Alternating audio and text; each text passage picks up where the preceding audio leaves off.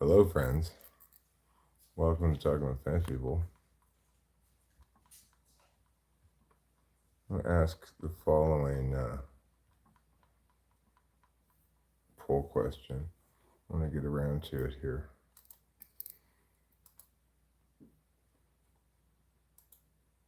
My name's host Eric. If I didn't say it already, I'm host of Talking with Fast People. I'm the internet's number one guy, okay? According to Us Weekly magazine, I am the internet's number one guy. Yeah, on the whole internet. Let's find out something real quick here.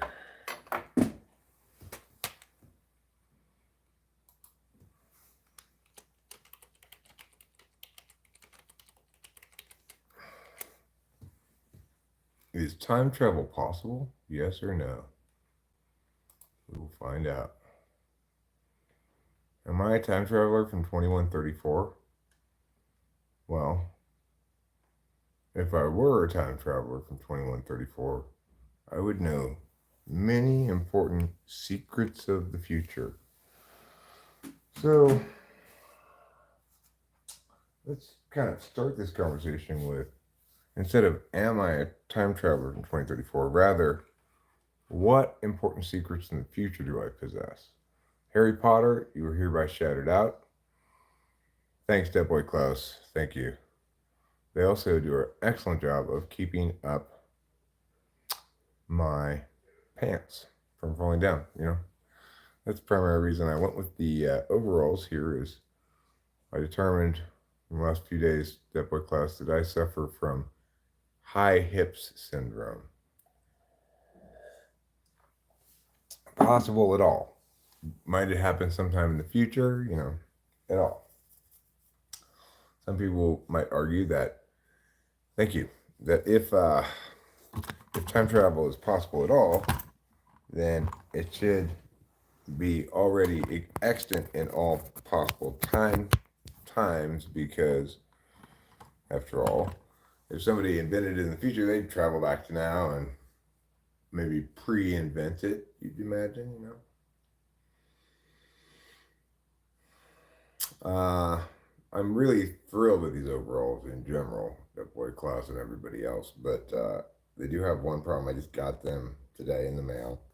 That the zipper in the front doesn't zip down. It's okay. I just have to take off these and pull it down like that. But I love when this guy goes live because it's funny, nice, and real about what he says. Well, thanks, JJ. That's nice of you to say. Daniel Berry Sports Highlights. If I didn't say hi to you yet, hello, welcome, good evening, and what do you know? Maggie Campbell, nice to see you. Or is it Maggie Campbell? Typically, people who, I do suffer from sudden butt cracks attacks, right? Because my hips are too high. The distance between my hips and my grundle, let's say, is not it's not proportional to the rest of my body somehow. Because, like, it doesn't matter what size pants I get, if I pull them all the way up to my hips, then it's like I'm wearing skinny jeans. I gotta shift the boys either to the left or the right, and then there's this visible, male camel toe going on.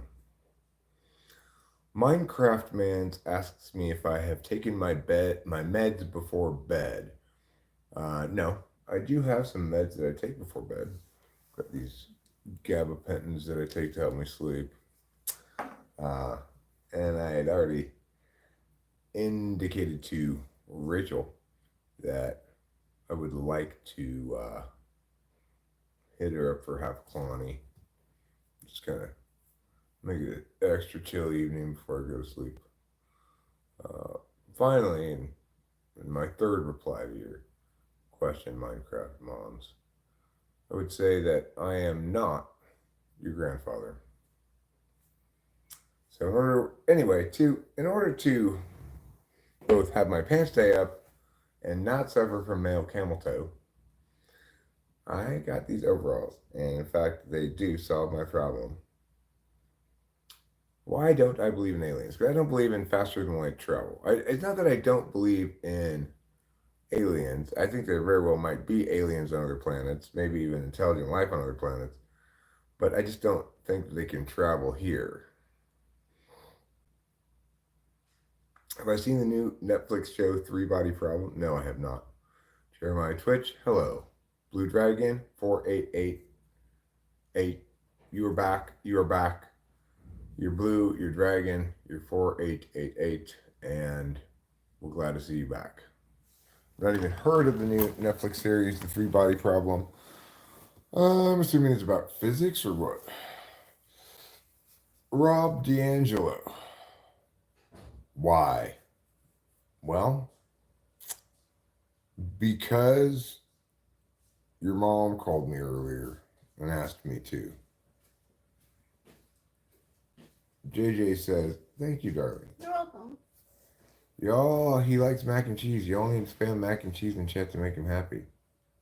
If you don't, you like 2-year-olds or you're gay. JJ, please don't encourage people to do that. Yeah. I don't dislike mac and cheese, but I don't want you to spam mac and cheese. Okay, Blue Dragon 4888. Ananova 5 says, how could time travel be possible theoretically? Well, my position on it is it's theoretically possible to rewind the whole universe, including yourself in time, but you couldn't stay outside of that rewinding and be like your current self at a different point in time. And it's not possible to travel forward in time because the future hasn't happened yet. No, JJ, no spam it. Okay? We're not huge spam fans around here. What's the most offensive thing in the world?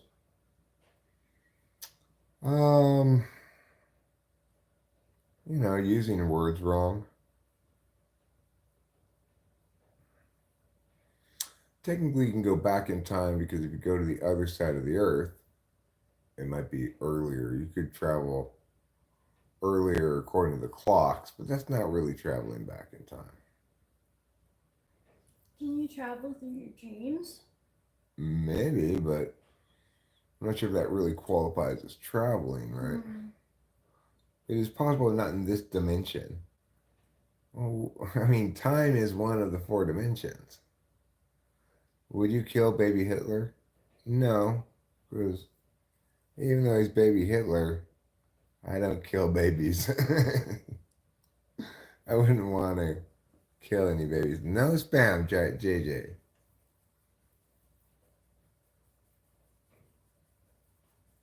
Satan tried to kill baby Hitler, but even Satan felt just too bad to kill a baby.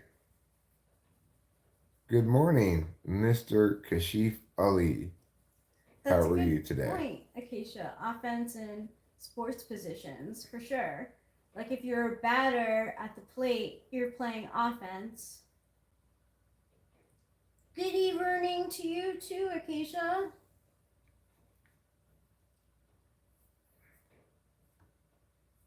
Hi, not Huggy Butter. I think the Vatican is hiding a time machine, and apparently the past can only be viewed but not changed.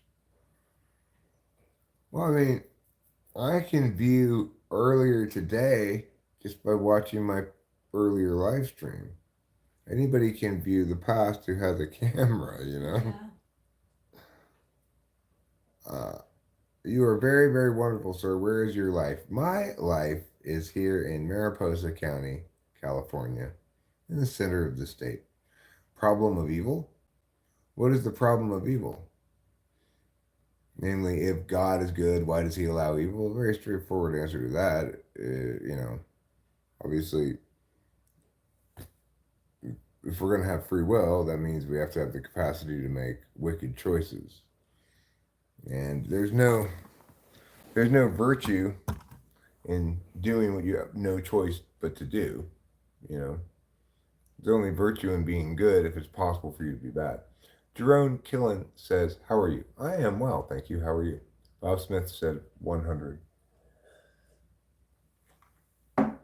Yeah, I had a good day, you know. I live streamed for quite a while earlier. Rachel and I played a few songs. Mm-hmm. Took a nice refreshing shower. I could probably get some more food in me. I think I was thinking of putting in that one of those potato things for 15 minutes in the microwave. You want to put it in? Sure. Cool, thanks. You just basically put the whole box in. Just put the whole box in for 15 minutes? Yeah, it says on the back. I'm pretty sure it's 15 minutes. But okay. Is this a cinema chair? I don't know what you call these chairs, but that seems like a good name for it. This part actually lifts up if we wanted to make it into like 1 3-seat chair. But I don't know, these chairs came with the house, you know, we bought it fully furnished. No, I do not watch WWE. And JJ, if your grandma died today, I can assure you that other people spamming me mac and cheese isn't going to help you feel better. If it does, you didn't care very much about your grandma. Do I compete in WWE? Better question. No, I don't. If I did compete in WWE, I still wouldn't watch it.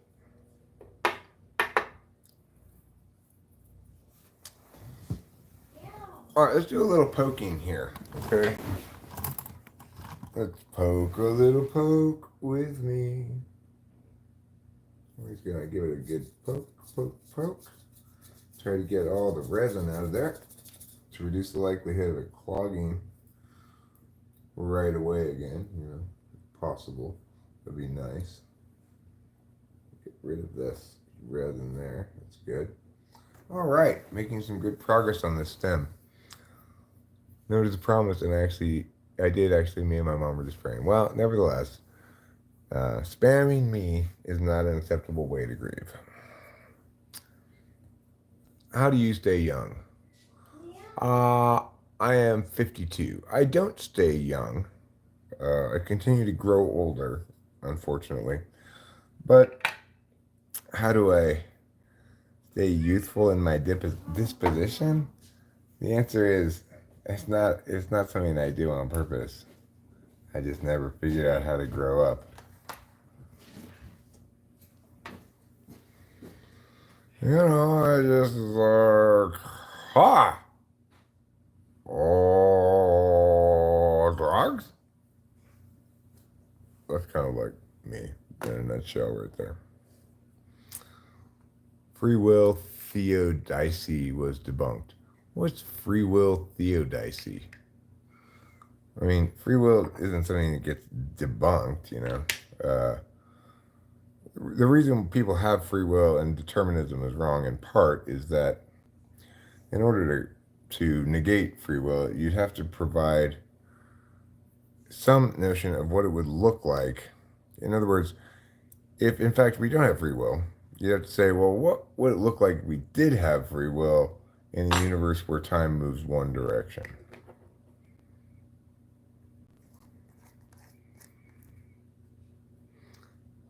Theodicy, the vindication of divine goodness and providence in view of the existence of evil. Oh, well, I mean, the thing is, it's obviously extremely silly to even imagine that something like that could be debunked, right? It's not even an argument or a claim. It's just saying that if we were to imagine that a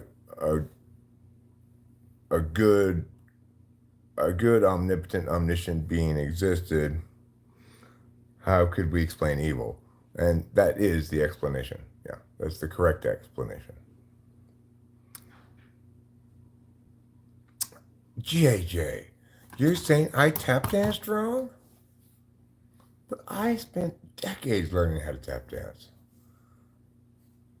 King Onion Ring. I can time travel, but only one way and one speed, slowly into the future.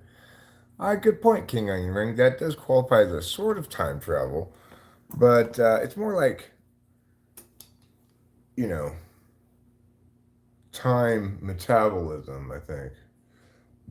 Jerome Killen, hi.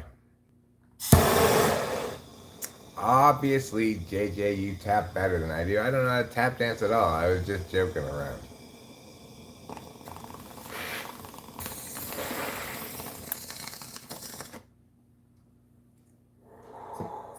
It doesn't even matter what format of dance it is. I'm a terrible dancer.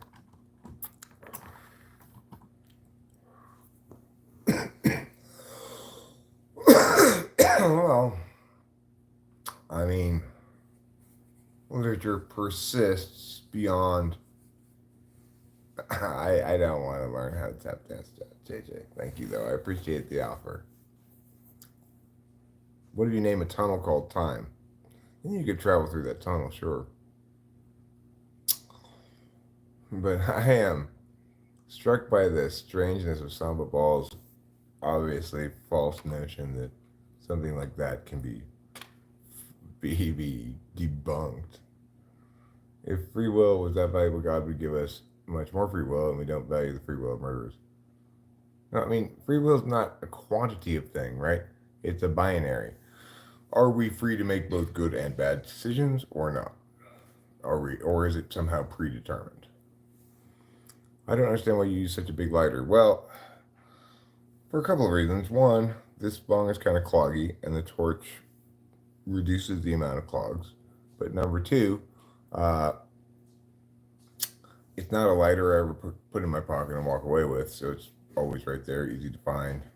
You know, I've got a lighter here, but for bong rips, I just find it's better to torch it, make it pull through as quickly as possible, as smoothly as possible. Look, just because we don't value the free will of murderers, you're not understanding what the free will question is at all. Just because um, it's possible for somebody to use their free will for bad things and be punished accordingly because society doesn't think that's appropriate, that doesn't mean they didn't have free will. The alternative free will is determinism. It's not. It's not everybody's everything that one might freely do is good. What's the difference between free will and bounded actions? I mean, I'm not sure because the alternative free will is determinism.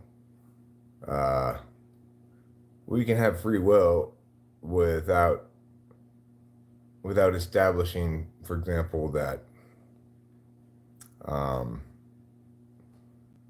without establishing definitively that we could have made the other choice, which is the mistake a lot of people think is that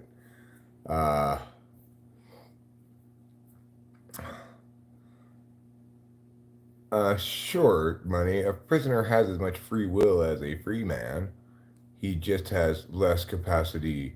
You know, there are just fewer ways in which he can exercise it because he's caged up or whatever. But he still can. Still has free will because he could choose to bang his head against the wall or not. He could choose to punch his cellmate or not. You know, or a rat, tang fun full rat. Well, if I haven't figured it out yet, I'm never gonna learn.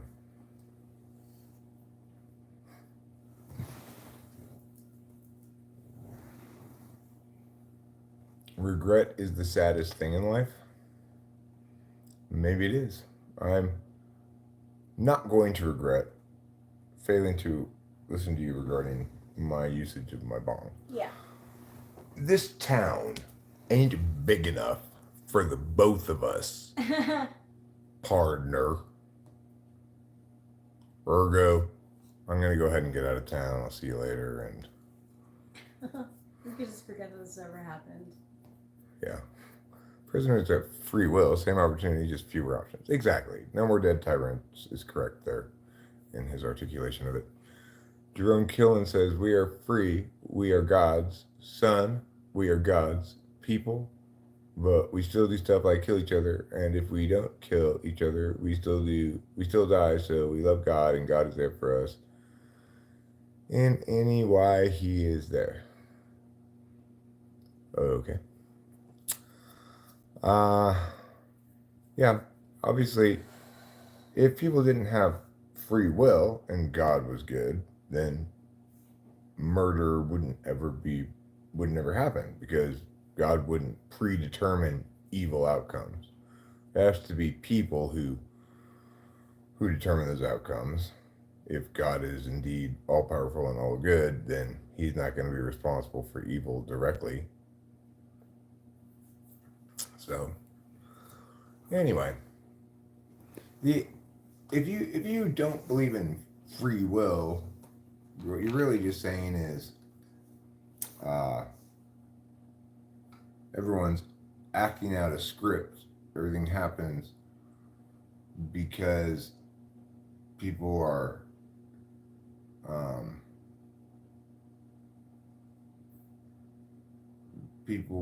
just stimuli response machines.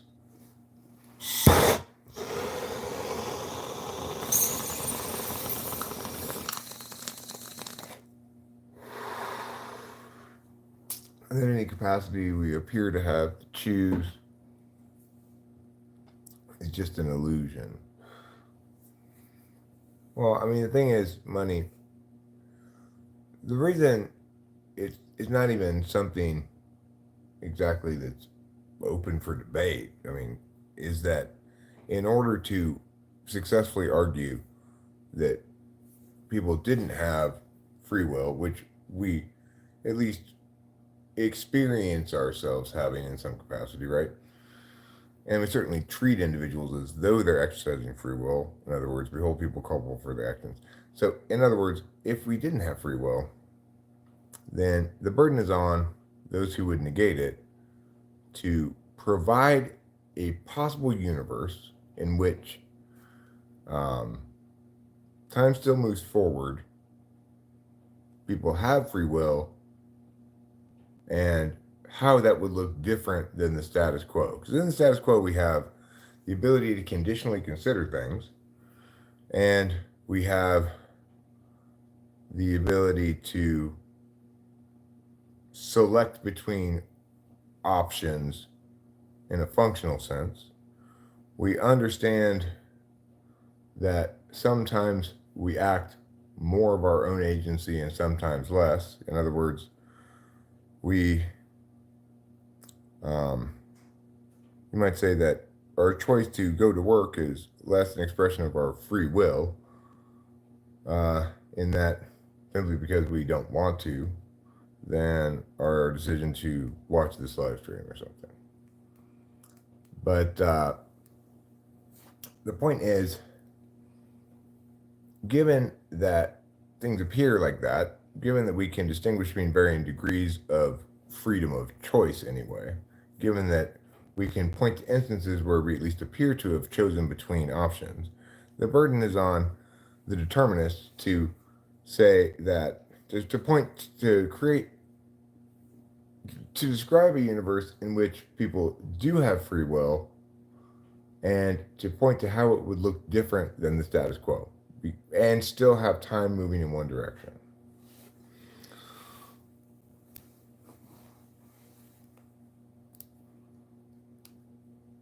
So even if we are stimulus response machines, or rat tang fun full wat, we are nuanced stimulus response machines, and that we at least appear to, and we should default to the fact that this is the case, barring at somebody meeting the criterion I already set.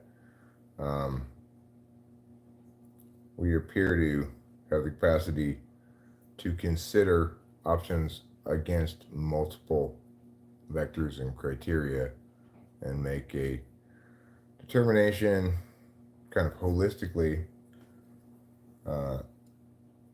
regarding what we want to do.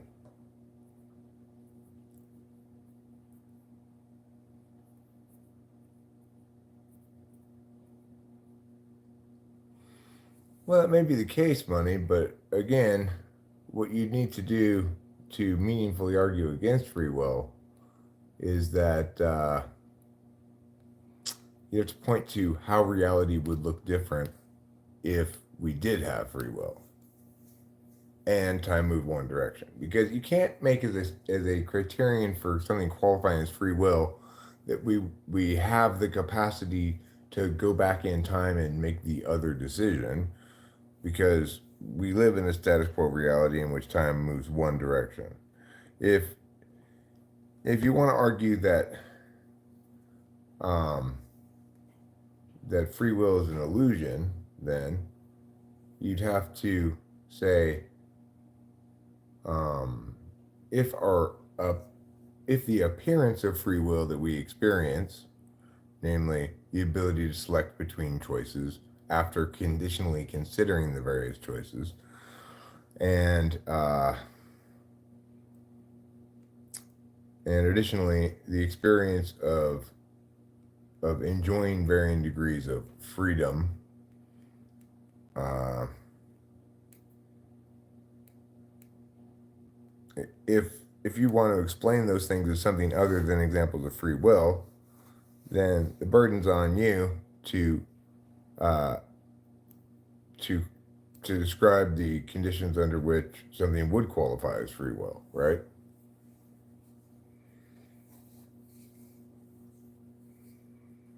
How do you not believe that we don't have free will? I mean, you mean how does one not believe that we do have free will? Or how does one believe that we don't have free will? Or because you double negated a bit, so I'm not exactly sure. The existence of free will doesn't really matter. Right, well, solid alert, for all practical considerations, we all concede the paradigm of free will. In other words, we accept that ourselves and other individuals will be held accountable for actions for which we are responsible. That the culpability that would follow from people having free will and making their own decisions uh, is how we treat decision making.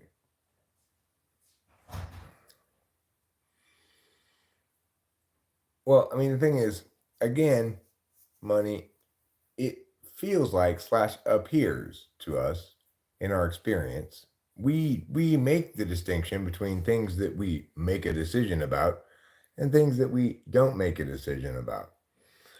Um, so the burden would be on the those who would negate this status quo reality as an illusion to provide a description of what reality would look like if that were not an illusion.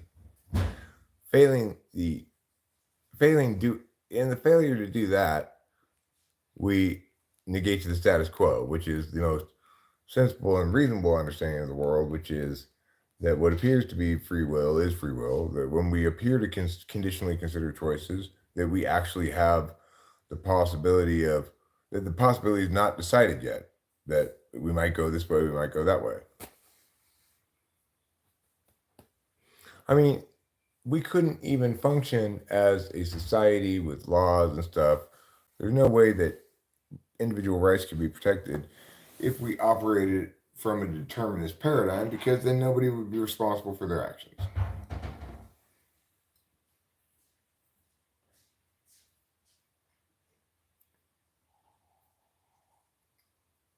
Eric, why do TI users overcomplicate simple stuff? Um, I don't think they do. I think that you might say INTPs overcomplicate simple stuff. A variety of people overcomplicate stuff for no good reason. So, like, I think earlier in the earlier stream was maybe Winston's mom who put a link to this or mentioned it or quoted it or whatever. Somebody had gone live saying, "Does your faith withstand scrutiny?" Like, as though this were a topic that could be discussed. That matter is wholly resolved already. It's hot on the bottom. Thank you. Wholly resolved by the answer, which is if it withstands scrutiny, it's not faith. And, you know, if it's something that needs to be scrutinized, it's not something that is appropriate to have faith in. This failure to just like accept when questions have been determinedly answered and need no further discussion drives me insane. Because what it is, it's a failure to respect NI. It's a failure to respect when something's resolved.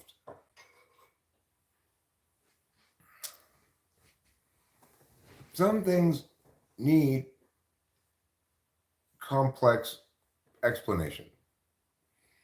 Some things are much more straightforward. Do you know majesty of reason? I've never heard that term before, no.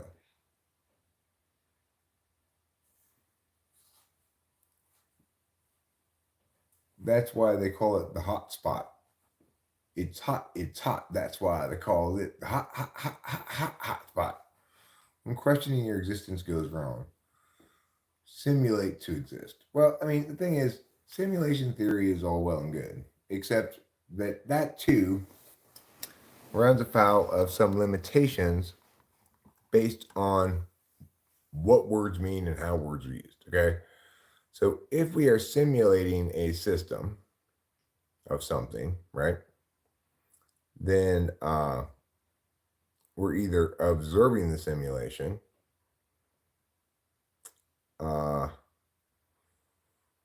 potentially letting it run, observing the outcome of it or whatever,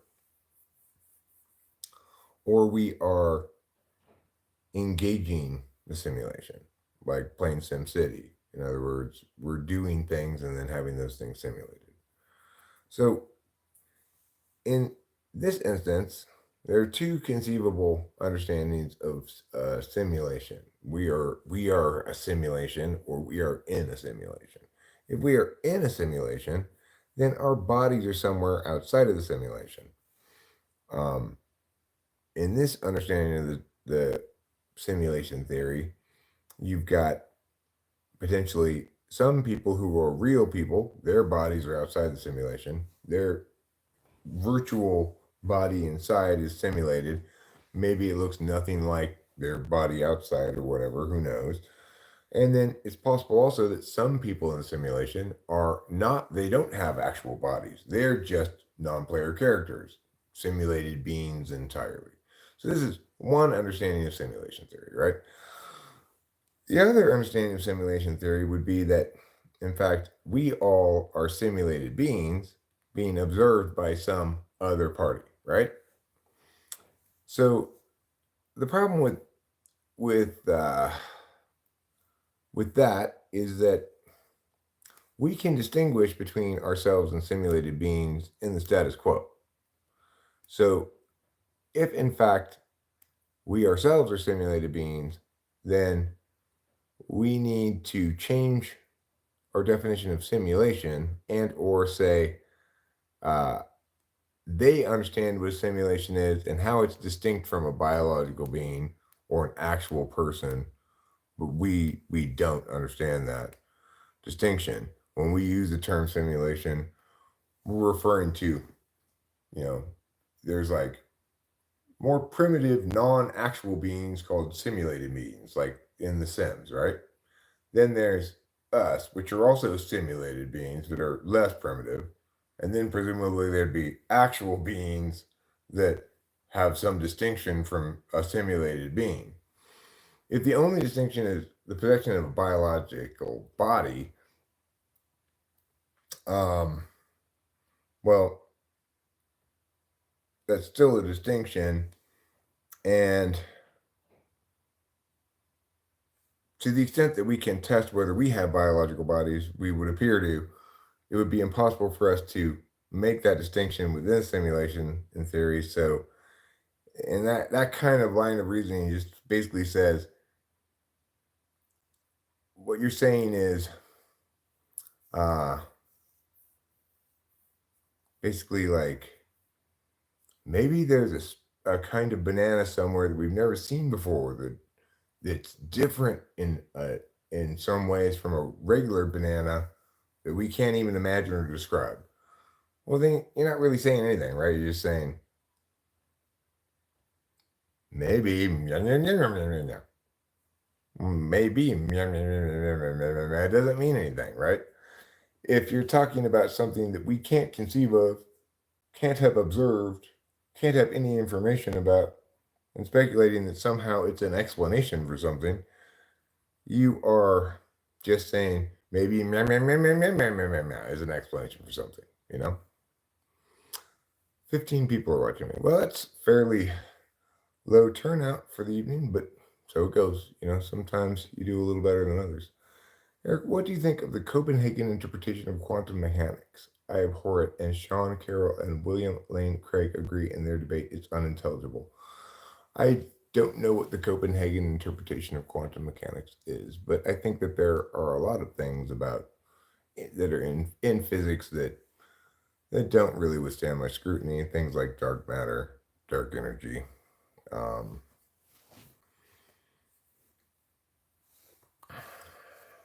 wormholes. Those doors of perception need keys to open them. Which doors of perception do you speak of? You think anything is completely original? Well, sure. Yeah. I mean, all you need to do is look at songs, right? People continue to give birth to new original songs that are distinct entities. They may have similarities to other songs in some ways, but are absolutely distinct entities. Think of it like there was once upon a time, it was a week before the song White Christmas had been written. In those days, the song White Christmas didn't even exist. Now it's hard to imagine a world in which you don't already know the song White Christmas, right? I'm dreaming of a white Christmas. You'd never mistake it for any other song. Even if I changed the words, you'd still recognize it by the melody. And if I read the words without the melody, you'd still recognize the song and probably sing the melody to it. It is an absolutely distinct entity, unique, and yet not completely unrelated to other songs, but unmistakable for anything but what it is. People continue to write new good songs like that, right? So absolutely, there continues to be new original creations that are original and distinct from other things in ways that make them both an entity with an identity and original. However, that doesn't mean you can't draw comparisons, right? And you can't even trace influences of how this song came about sometimes. Nevertheless, what I said is true.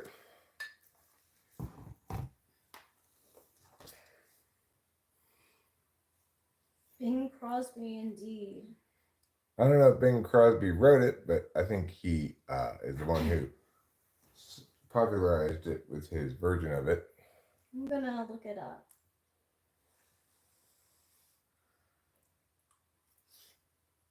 Well, I guess you'd say money.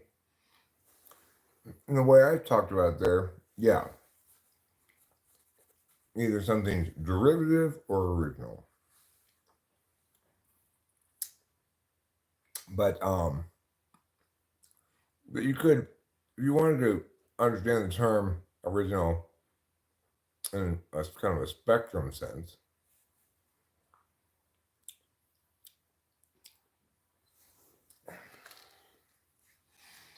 Mark Jameson says he's seen the past, and then, if I'm interpreting this correctly, later verified that what he saw in some kind of a vision was in fact true with a video recording of something that he saw in a vision. This is how I'm interpreting this. It was written by Irving Berlin. Irving Berlin wrote that song.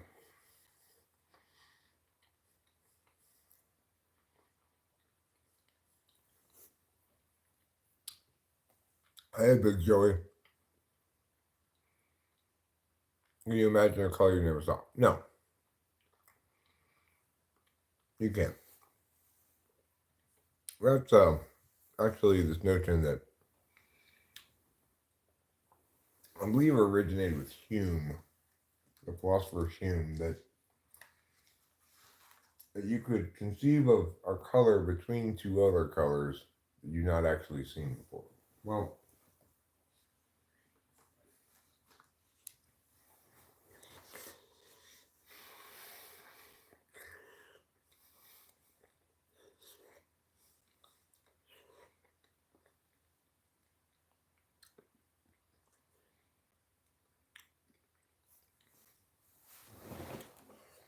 it's not actually true because we've all seen something like this, which is a spectrum containing all the colors within it.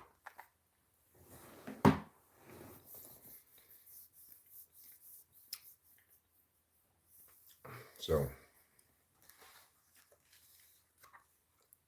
it's just not just factually untrue. Even if we hadn't seen one of those things, you'd see a rainbow in the sky. Same deal. So, it's actually not the case that there are colors that are within our visual perceptual field that we haven't seen.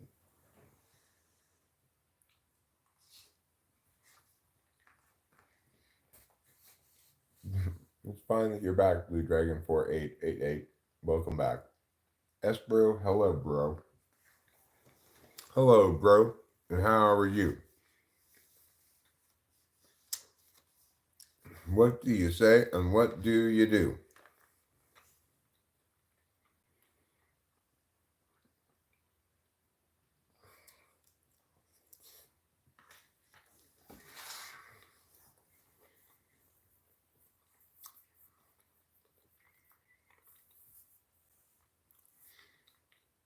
Diavolo and the heel do suck. I agree with you, Estro.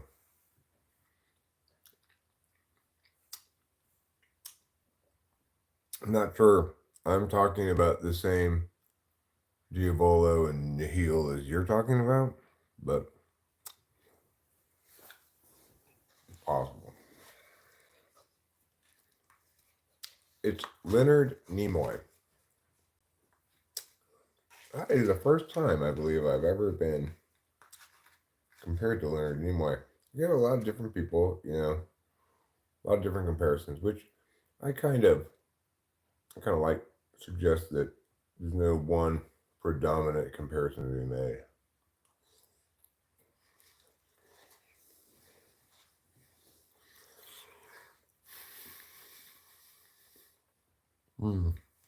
I needed this food so badly.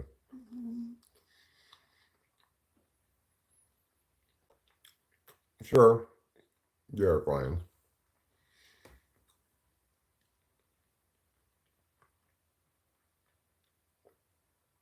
You're not wrong that looking at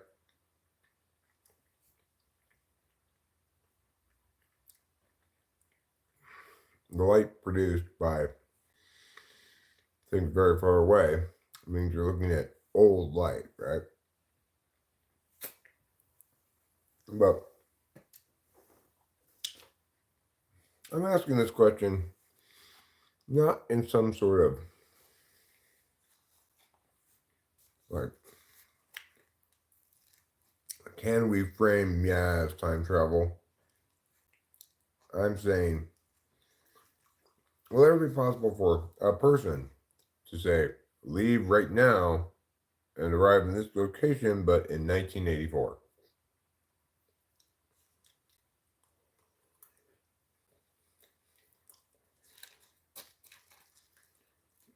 Not just observe it, but move around in the same space, but in a different moment in history. I'm going to say no. Why would you? How is it possible to travel in the future? I mean, if you want to say, like, by going very fast away from Earth and going very fast back to Earth,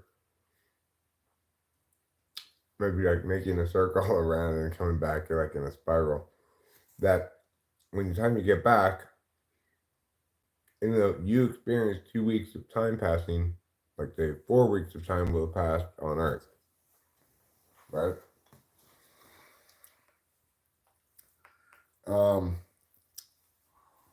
I guess that qualifies, but I don't know. I mean, that that reality gets to why part of why time travel is not possible, right?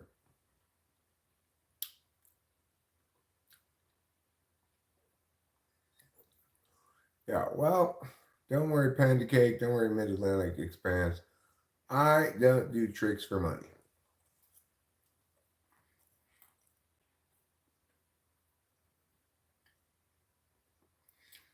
So Mark Davidson that says past is possible, but future travel isn't, in my opinion. What is time exactly? So time is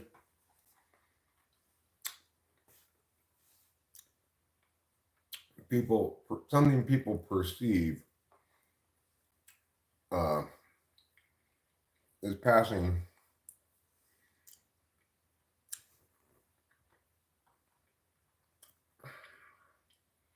I mean, time is difficult to define. You could define it in terms of body processes. Time conveys the wave aspects of biological processes. All waves require time. So you could say particles are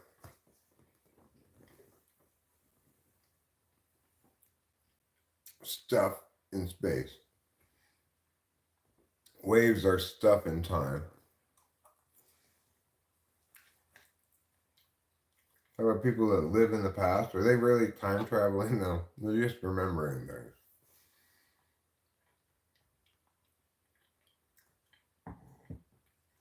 Someone wrote, "Every day I live in fear of a stomp-clad indie folk revival." You remember when like all those songs were like that, like 10 years ago? Stomp classes? Yeah, like stomp clap indie folk. Oh, revival. yeah. Yeah. I know what you're talking about. You want any of these potatoes? No, enjoy them. Oh, I'm getting full. If you want some. Okay. They're good. You should have some dinner too, you know? Yeah.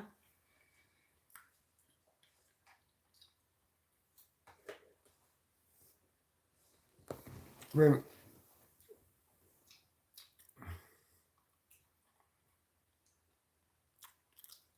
I don't know who Scott Taylor is.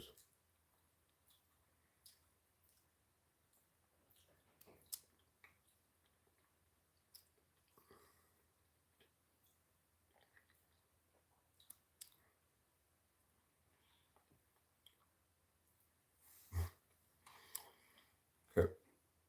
I don't know who Scott Taylor is. And I don't know what you're talking about. Aaron1234 has a question. This is the type of therapy session everyone should have. Cam Pieces, what's the question? Mark Jameson says you can travel in other dimensions usually when you're asleep. What do you mean by other dimensions though? Like, dimensions are like depth, width, height, time. Okay, good for you, Scott Taylor. I don't know anybody named Scott Taylor. Am I supposed to know who you are?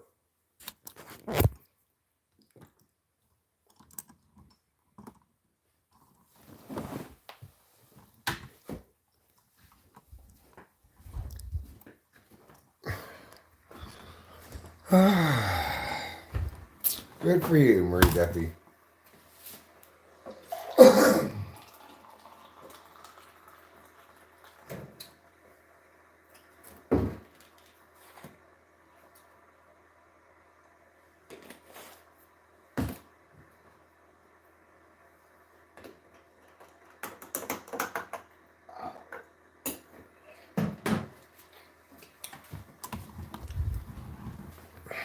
Is Scott Taylor someone who's been around the stream or what?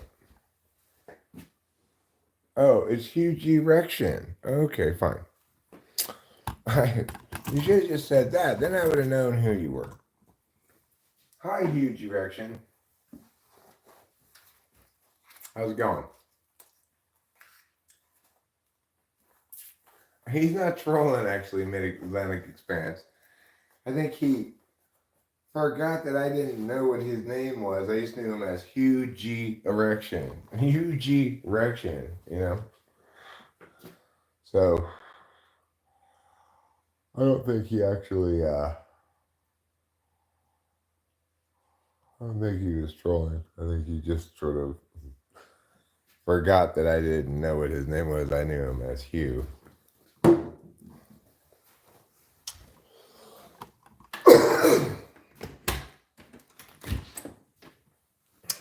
I'm glad to have cheered you up, Scott/Charles/Hugh. Maybe his full name is Scott Charles Hugh.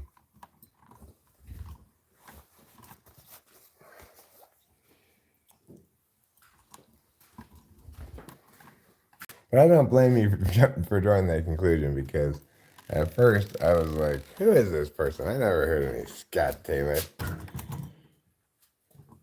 Am I supposed to know this guy?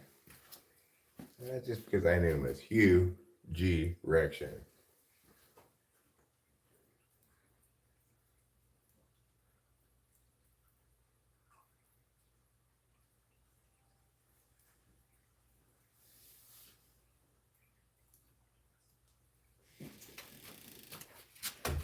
I appreciate you too, as well as all of the other viewers.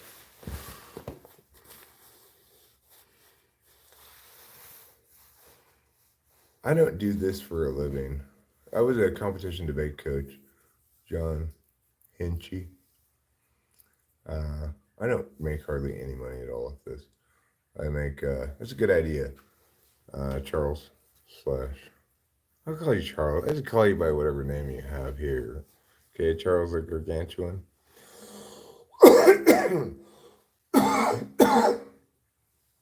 So I make I've been looking at the dashboard frequently these days because I'm gaining a whole bunch of new subs, right?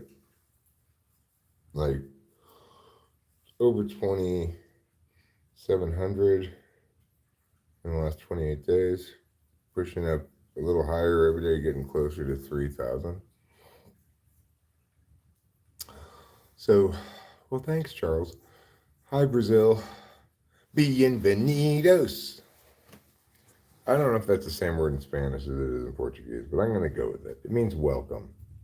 10 past 11 says grow up, get a job. So we see the gamut of responses to me here, ranging from you're unique and smart to grow up, get a job. Maybe both. Maybe both are true. You know, maybe I'm not very grown up. I'm not enough of a grown up. But I was a grown up for a long time. You know, used to work a lot. But yeah, this isn't my job. This is just my labor of love.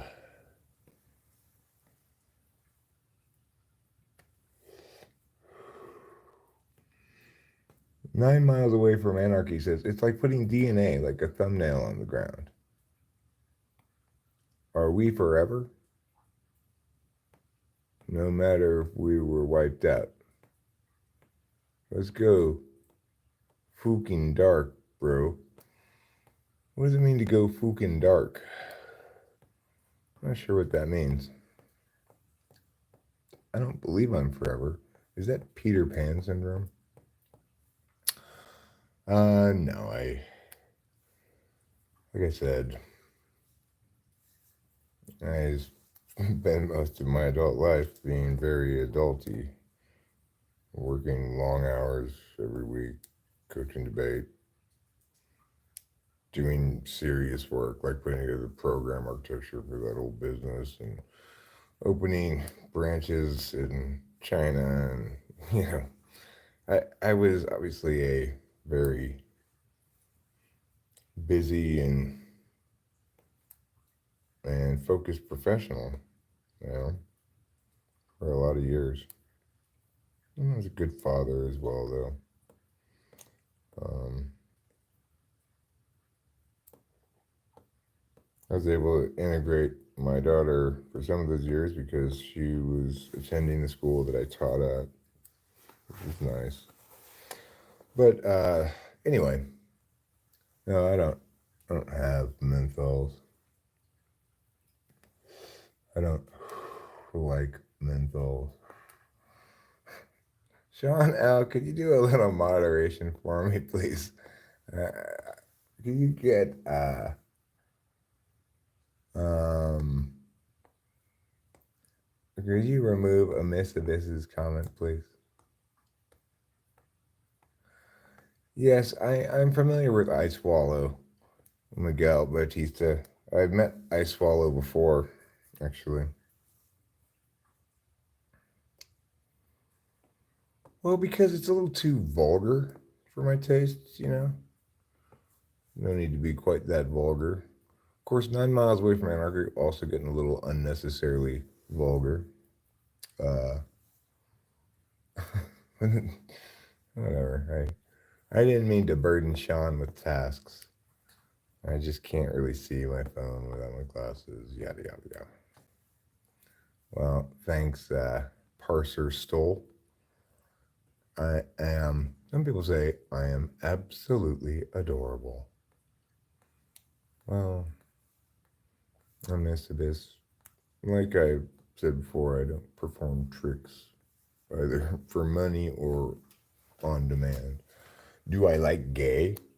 What in the world does that mean? No, I'm not personally gay. I mean, I don't want to have gayness in my in my intimate life, but I have no opinions about gay or straight people or anything dumb like that. I just deal with individuals like they're individuals. Sexual style, married, okay, happily married, monogamous. Don't worry about it. If we learn to manipulate the laws of gravity, we'll be able to travel through time.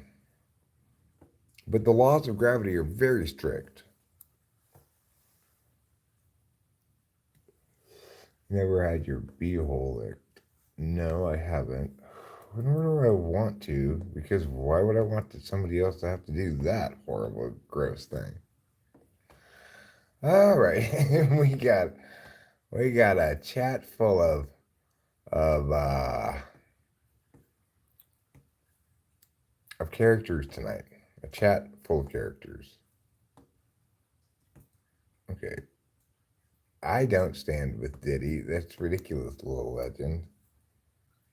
I'm not even remotely inclined to stand, even consider standing with him, because of course he never was a good artist. So why would he was already getting away with being a shitty artist and having some kind of reputation as legit.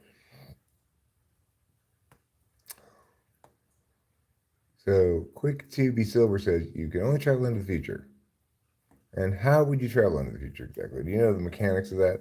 Is it the one I described before? They're the only tune we just watching. I didn't say they I didn't say the chat was full of cartoons. I said it was full of characters. You know, like you're a real character. Like character is not the same as cartoon.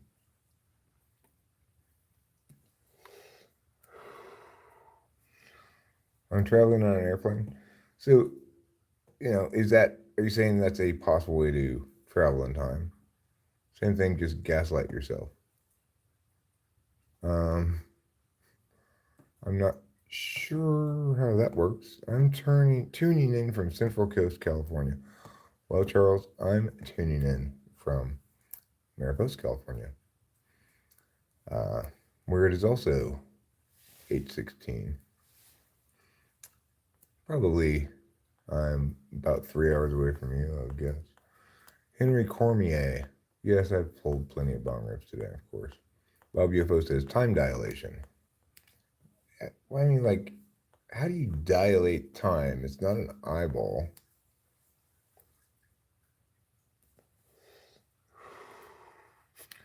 Mariposa does indeed mean butterfly in Spanish. It's the county in which Yosemite is in. Where Yosemite is in. 9 miles away from Anarchy. I tend to not follow orders about how or or why or when. I should say what I should say. I just do what I'm gonna do, you know. That women have completely destroyed you. Well, I'm sorry to hear that. I had some difficult relationships for sure in my life. Used to call your ex Mariposa. That woman completely destroyed me. I'm sorry to hear that. Did my day go well? Yes, my day has gone quite well. I've enjoyed the day. Okay, QTTC, I am married, happily, monogamous. My wife is sitting right in there, and even if she weren't, I would never dream of being with anybody else. One thing about me is that I get straight to it, says JC. Well, good to hear. It's all laughs now, man. Time heals all wounds. Life goes on. Okay, 9 miles away from Anarchy. Sean, can you time him out, please? He's being unnecessarily vulgar.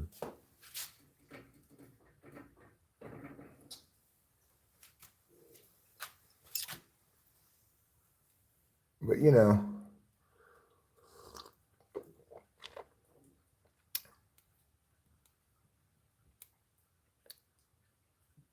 you got off light 9 miles away from Anarchy. You got off light. You're a lucky guy. You don't need to talk about my wife like that. Ask those kinds of questions.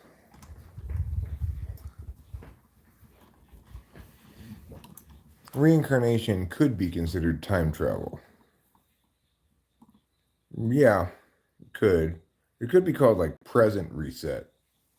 You know, like but that would require, of course, your soul to be meaningfully distinct from any specific manifestation of it in some way, right? Like your soul would have to retain an identity that doesn't link to any of the specifics of your current identity somehow. And that's tricky to imagine what that would look like, you know, but conceivable, I suppose. Uh QG, I know you can make those kinds of arguments. Look, you could say time travel is possible because um we're already traveling through time, you know, all the time. Or you can make the argument that time travel is possible simply by watching a video that I made yesterday. I travel back to that moment. Or you could say time travel is possible by flying in a spaceship very fast away from Earth and then back towards Earth, and that in the process, people on Earth will have aged 4 weeks while you only age 2 weeks, and that's one way to travel into the future. Uh, that one might qualify as time travel. I think the other things is just kind of playing word games. The other kind of things don't really qualify as time travel. Time travel is not possible because it's made by man. I mean, but lots of things that are man-made are possible, right? Why is it time travel not possible simply because it would conceivably be man-made? You ever see the episode of Superman where the only way you can save the world is to fly really fast around it, opposite of rotation? Right. Now that's very silly, obviously, because no matter which direction he flew around super fast, he would still end up with the Earth moving faster forward in time than he himself did. He wouldn't go backwards no matter what. Um, yeah, if I take a sandwich bag full of Xanax, I'll time travel into the future. I had that experience taking benzos one time where I was over here doing this one thing, and the next thing I knew, I was like lying on the couch in the back house. What happened? Where? What? Who? What happened? It was scary. I didn't like it at all because time is man-made. It cannot be put in an equation. Well, but I mean, the thing is, to measure any kind of wave function, be it uh, the pattern of heartbeats or uh, the changing temperatures through day and night, to measure any kind of wave function at all, any kind of dynamic biologic process, you have to you can't understand any of that half of reality except via time. So to the extent that time is man-made, it's only the parts of time that are like how exactly we measure it. The fact that hearts beat more than once by itself, and that you know you can map that pattern, necessitates time.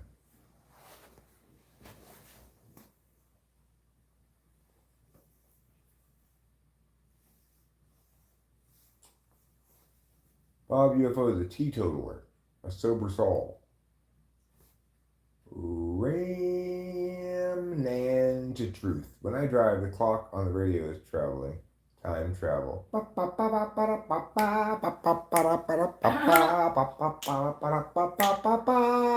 That was a good one. Comedy jokes from Ramnan to truth. So let's see how the poll's doing. Actually, I'm curious as to.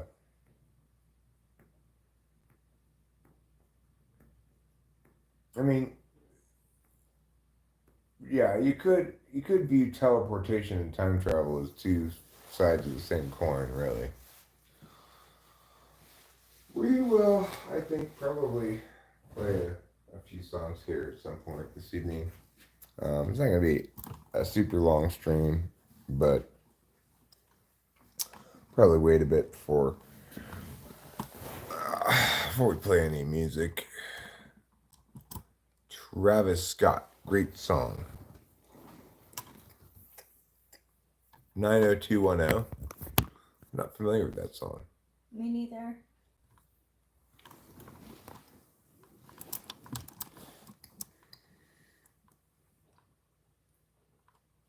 Time cannot be put into an equation because it has a man-made beginning. If you found the true time, you could, but NASA tells you we live on a ball. I mean, NASA, I don't remember NASA ever telling me that. Sack my balls. Hi. Well, 9 meals away from anarchy.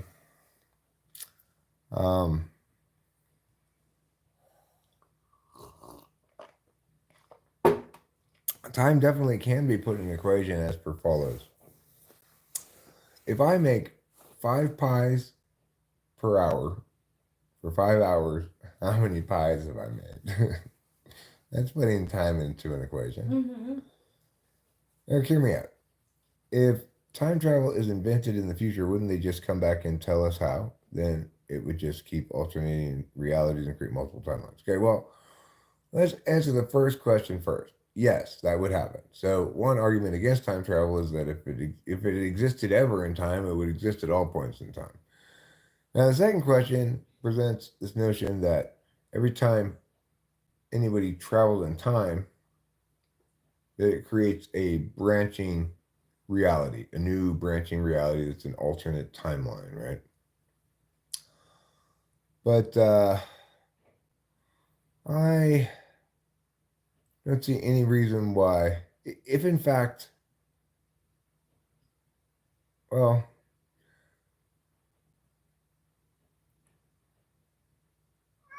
Meow. I just watched you eat. basically what I guess you'd say is, even in that theory, there's still no way to note that you're not on the original timeline, or there's no way to tell that the original timeline hasn't changed and that instead you're on an alternate timeline. There's no way to even in within that notion, right? There's no way to actually establish that a branch has occurred in the timelines.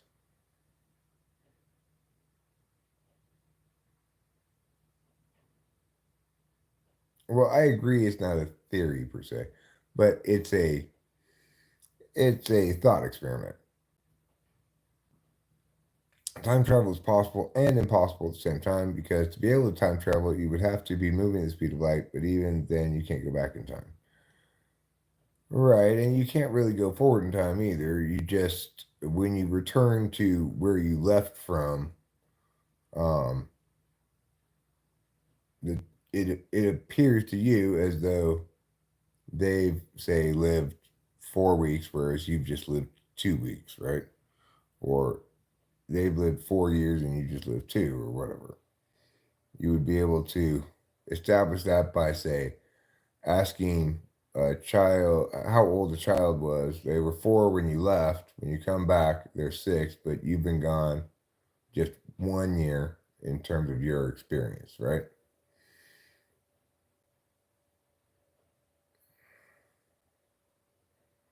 I feel like this conversation, if solved, would absolutely break the matrix. I feel like understanding what created us is something our tiny minds could never fathom, let alone comprehend. Well, I mean, the thing about there are a few possible kind of ways of approaching those great cosmological questions. One of them says, "All right, God created everything, one way or the other." At that point, it doesn't really matter how He created it. You're saying the end of the line of inquiry is God created everything. You could go, we're in a simulation. At which point, the end of the line of inquiry is uh,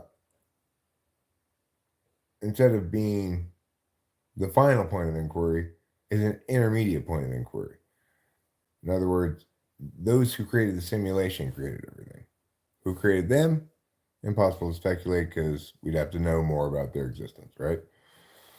And the third approach, you go Big Bang Theory, which in that one, you're drawing your end of the line of inquiry at a moment in time.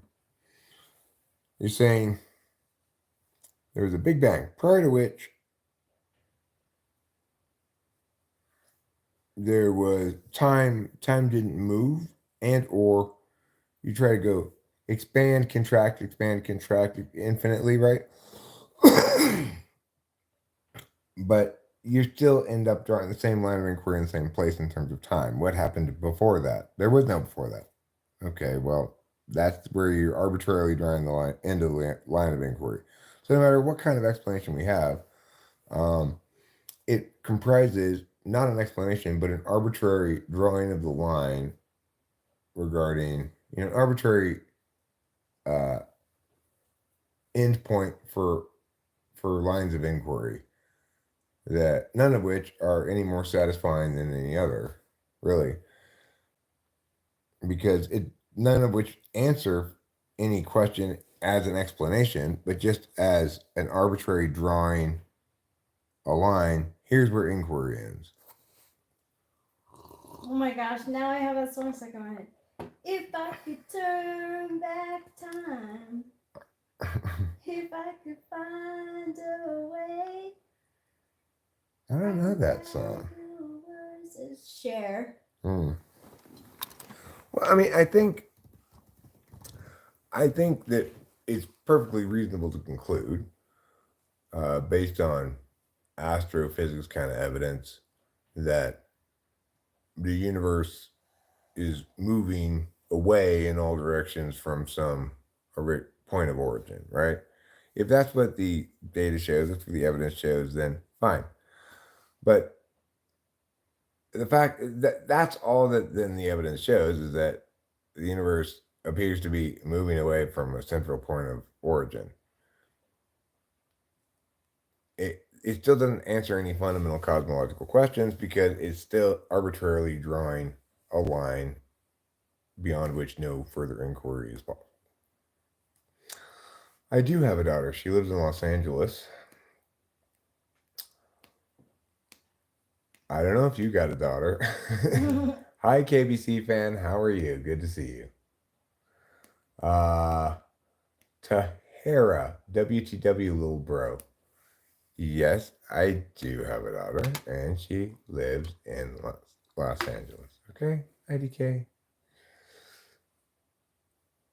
Charles, you're not Will Hunting from Good Will Hunting. I don't think Charles thinks like he's that, right? Think about the number zero. There's still less than zero, so therefore, if the Big Bang was zero, there should theoretically be something time or dimension before the bang. Well, I mean, we can't understand any event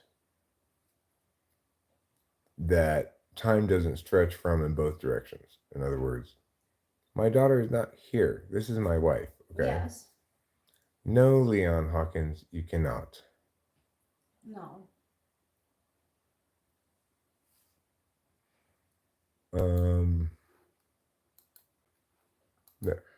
There you go. Doesn't physics recently say that they've discovered there are many universes and the physics are different in each one?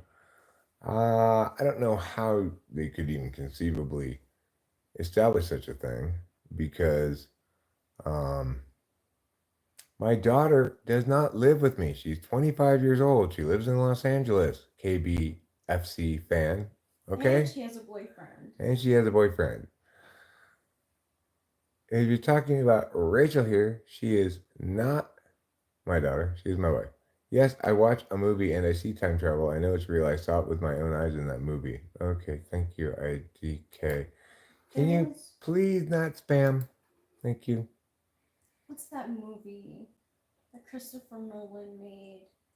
And it's about like time. It's like different dimensions. What the heck? I gotta look it up.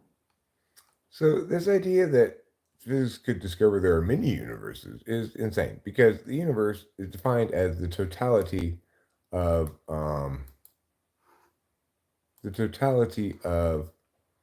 everything that we can observe. Interstellar. There's Rachel. This is my wife. Okay, not my daughter. No, not his daughter. Do you think our entire universe has been sucked through something like a black hole that made time goes backwards or like a mirror image? I always imagine black holes as a portal. I don't see any reason to believe any of that stuff. But what I see in that kind of physics is a lot of wild speculation. Like, here's a piece of data that's consistent with, as is all, this wild speculation. So let's go with that since we don't have any other wild speculation on hand. Just having a piece of data that's consistent with your wild speculation is extraordinarily weak. I will answer your sun and moon question. Sorry if I ignored it. I didn't mean to. You're at least 40. Have you ever seen new stars? Has the night sky changed? Not that I recall, but I didn't spend a lot of time looking at the sky, you know? Is that your sun and moon question, or do you have another sun and moon question? Look at this picture. You might need your glasses. It's of over 1 billion light years from Earth. One of the largest black hole ever discovered lurks in the dark. And then you can see our solar system in the middle.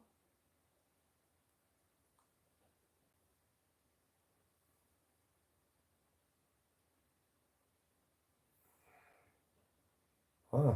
Yeah, I was like, is that our solar system?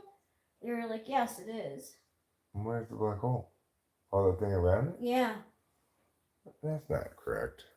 The solar system couldn't be in the middle of a black hole like that.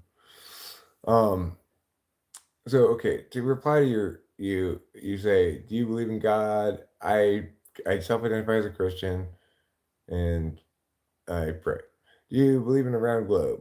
I believe in. Yeah, I believe the Oh. Earth is approximately globular. I'm sorry. It's the representation of our solar system compared to black hole. Okay. If the sun and moon are on one side of a globe, it would be pitch darkness on the other side of the globe. Do I disagree? Well, sure, because Earth has an atmosphere, right? So that's going to uh, reflect some light.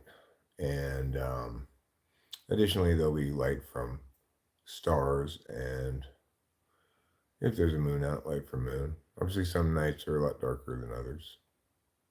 There are also natural light sources like fireflies and stuff like that produce light. Other bioluminescence, fires, a variety of things that cause it to not be completely pitch dark, right?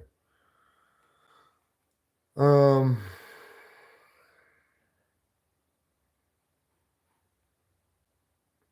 if the sun and moon are going to be over America, what does a round earther see on a ball?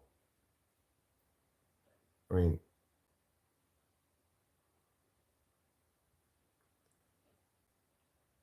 I don't know what you mean, actually. Uh, Charles says, I believe we were created by intelligent design, also commonly called God or the God. I just don't subscribe to any particular religion. Well, cool. In the States, at dollar stores, are things actually just dollar still? I don't know. I'm done. You're not a follower of God. I mean, all I said was I didn't understand your question. I don't know how that, how you concluded that from me not understanding your question. What religion believes Earth is round, bro? I would imagine that most religions don't have a position on that, but string theory is complete BS. I agree with you, Samba Ball. From what I understand of it, it doesn't seem to have any actual linkage to empirics at all. My point is, in reality, the Earth is very bumpy. Lots of hills, lots of trees and stuff. So I think we will ever solve these great mysteries. What happens after death? The origins of life? What or who created us? Um, I mean, I think it's conceivable that people could solve, say, the origin of the species without answering any of those great questions. That's what evolution was an attempt to do. But I think questions like what happens after death, who or what created us, origins of life in general, those questions won't ever be answered because they represent hard limits. You know, death definitionally is that death represents definitionally something that you cannot come back from and bring information about what happens after death because there's no restoring an entity to uh, a body after complete death. You might, if you can restore biological functions quickly enough, then that there's no damage to the biologics, then the person can come back from a body that had ceased to function temporarily. But once it's been off for a while, right, then there's just that qualifies as actual death. And definitionally, it's as such. You know, it's like people who are quote unquote brought back from the dead, they were not actually dead, definitionally. That's why we don't say about them like, oh, there's a dead person walking around. Because once you're dead forever, right? That's the definition of it.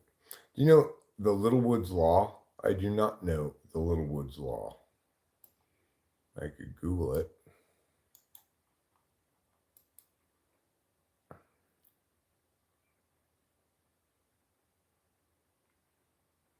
Littlewood's law states that a person can expect to experience events with odds of 1 in a million at the rate of about 1 per month. Okay, well, I mean, those kind of odds uh, are silly kind of things, really, because um, you can't really calculate the likelihood of an event that happening unless that event represents um, an instance that can be is subject to repeated independent trials, right? There's some wonky math notion that there's other kinds of probability that can be established without there being a repeatable kind of trial, X number of instances per 100 in the classical sense, but we can still use percentages and probabilities to describe the likelihood of events that only happen once. That's a lie. It's ridiculous. Um,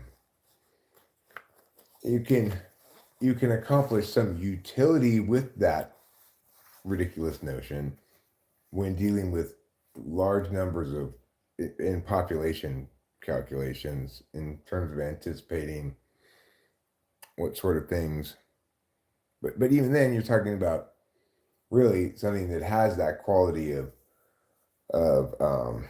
being rendered as an instance and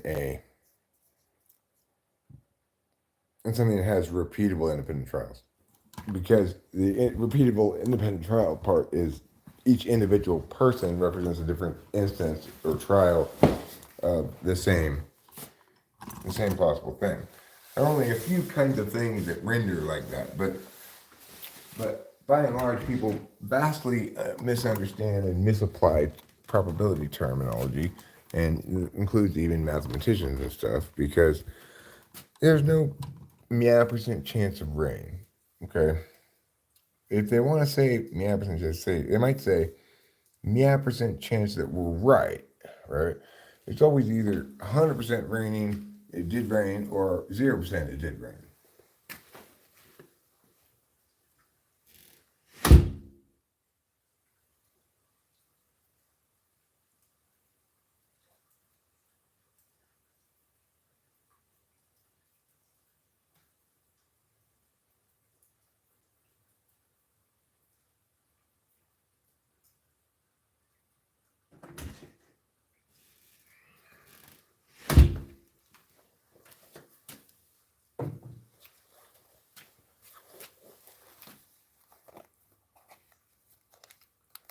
Can NDA, near-death experience, be reproduced using hallucinogens?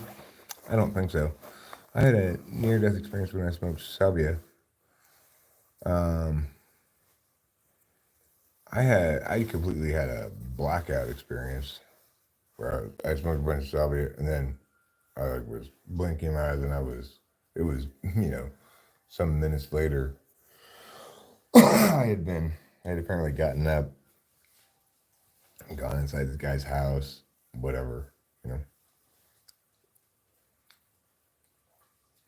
To have NDE, you have to have died in a clinical sense. Rob isn't, Unicorn Ninja doesn't necessarily agree with Bob UFO. Says it depends on the drug. Karma Spence says since the singularity itself has to be outside space and time, it isn't even a finite object, but it's everywhere all at once. It is within us. I I don't know what kind of definition you might have for the singularity in that instance, but we have been put outside for our bad behavior. Now, I was just finding days how to get the cigarettes. Do you think a corpse would decompose in outer space or not due to the lack of microorganisms like bacteria? I would assume it wouldn't decompose in outer space, yeah. Ever seen the movie Horton Hears a Who? I think I have, yes. Uh, or Rat Tang Fung Full Rat says you are on fire today. You were probably poisoned. Okay. Bob UFO says, check out the book Evidence on the Afterlife by Jeffrey Long. And Bob UFO says, agree to disagree. And OBE is not an NDE. What's an OBE, though? Overbearing elephant? So what about the living dead, though, Eric? Is that what you were talking about? No, I was talking about your thing about the singularity, right? That, I think that's what I was talking about. The ant doesn't question why it's in the farm. Scott Taylor, 2024. But were you saying that it's a distinction between ants and people? Because people question why they're here on Earth. Can an evil God exist? Well, I guess we certainly have evil gods in our narratives.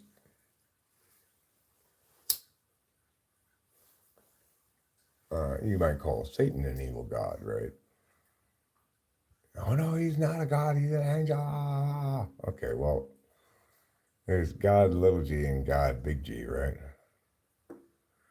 Out of body experience, I see. That's what your most likely experience from a drug induced sort of thing. That's what people call a ride, which you actually have to clinically die to experience.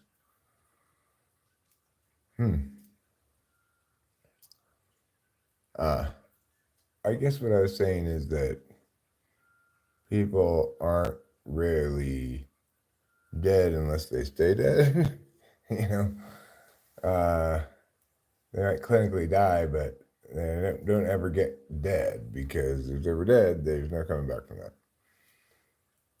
Virtual gods. It's certainly possible all the gods, if not still with us, once were. Where would they have gone?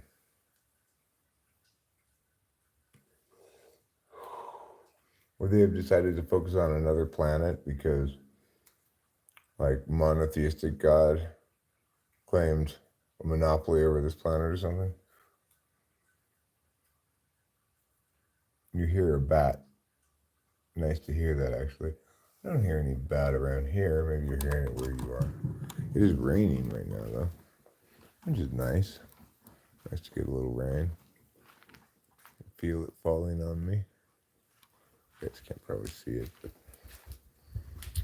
trust me, it is raining a little bit. Not heavily, but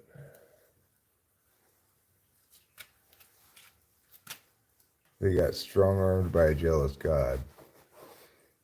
Yeah, makes fine sense to me. You'd imagine that if monotheistic God were to enforce a monopoly here, given his omniscience, omnipotence, he would enforce it everywhere.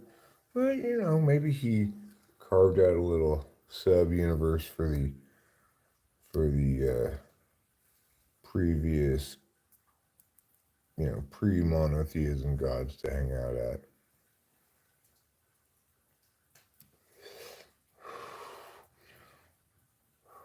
Called Polytheism Land. Polytheism Land is like an amusement park, or it's kind of like a wildlife reserve for polytheistic gods.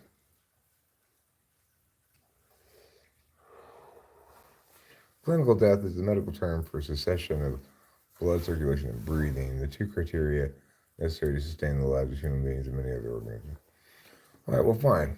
I accept your definition of near-death experience being only something that happens after somebody's been declared clinically dead. That's fine. Isn't death freeing? I mean, I suppose it would depend whether you feel burdened by something you need release from in the final moments of your life.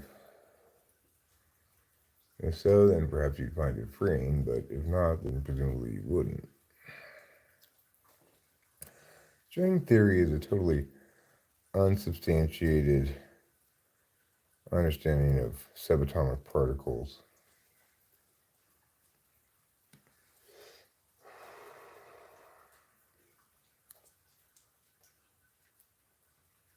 Not true, it's an experience, hence the name near-death experience. Well, I mean, but I still accept Bob UFO's definition of it. It's an experience you have after being declared clinically dead, or uh, an experience you report after returning from being clinically dead. When exactly that experience occurred, it could just be a phenomenon of being revived rather than something that actually happened while you were dead. It's hard to say, you know?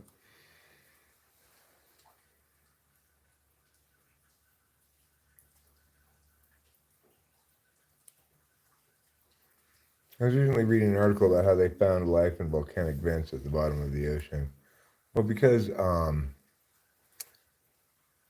know, what the reason that sort of stuff is interesting and crazy is yeah, I think there's undiscovered creatures at the bottom of the oceans because the bottom of the ocean is a much more difficult environment for humans to travel in, research, explore, observe than outer space because extremely high pressure is much more difficult to deal with than a vacuum.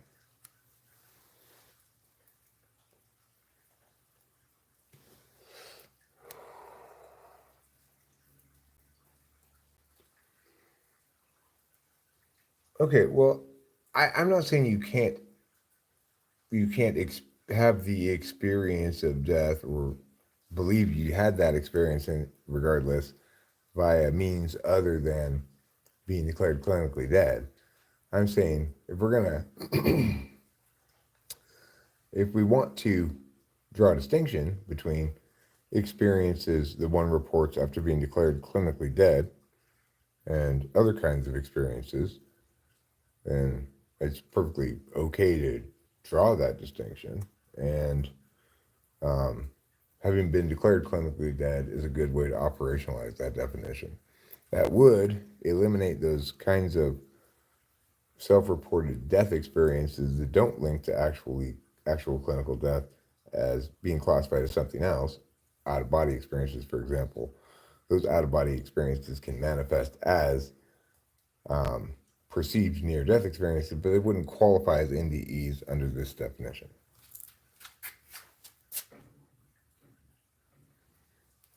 And you know, it's always useful to draw meaningful distinctions when you can, so that terms are precise and you know people are saying the same thing when they use a term.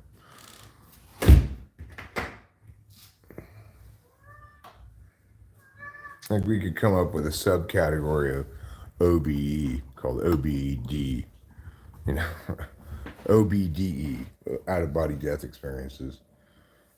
But the distinction is still worth making because at least that provides a clear, bright line, right? Being declared clinically dead makes every single reported experience either qualify or not definitively. It's a good binary rule.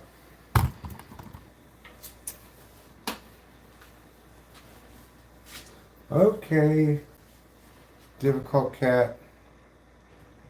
Here I am watching you eat as usual. It's like my cross to bear in life. Oh yes.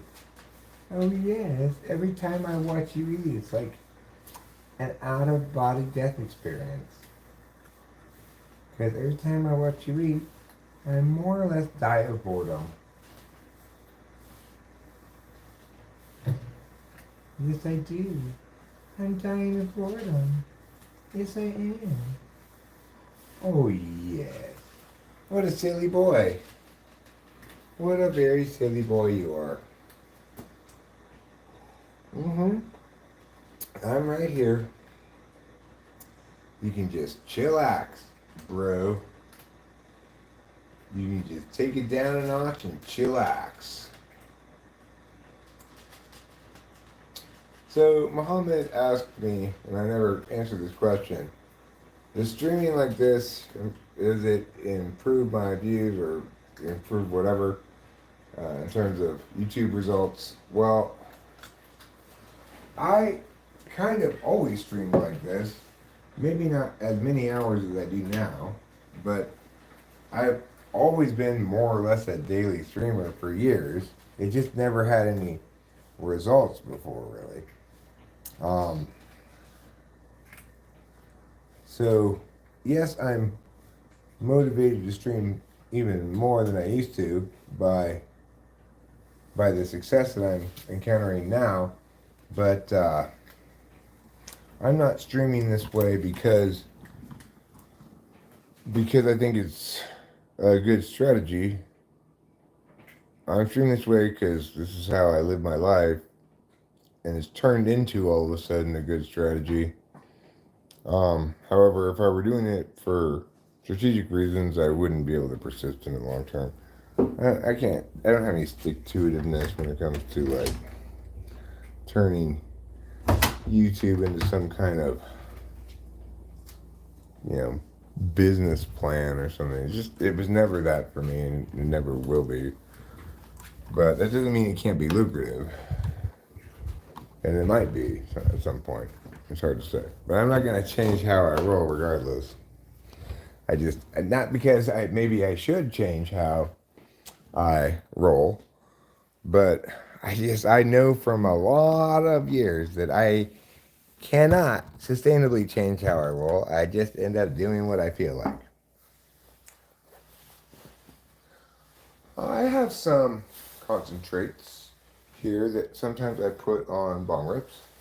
I'll probably do that right now, in fact. And sometimes you put it in this cartridge. Yeah, that's right. Do you want me to fill that for you? Yes, Let me see it's it. like I'll melt it. sticky. Yeah, I'll melt it. That's what I'll do. You see it. Oh, I see it's Yeah. stuck. Yeah. Okay. Because, like, the... Yes, tomorrow we're doing an open mic. In fact, I plan to, before we wrap the stream up tonight, practice some of the stuff we're likely to play tomorrow night. Boy, that gets hot fast. Yeah, it does. I see you think.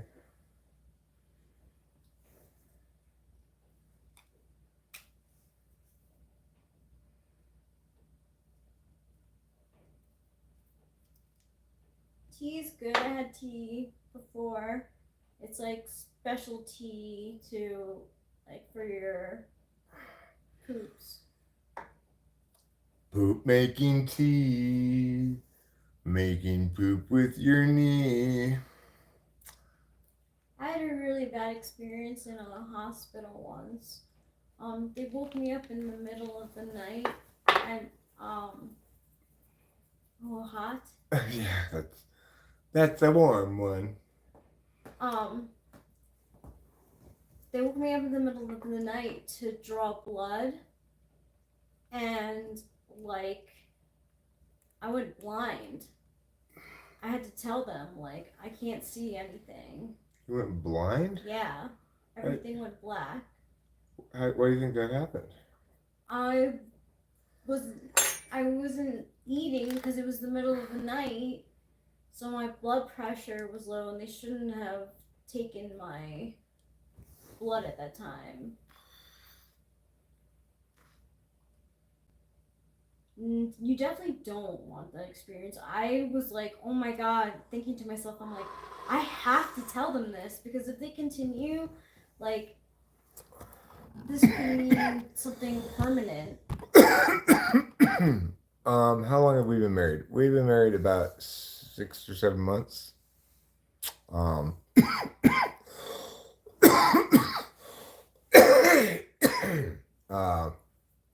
No, we're not about to boink. We are live streaming right now. They poisoned you, says Oratang Funful Wat. Seems unlikely that they purposely poisoned her. No, they didn't. They were just taking blood from me, and, like, they shouldn't have been, because I hadn't eaten in hours. So, like, I was basically passing out. And they were like, they, like, rushed everything along because they knew it was, like, bad, like could be bad if Disappeared for your health, says Timothy Daly. I don't know what that means. me either. Um, Jay Davis says, no of ego death. Dying made me calloused and kind of effed up. Unicorn Ninja, thank you. She Thank you, is Unicorn Ninja. very cute. Yeah, Charles Gargantuan mentions he got a nice screenshot of when we were doing American Gothic. Oh, cool. Thanks. Brandon Valdez says, right, Brandon Valdez says, are you not supposed to fast when they draw blood? I don't know. It depends what they're drawing blood for. I would say, yeah, string theory is BS uh, because it's an explanation of subatomic particles that has no empirics to support it whatsoever. Whereas there are alternative explanations for which there are empirics, that at least one alternative explanation for which there is empirics that supports it. So Thanks, Charles. Can I see that? Yeah, of course.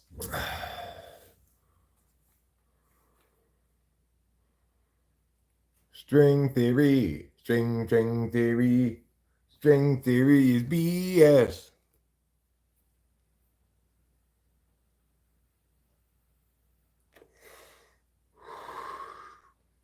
I mean, it hasn't made any predictions that validate. Repeat. Sorry. Sorry. My bad, actually. Can you tell me what you think of what I wrote? Getting totally ignored. Sorry, Ezra Ginsburg. Let me see it. Life is a miracle. Science is understanding the miracle of life. Isn't life fascinating enough? Sure. I mean, what exactly are you? I'm not sure where you're going with that. Maybe that's why I didn't read it. Like, I don't disagree that science is trying to figure out the miracle of life. Wow, that's crazy. So it was very similar. I like blacked out, but my eyes were open. I blacked out twice in the hospital, actually. One in one hospital, like, and then another time. It's just like not ideal to be in those places. Okay, so what Ezra says is, if time travel was real, then all the movies that have time travel in them would need to be changed in the genre from fiction to nonfiction, and that would create a big problem. Ooh. Wow. I mean, you could tell a fiction story that involves regular travel. Just because regular travel is real doesn't mean we reclassify the fiction story as nonfiction. So I'm not sure if that's right. Ego death is when you're stoned out of your gourd on a drug and your ego dies. I mean, I don't think there is such a thing as ego death. It's a ridiculous notion. I'll go back just one more than that even. Okay. Just like a tree in the forest that falls and no one's around doesn't make any sound, time travel doesn't exist because even if it did, it would never be heard. End of discussion. Well, actually, you're not quite right about this whole tree in the forest thing. It's not that a tree that falls in the forest doesn't make a sound. It's that when we try to imagine an unobserved tree falling in the forest, we create contradictory premises. Because if in fact a tree fell in the forest and no one was around to hear it make a sound, then how do we know it fell in the forest?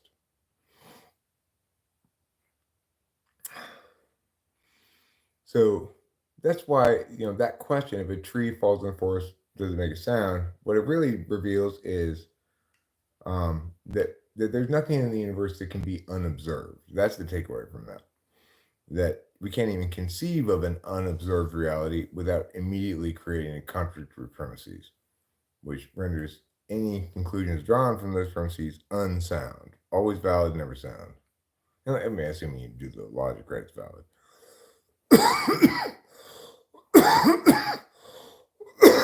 So, no. You got that a little bit wrong.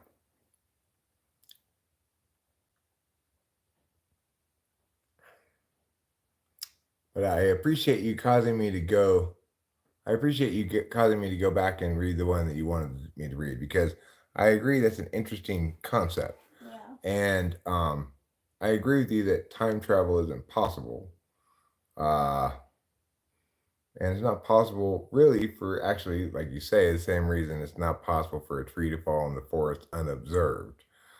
Because uh, our, our very existence, the nature of our being is such that uh, it's, we can never, to continue to be is to continue to move through time, right?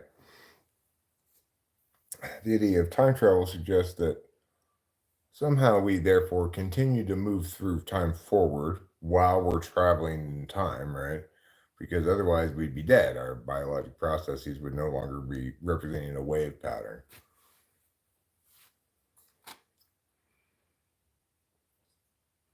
Thanks, Oscar Cortez.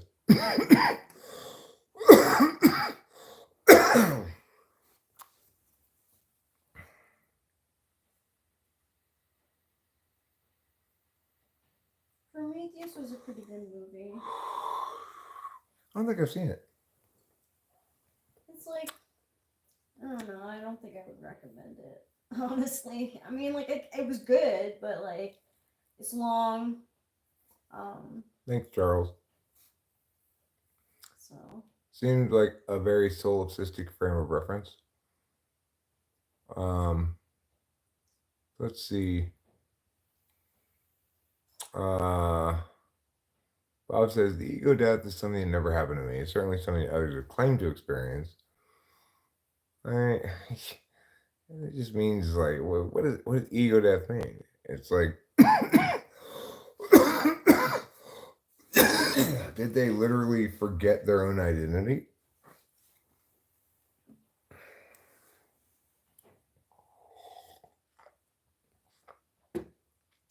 People have this kind of mystical understanding of the term ego that just doesn't mean anything really. Quantum entanglement could make some Star Trek-like tech for instant communication over really long distances by linked particles. IDK much about it, but it sounds cool. Yeah, that, I mean, Bob UFO.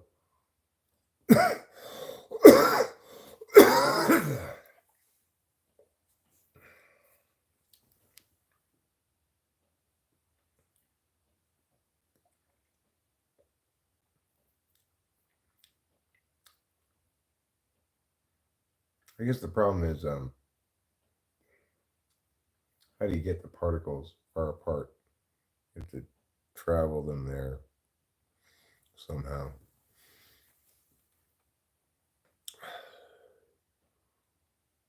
Some missing 411 shit. Here, did you get probed, bro? No, I just felt a little pukey there for a moment. Along the same school of thought, God can never be proven, or it would take away the idea of having faith in God. Yeah, well, Ezra, you're preaching to the choir here. I explain that to people all the time. I explain exactly that point all the time. how would you define the ego? Because like sometimes when I'm like talking about astrology, I'll mention that like the sun is like the ego. Um, but like I don't know exactly how to describe it. Well, I think in that instance, it's probably used as um, one's most pleased with one's self manifestation of self, a self that has a tendency to be a little careless and to assume that it knows what it's doing more than it does. But that's not the same thing that people mean when they say ego death. They mean a different term with ego there. Yeah, they mean the standard ego, like Freudian, right? Well, I think, yeah, I mean, I don't know if they mean anything specific, but when they say ego death in that instance, they mean just maybe your sense of self, like Unicorn Ninja here says, whereas ego in the tarot, uh, it's sort of prioritizing your particularist self over your universalist self, Yeah. maybe. Yeah. So like if someone has a negative aspect to a planet, like how like the ego has problems with like Saturn, so it'll have problems with like being steady and reliable and um pay your bills on time. You'll have problems with that. That's what I say anyway, fun. It's just fun. So Deathland says no ego death like WTF. You can do who death right now. You don't need time for ego death. Okay, I'm not sure what all that means. The top, I just joined. What's going on? We're discussing the concept of ego death and the term the ego or ego as it's used in various contexts. We're also still talking time travel a little bit. I used to meditate a lot and read a lot about spirituality, and I don't think I've ever had a ego death. I don't think I ever really needed it. Well, I mean, Patrick Waddle, Einstein in Relativity actually kind of provides us a readily available means of time travel. In some sense, just only towards the future. If we could propel humans fast enough that they get closest to the speed of light, then you could send them away from Earth back to Earth for say 2 months of their experience time. They might return to Earth, and 3 months on Earth would have experienced from the peoples on Earth's experience time. You could call that a form of time travel for the individuals engaging in the traveling at a high speed and back, right? However, when you say that I'm talking about actions outside our reality in physics, I merely asked the question in the poll, is time travel possible? I think you were a little quick to presume to know perhaps what my perspective on it was, and or how I was referencing it, how I was considering it, what kind of actions I was talking about exactly, right? What is LBG TQ simulator? I don't know what LGBTQ simulator plus is, Yeah, IA. What does that mean? What Q? Oh, and what does IA mean? And what? Intersex asexual. Okay. No, Andrew Dalton. Is there really such a game? LGBTQIA plus plus simulator. It's a lot of yes. Hey Jin Kim. Well, no, I get that it's all relative, but for example, excuse you. Wow. I mean, I was about to. I thought I was about to have an interesting conversation with you. I didn't know that you were completely a completely disrespectful douche.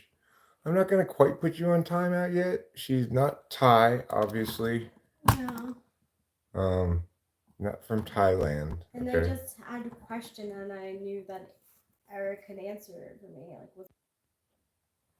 I am here too. Yeah, I mean, she's my wife, not my girlfriend, and we've been doing this channel together for the last 4.5 years. So, anyway, to convey what I'm saying to you, Patrick Waddle, is that all, if you think about it, all time travel is necessarily relative. In other words, some individuals are traveling in time relative to some other individuals, right? So, depending on how you understand the question, then it makes sense to either understand things as examples of time travel or perhaps as not what's colloquially meant by the term time travel, not an example of that, right? So I think, Patrick Waddle, you may be feeling a little defensive or something. Maybe you anticipated coming in here and kind of instructing everybody regarding how to think intelligently about the topic, but that's just you should probably check yourself before you wreck yourself. So Devlin says, let's get down to the good stuff. It's not relative. I'm trying to ask.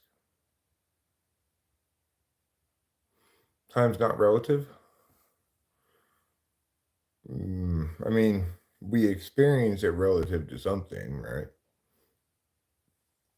We measure it even relative to something. Most people probably understand measuring time relative to the sun moving through the sky in a regular pattern, relative to star positions repeating in a regular pattern over time. Yes, Patrick Waddle. Are you not hearing what I'm saying, or what? I mean, given that any conceptual space that we might call time travel necessitates some individuals moving through time relative to some other individuals, right?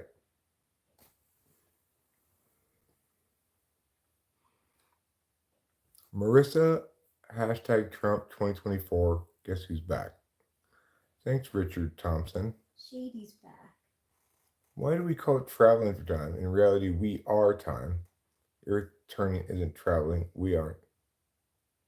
The Earth turning is traveling. We aren't. Just ponder.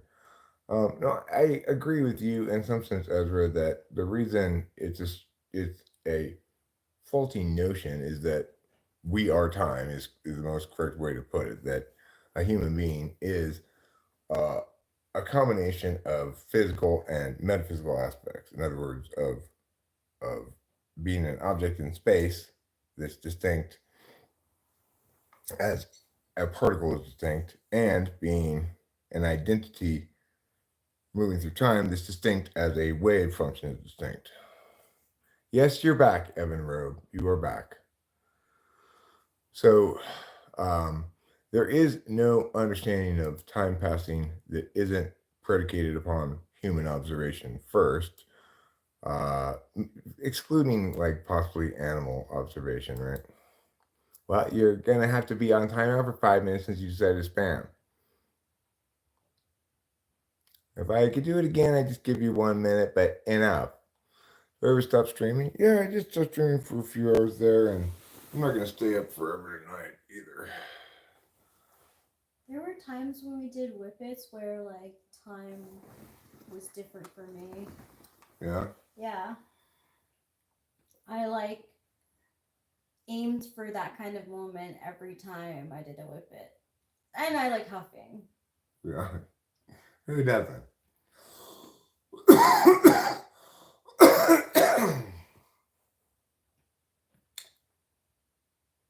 Not individual, but place. Okay, well, Patrick Waddle, you're gonna need to use more. You're gonna need to use language a little bit more robustly than that. I think if you want to convince anybody that you've got anything meaningful to say about the subject, and convey it clearly. Don't be enigmatic. Now, Patrick, the thing to note about a wave function, the point I'm making about it is that it cannot be understood without time, right? Thanks, Ezra.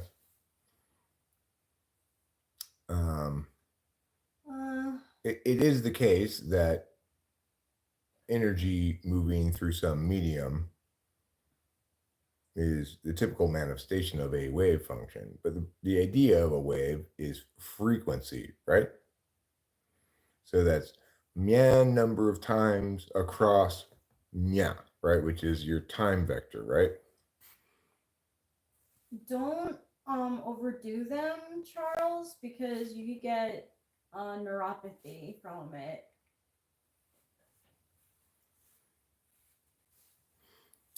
But yeah, I've had that experience on whippets.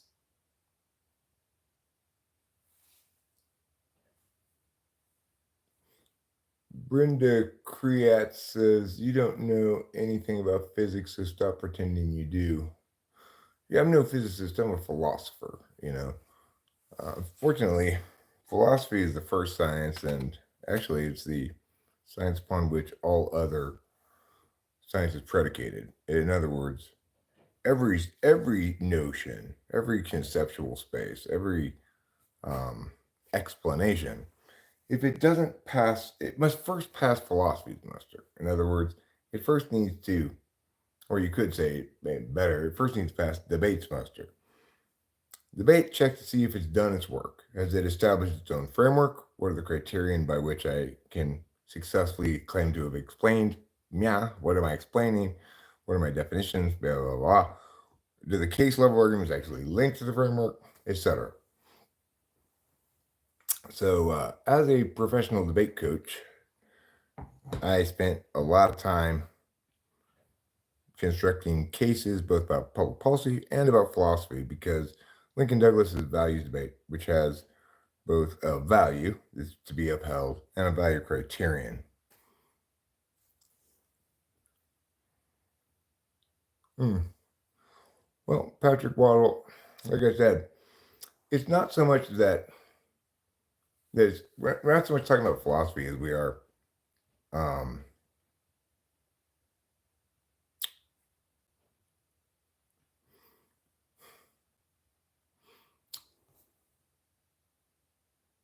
ultimately for anything to be communicated, it's communicated in language. And when people try to communicate with language, they're attempting to do some things and not others with their language, right? And so that's the first observation that all language acts uh, exist. The frame under which all language acts exist is that a language act is fundamentally a behavior intended to do something by the person engaging in a language act.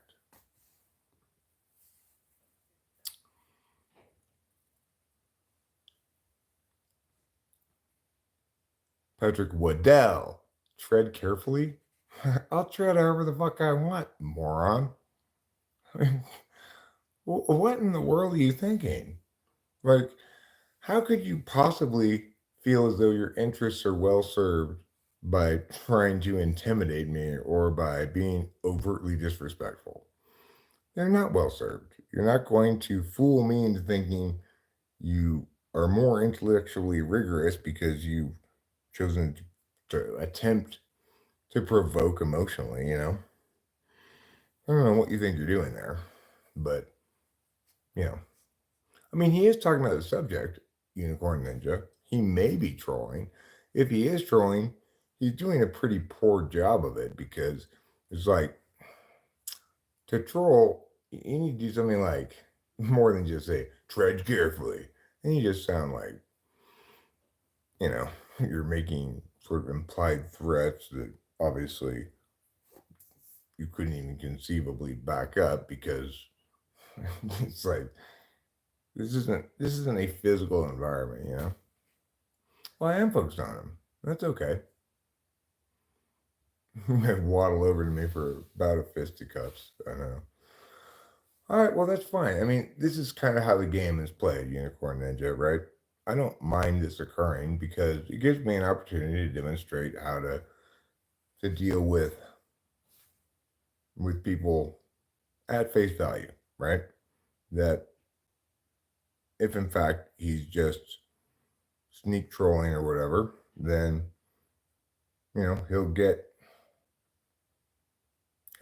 responses to stuff that's relevant and needs to be responded to. My responses will be informative simply because it doesn't matter what his wrongness is motivated by. It allows me the opportunity to correct if he's wrong, or if he's not wrong and he's right or something, gives me something to segue off of. Time travel is possible, says Carl Roop. Heck out what I said about family. Heck out? I don't know what that means. Oh, check out. Isn't it interesting that the higher science tries to understand everything? It's based on a bunch of assumptions that might be argued with, and at the highest level, like Einstein and black holes, they show they went wrong, and how little they actually discovered.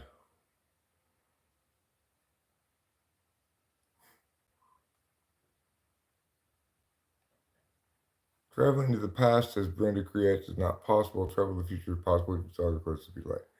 Yeah, you and I are on the same page regarding that. Brenda creates. That's what I've said as well. But I point out that in a more colloquial understanding of travel to the future, that's not possible because the future hasn't happened yet. And if you want to describe travel to the future in the colloquial sense, you're really saying I can proceed forward to something that hasn't happened yet. Um, you may experience it as time travel relative to the people you're traveling from and returning to in space, right? But it doesn't comprise the kind of time travel that populates our narratives, and that kind of time travel is in fact impossible.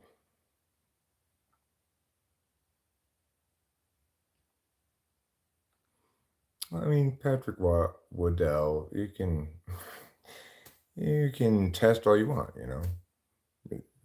Obviously, to some extent, we're always all testing each other in the sense that we're aware of possible responses and we evaluate accordingly.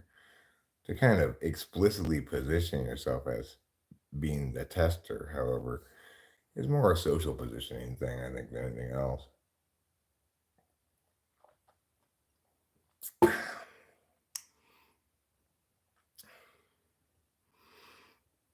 Well, okay, so in B theory of time, the future already exists. Fine. In B theory of time, then they either need to have a clearly operationalized definition of future distinct from our existing one, or they're equivocating on that word. And in that case, that fallacy renders the argument as a whole invalid. So, unless you can tell me and describe specifically what that definition of future is that eliminates from our understanding of future as that which hasn't happened yet, and provides a meaningfully operationalized definition that can do the work that the existing definition that's being jettisoned currently does, then I'm skeptical. Thanks, Patrick. Ezra Ginsburg says, Eckhart Tolle, live in the moment, best way to function.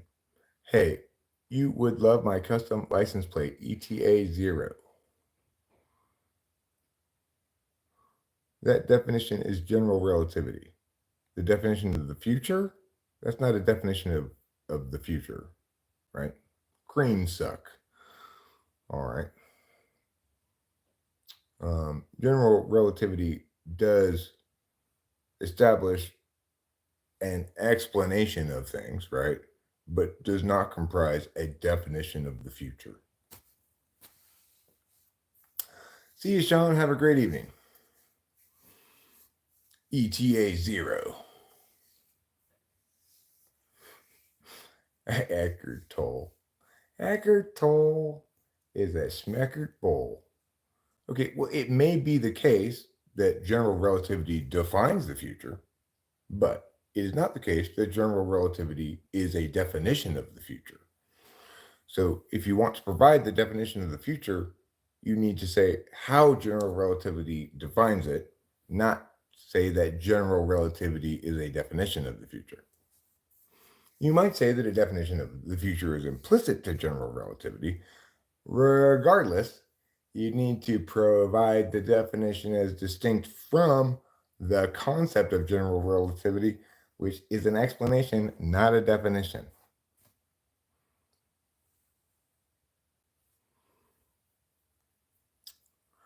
I mean, okay, right. How one experiences the present relative to some other thing proceeding differently against the speed of light.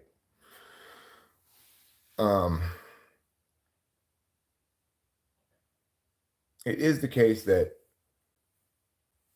there is no past, future, present that's not rendered as the experience of a sentient being.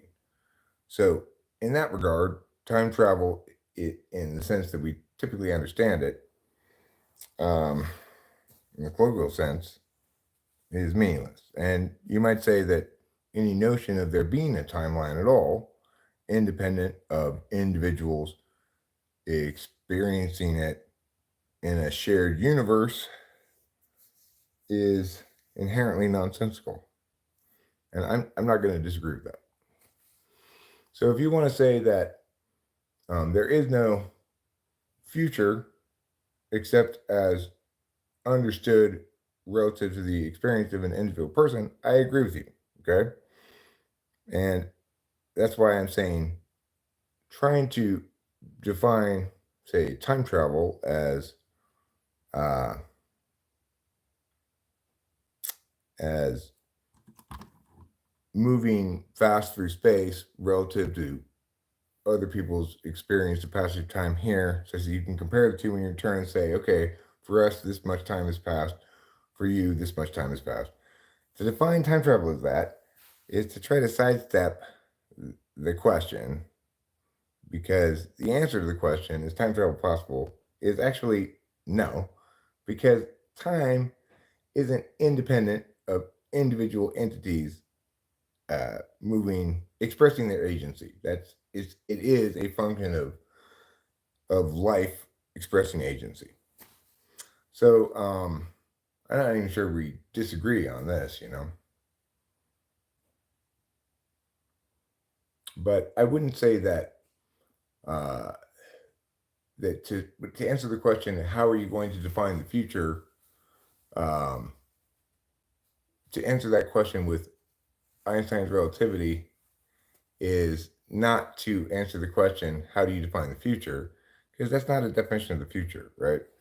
Relativity explains that time itself is experienced against some static thing, right? That doesn't change, the speed of light. And more importantly, it explains that there is no future except as rendered by individual people. So a definition derived from relativity would be something like the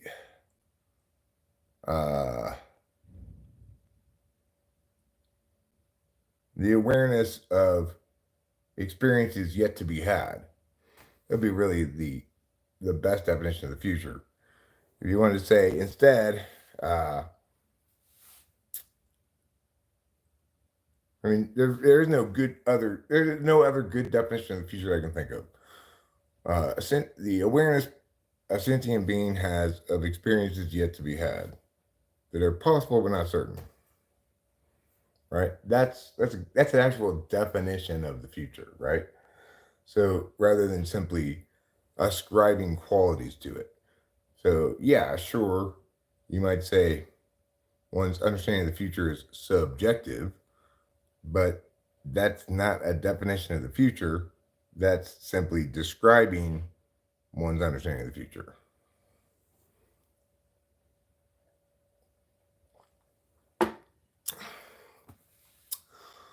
Suck your what? Champion 8619. You can lead a horse to water, right? Uh, I'm not sure if you really can lead a horse to water. It really depends on the horse and whether or not you have a rope tied to them. I cannot lead an untied horse to water because I don't know how to make a horse follow me.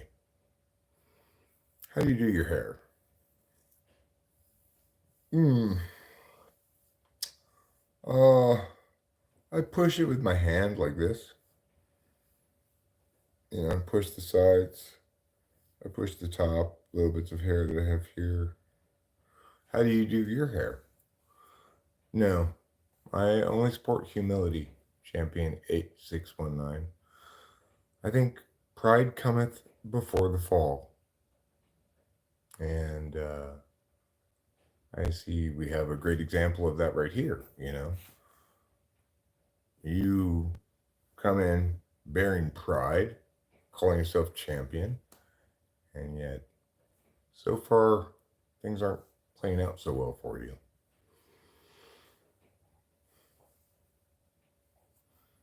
Unicorn Ninja says, Ezra, what about limited infinity? I can wrap my mind around that. Mhm. So again,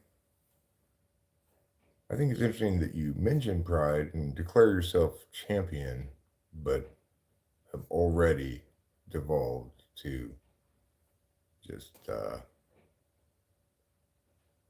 guess, the lowest common denominator thing. Like, for example, you made my bingo card of unoriginality, right?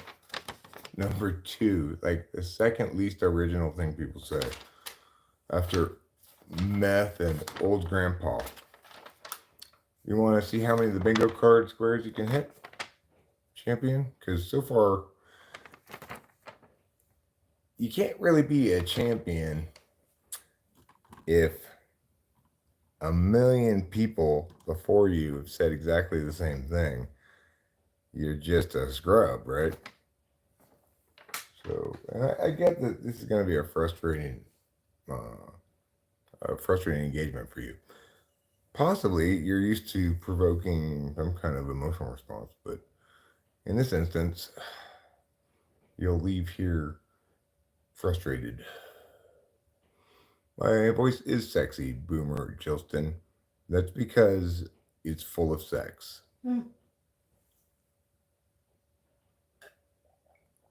How physical of you. Yeah. Hi, Candy Burns. Check out what I said about infinite. I'm working on it. Okay, I will. The proof that we can only understand things up to a limit and our minds can't understand everything is proof of infinite. It's actually impossible to understand infinity. I mean, I would say that, infinity is a conceptual space, like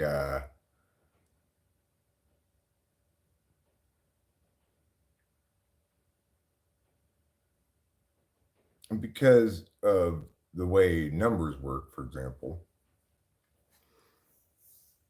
they're designed to extend endlessly by just repeating the same pattern of increase, right?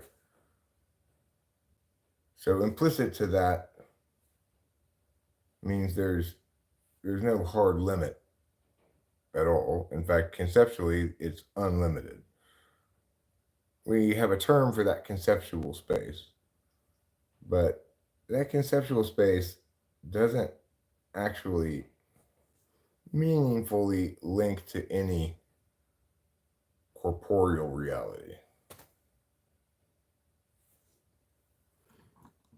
Thoughts on Donald Trump? I think he's obviously not qualified to be president, and neither is Joe Biden. I I would say if you were to compare Trump's term versus Biden's current term, who was worse in terms of outcomes? Probably Biden if you count sort of his weakness and inaction against them. Ukraine was invaded kind of officially on his watch. He did absolutely nothing. So, but it's hard to say. It's a toss-up. They're both shitty. That's why we can have limited infinities, as there can be infinite numbers between numbers 1 and 2. I mean, but those are just like, that's just kind of like a distinction between different kinds of conceptual spaces, right? It doesn't represent anything other than our ability to uh, infinitely, what's the word I'm looking for? Divide, infinitely divide things. It's a quality implicit to numbers, not necessarily to reality. No, I get the concept. I'm not saying I don't get the concept. I'm down with the orange skinned man. As that me, I'm the orange skinned man. My skin's actually not that orange, but the light makes it look kind of orange, I guess. More pink than I am orange, I think. You're Pinkish peach. yeah. No, I'm not a police officer. I just type police videos. I was never a cop. I've had other people say this to me before. They think, I thought you were a cop. No, I just dress up in some like cop costume and pretend to talk like a cop. That's all. Which obviously I don't normally talk like that. You believe that we can understand everything? I don't believe we can understand everything.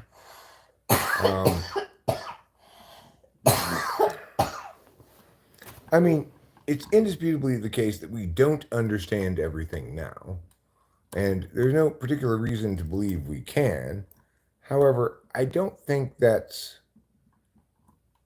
has to do with the idea of infinity, really. I look like a basketball player. I used to play a lot of pickup basketball when I was younger, but I haven't played basketball in quite a while. What is it like in the future? Right. Oh, she's not sick.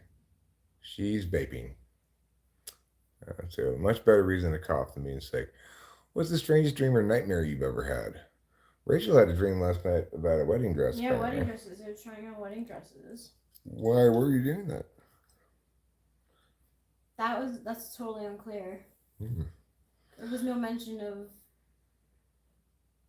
why I was trying on wedding dresses, and it was like kind of like early 90s, late 80s. Like it was almost like it was a movie. Those socks with sandals today was a really nice touch to the outfit. I've got socks with sandals on still, but I have different socks on. Jahid Rashid says, wow, my first YouTube live video. Well, welcome to your first YouTube live video, Jahid. Icy says, did you like the dresses? Good question. I must have, because I woke up happy. So in my mind, that means I like the dresses. Who is that baddie on the couch? That is my wife, Rachel. Hi. Okay, well, unfortunately, cyber can go, by and large, here on this channel. You're going to get a lot more of me than you are of her. I'm the extrovert in the relationship, after all. Neil deGrasse Tyson saying, because of infinity, there's another universe with the same me and you having the same conversation is preposterous. I agree. It's absolutely preposterous. I know everybody's all up on Rachel's jock.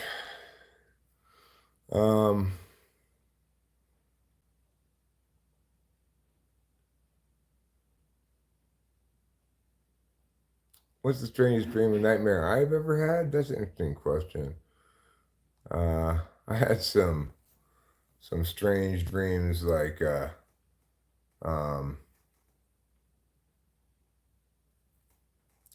we just got married. We're not renewing our vows already. We just got married very recently. Let's see here. What advice did your parents give you when you were little? I mean, the thing I heard most often from my dad was, don't try to reinvent the wheel, son. because I was told to do it the way that it was. We already knew how to do it, not to try to come up with some new thing. I like to come up with some new idea of what I'm now.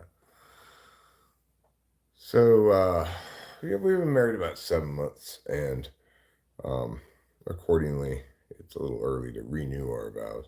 I don't think we need to renew them anyway because they're good. They count for the rest of our lives anyway. Band to kiddo, band to Saint Kid of the Years. Band to Saint Kid of the Years. I time traveled and I'm here, and I am here to warn you about the future. Dude, tell us what's going to happen in the future we have to worry about. I just have a bachelor's degree.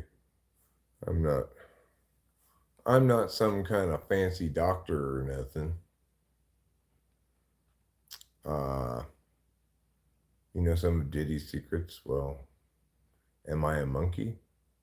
No, I'm not a monkey. As I have had to tell other people in the past, I neither do tricks for money, nor do I do tricks on demand. So, Champion 8619, you might find more fertile ground for your approach to things at a different stream where somebody's more susceptible to your kind of stuff. The reason he is the way he is because he observed his parents being good people, not because they told him to do anything. I don't know why I'm the way I am exactly, but it is also the case that my dad was a very smart guy, and he talked to me about a lot of philosophy stuff very young. I was considering the free will question very early in life, and I debated in high school. It's competition flow debate is the best way to gain intellectual rigor because it applies to everything. Everything is subject to framing and case law arguments. Everything is subject to critiques under certain terms. Everything is all explanations, cases, etc., advocacies. They all can. They all are best. They are all best understood, scrutinized, advocated, parsed out, whatever, under the frame of competition debate. Let's see here. Good guys, bad guys, we are all part of this story. I don't know. If you feel like we're off track, Patrick, I felt like we resolved the question that we were discussing before. Both that relativity didn't comprise a definition of the future, but that we could look to relativity to understand why it's difficult to define the future outside of any kind of subjective frame, and that in fact the best definition of the future would be the anticipation of experiences yet to be had. Okay, well, what do you think remains unresolved about the matter? I believe I articulated all the points that were in dispute and the resolution of them, as it seemed like we were in agreement about it.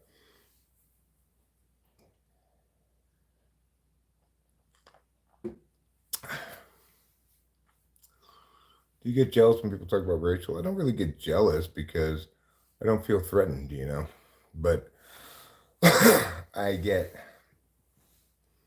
protective, I don't want Rachel to be subjected to a bunch of sexual harassment, a bunch of, or a bunch of unwanted attention of that kind. And I also don't feel particularly inclined to tolerate a lot of disrespect in that area, even though I'm not fixated on respect exactly. And also, as IC says, sexual harassment is boring. It's not a meaningful kind of content to produce. Certainly not something It's a meaningful kind of engagement with ideas.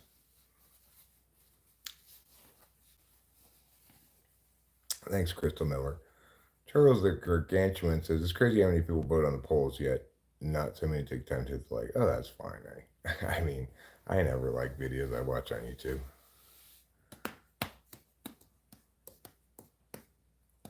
You don't bother me too much, JC. I don't think you're too guilty of bad behavior, you know.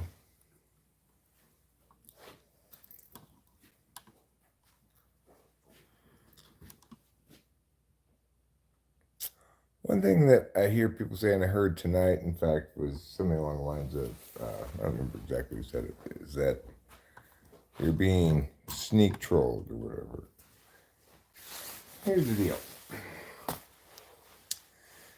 Nobody can ultimately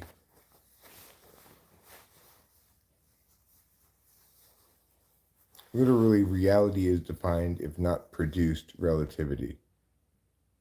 I'm not sure you understand what a definition is, actually. Definitions are ways to operationalize language to draw distinctions. So, even, as I indicated, it's not like relativity doesn't, we can't look to there to glean what we need to glean for about the future in order to enable us to better make a definition, sure. But it's not a definition.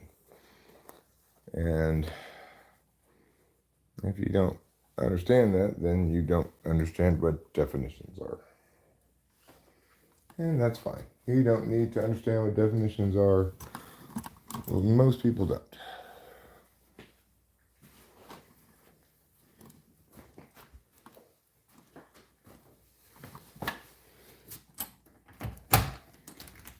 It's like when people say philosophy is a dead science. Well, maybe, but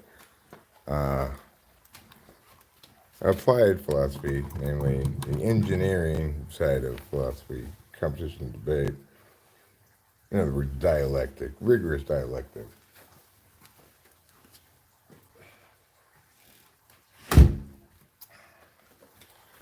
is ultimately determinant on most of these questions, you know?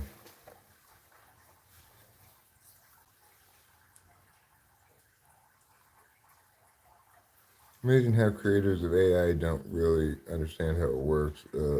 Seems like there may be an admission of supernatural going on. I don't think that's admits the supernatural. Like, people don't really understand how the internet works, right? Nobody can explain it all exactly. Thanks, Patrick. I appreciate it. I got this a long time ago.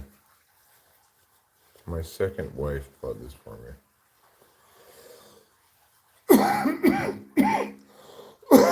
I don't have a lot of clothes left from that relationship, but this is a nice coat, so I've been happy to keep this the whole time.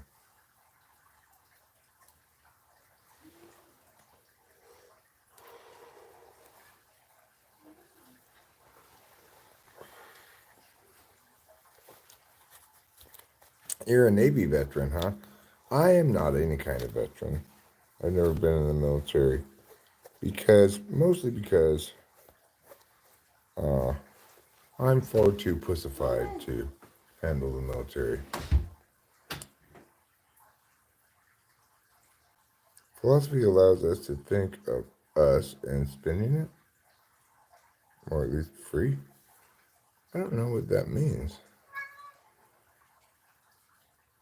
Philosophy, I mean, it's got to make sense at the end of the day.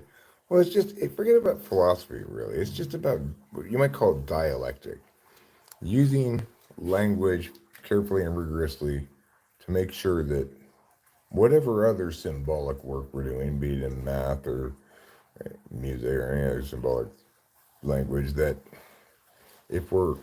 when we're talking about it as an abstract object of analysis or making advocacies about it, that we're doing that work properly. Because we're much more likely to have a frame level mistake than we are to have a an underframe level mistake. Some mathematician may work out the math of meow. That's much less likely to be problematic than interpretations people make about what that means and how that applies to other things in life that aren't exactly that, right?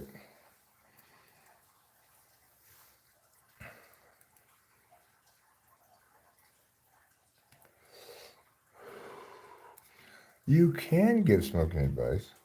However, I won't listen to it. If you're scared to live in the woods, no, I'm not scared to live in the woods. Why would I be scared to live in the woods? Yeah, cereal, Marissa. Call me titties. Why would I be scared to live in the woods? I find it less scary than in any more urban place. You know, around here, the wilderness, you don't ever see anybody out there. So if you go to the mountains above LA, they're like tucked away, homeless encampments, all, graffiti everywhere. It's actually dangerous.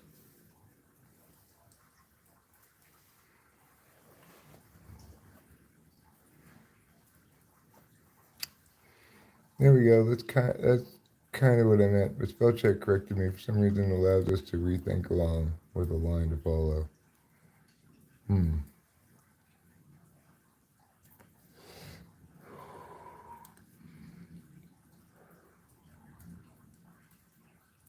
American spirits. I don't know if they're. I don't know about the cost, but what I do know is that American spirits are missing some key chemicals that Marlboro Reds have that really helps the Marlboro, give you that satisfying chemical bite in the lungs that you're looking for. American spirits, it's like, okay, first of all, could you burn any more slowly? I do not want to spend an hour smoking a cigarette that keeps going out all the time.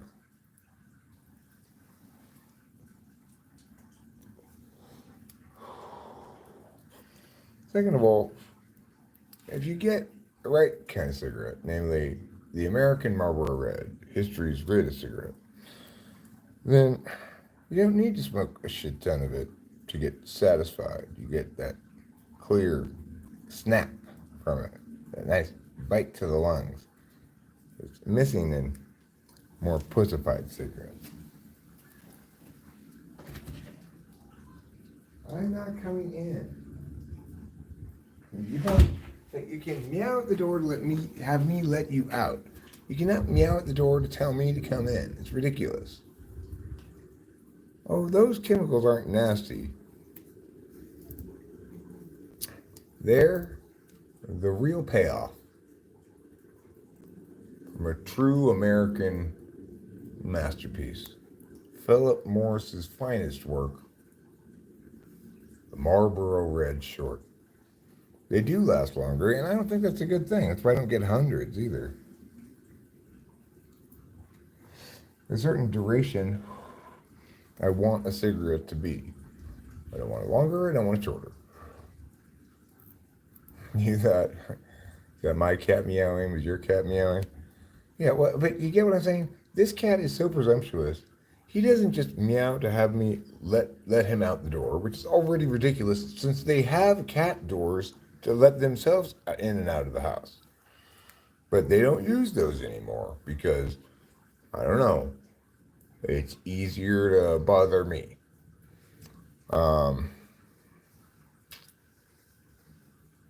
Yeah, ammonia is delicious. Anyway, what I would say about all that is,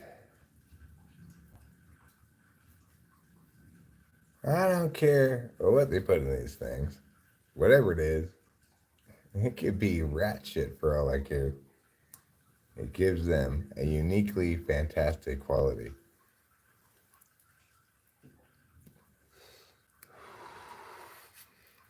Rod B says, white people are the worst because they let everyone abuse them and they just take it. They push ideologies that are detrimental to their own existence. White people will go extinct if they continue. I mean, I don't self identify as white. I'm fluidly transracial. But there are days on which I am white. And I can tell you, I definitely do not let anyone abuse me. And you could say that if anybody's going to, say, push anybody around, and hopefully it won't be me, but if it's going to be one of the two, it's going to be me, not them pushing around. Have I contributed to a Roth IRA? No. However, I have inherited a couple of them.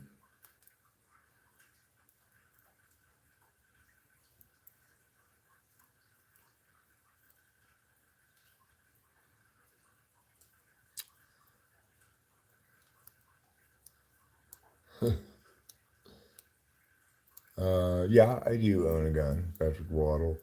I own a rifle, but I'm planning on getting a handgun actually.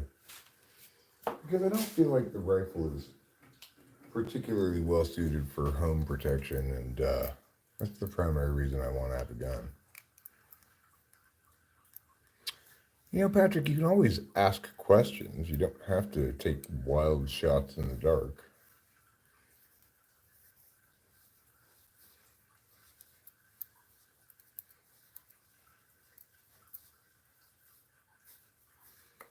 Uh, I'm a supporter of the Second Amendment.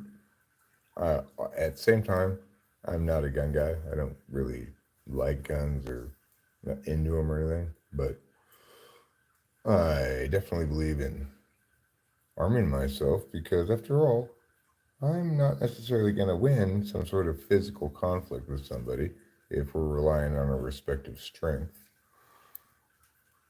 My gun is the most democratizing of all inventions in that it allows smaller, weaker, older people to not have to have mastery with a sword, or martial arts skills to equalize the playing field. So, I don't know what kind of handgun I'm going to get, but I do plan to go to the gun store and ask them about it, talk to them about what kind of gun would be good for me given my specific desired usages, which is just a handgun to put in the drawer by my bed in case I have some kind of home intrusion or something. Short sword. I do not want to try to wield a short sword in self-defense. So Patrick recommends a Glock 9mm. Okay. I will say one thing I know is I don't want a handgun that has a lot of recoil. Okay. Because basically because I don't want to hurt my tender wrists. I play the guitar, I don't want I don't want a gun that's gonna be like. So 9mm shouldn't have too much recoil, I wouldn't imagine. Carl Freiburg says a Mossberg Shockwave 20GA. I don't know what that is. Glock 19, says Patrick. Okay, well, I'll keep that in mind when I go to the gun store. Get his input on it as well at the gun store. A 380, I think that's quite large, right? I think like a 357 is one of those guns that has a lot of recoil. So, there's some things to consider for home defense. 9mm won't go through walls really, too. You don't want to blast something in another room. Good point, Bob UFO. A gunshot is less likely to go through a wall in this home than in most homes because our walls actually have they're metal plates with foam in between them. It's not drywall. So don't get a 380, says Patrick Waddle. You'd think a 380 would be bigger than a 357 by 23 points. But, you know, Glock 9mm sounds like a pretty good choice. If the regular size Glock 9mm is essentially the same, but with more put down power, well, that's what I would like to get. You know, it's like I said to Rachel when one night I had to leave for LA, left her here by herself, so I, left the rifle locked and loaded in the closet, showed her this, here's where it is. You know, gave her the basics on it, but she's just point and shoot. And I said to her, if we ever have to shoot at anybody, Rachel, remember this. We are not marksmen. So we shoot to kill. You shoot at the biggest part of their body, and you figure if you have cause enough to shoot them, you've got cause enough to kill them, and you do what you have to do to protect yourself and your family. So we're not going to try to play shoot anybody in the leg, all right? That's a bad idea. Bob UFO says the Glock is so overhyped you need a micro so that you can pack more out and about. I don't plan on taking it out of the house. I just plan on leaving it in the dresser drawer by my bed. I mean, maybe I'll take it out one time in the wilderness to shoot things, because I have all this wilderness around here that we're allowed to shoot in and everything. I live in a very Second Amendment friendly county. The sheriff is very clear on his support of Second Amendment rights and opposition to restrictive gun laws. Okay, Trouble, I just watched you eat. I told him I would watch him eat. And then he wants to go outside. Oh, if anyone came back inside, I'll go. Come on. Do you think a shotgun is best for home defense? I think it's too long, right? You know, I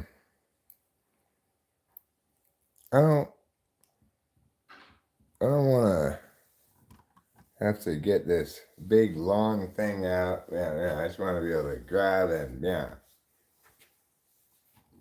no bribats. You cannot have that. So yeah, I don't really know much about guns, but I have decided to get a handgun just because I just don't think my 22 bolt action rifle is a good choice for home defense. Maybe I could even trade in my 22 bolt action rifle for a discount on a different gun or something. I don't know if they let you do that at gun shops. I've never bought a gun before, so I inherited this rifle. Mossberg Shockwave. Okay. Well, but then you're also going to damage your house more. Ideally, if I were to shoot a 9mm, then I would be able to hit the person and not get holes all over my house.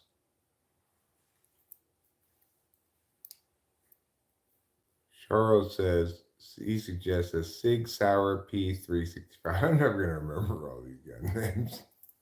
I will remember 9mm sounds like might be the right size for me to get. Also, I don't need to have anything that I can carry in a concealed fashion. I'm not going to be engaged in any concealed carry. I'll only keep it at home or take it out, shoot in the woods if I feel like it, you know. You own a shockwave and shoot it all the time. What's the, what size is the shockwave? Is that 9mm? You're not going to hit the target in a high stress event with a pistol? Well, if I'm going to be shooting somebody in my home, then they're not going to be standing very far away from me, right? It's like,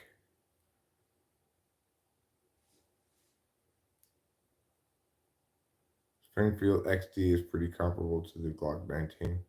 See, I was envisioning when I thought about getting a handgun, I was envisioning getting one of those guns with the circle that you spin around where you put the bullets in like that. Like a Western one. Now, I'm not a prepper, I just feel as though I want to have a gun for home defense, in part because, something I vaguely thought for a while, but, I've heard enough threats directed at me because of some, something that happens on a stream. I don't take them very seriously, but I do recognize that as the channel grows and I become increasingly a public figure, and Rachel as well, that it's certainly not impossible to figure out where we live. We own this home. Property records are public records. I don't hide what county I live in and stuff. So I just figure I might actually need to defend myself. And I just want to make sure I have I have something that is just ready to pull out of the door and shoot. Not. I could get a shotgun, but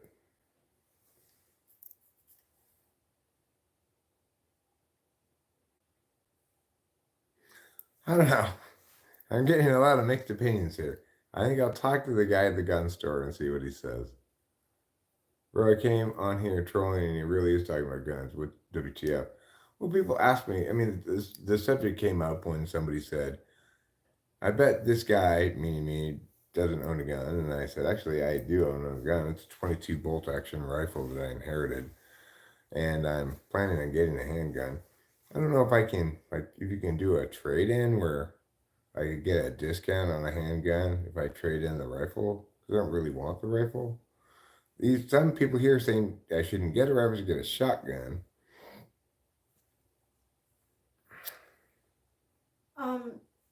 Show media, like, that's a great idea, except that I would forget that we had booby traps around the home, and I would fall into the traps myself. So you think I should get two guns, a Glock 19 and a short barrel shotgun? Aren't short barrel shotguns illegal? I thought that it wasn't. I thought that wasn't legal for some reason. Maybe I don't really know very much about it, but I seem to remember hearing that short stock shotguns were illegal. That's great show media.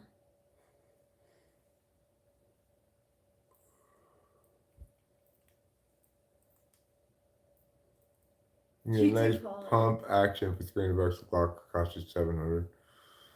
Okay, cool. Oh my God, Matthew Allison, stop being so annoying. Time him out. I got it.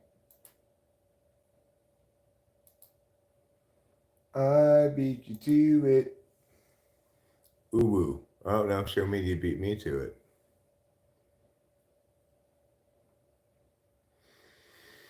IC says under a certain number of inches they are, I believe, legal, but likely vary state to state. Unfortunately, I live in California. You also own a 22 rifle and you'd never get rid of it. Yeah, the rifle I have is a pretty cool bolt action 22. You can load the bolts in one at a time, or it has a clip that brings them up after each time you go like this,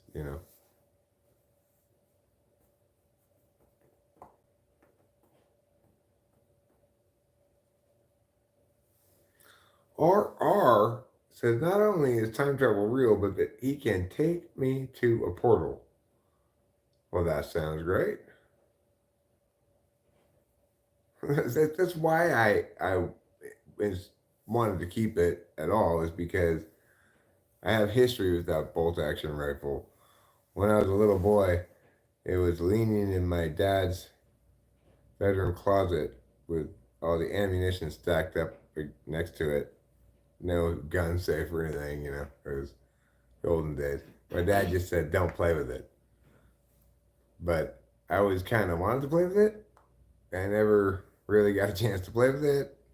So when my parents died, my dad died, I was like, I want that rifle.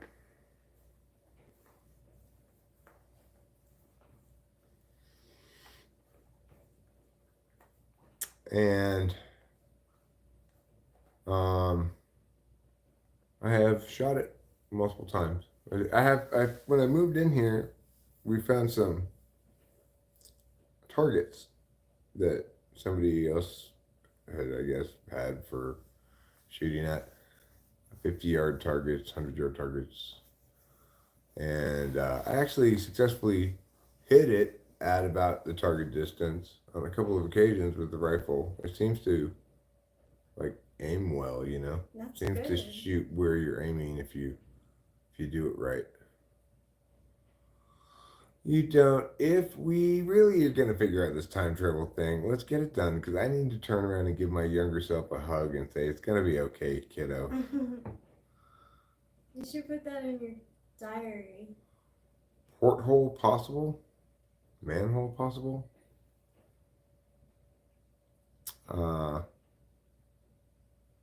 Clean it so it doesn't rust. Well, that's the other thing is, I plan to get this handgun, load it, put the safety on, and put it in the drawer next to the bed, and more or less not ever take it out unless I need it. As far as the rifle goes, I haven't gotten it wet. Would it get rusty if I didn't get it wet? If so, what's going to make it rust? Do you think those UFO people look like us? Caroline says, I like the idea that UFOs are people from the future. Well, if they're people from the future, then yeah, they should look like us, right? Because people from the future aren't going to be evolved from now. No. So if they're people from the future, then yes, they look like us. But I like that idea better than aliens from another planet. However,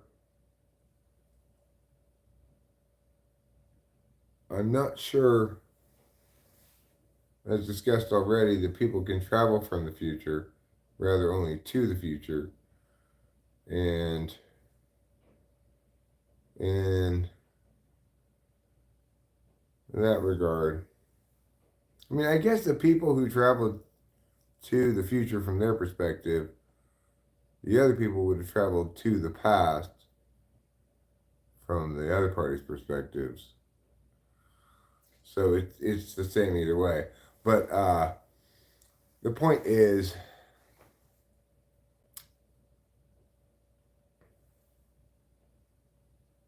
that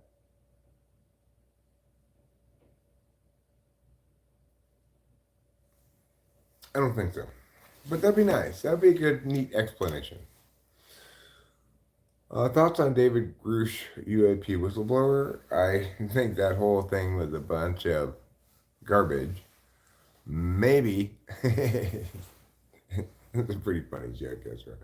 Maybe it is the case that, what am I responding to here? Maybe it's the case that it was an honest bunch of true believer types, you know, conspiracy minded, NI run amok types who felt their, you know, intuitively pseudo circumstantial case was convincing, and David Grush is somebody who's a true believer in that. Maybe that's the case. Maybe it was some kind of psyop by an intelligence agency. I don't know.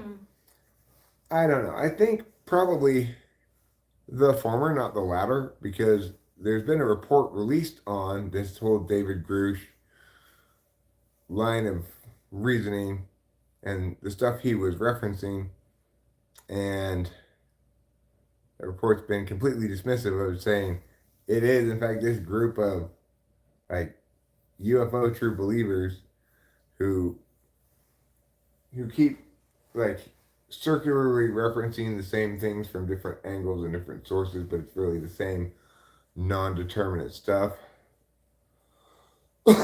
And accordingly, I think it's bullshit. I don't think there are UFOs from other planets. I do think there are UAPs. I don't have an explanation for them, obviously. Otherwise, they'd be just regular APs. But good call, Crow 910. You would definitely have like different slang that we would have to learn. The aliens? Us, like the alien people, the UFP, since they're from the future, they're gonna have slang words that we haven't heard before. I mean, it's already happening with Gen A? Are they A? Or what A? Generationally, like. Oh yeah, I guess there's Generation A now. Yeah, so they make up Skippity, they make up Ohio, they make up, Bombaclats, yeah. So, okay, they are Gen Alpha. Okay. So like beyond them, they're going to have words that we're not gonna know. Gen Z, Like, aliens. Why do you have such a problem with me, Patrick Waddle?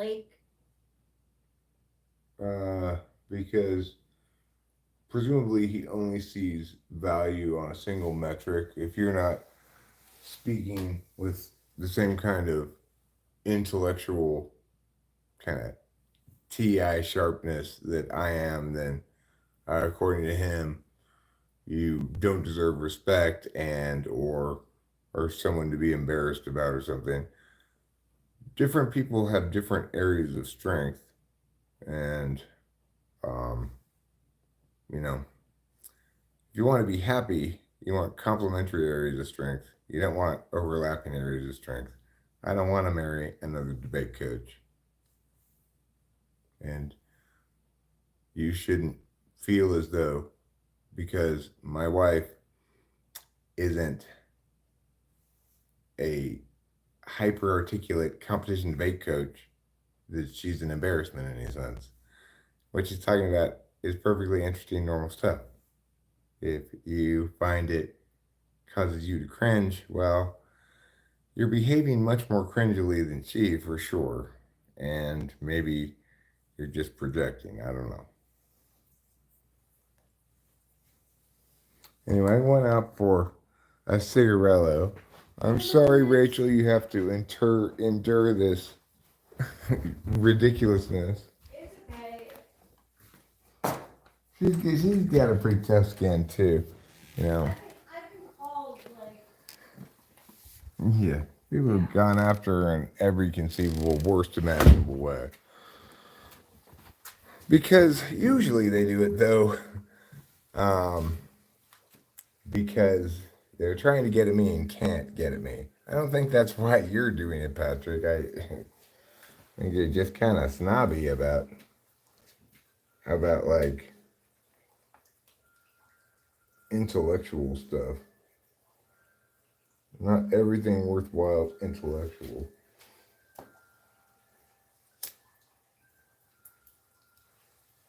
For example, rock and roll music. Wow. It's worse when it's intellectual.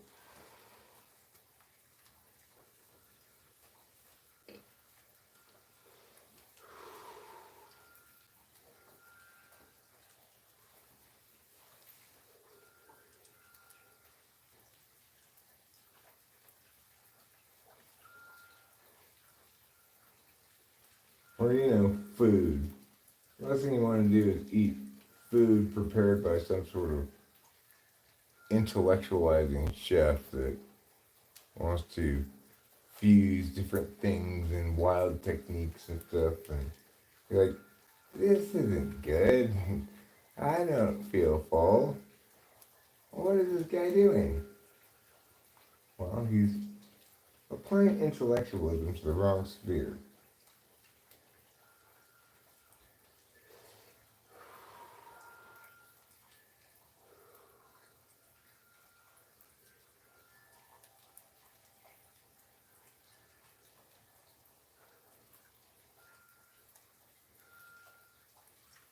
It's coming down a little harder now.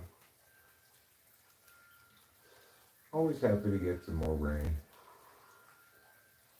Helps our seasonal stream last a little longer. I love the sound of that down in the gully beside the house. The air is all fresh and cold and mountainy and rain filled, It's a wonderful kind of thing to breathe. And of course it's beautifully complemented by the fresh, dry, chemical bite of the Marlboro Red cigarette.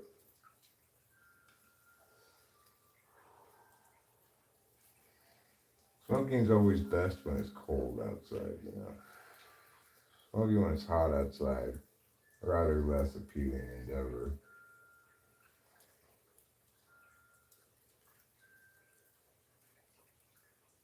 Of course, certain beverages complement smoking a lot more than others. And the reason I said that is because I just thought, I need to get such a beverage right now. I'll be right back.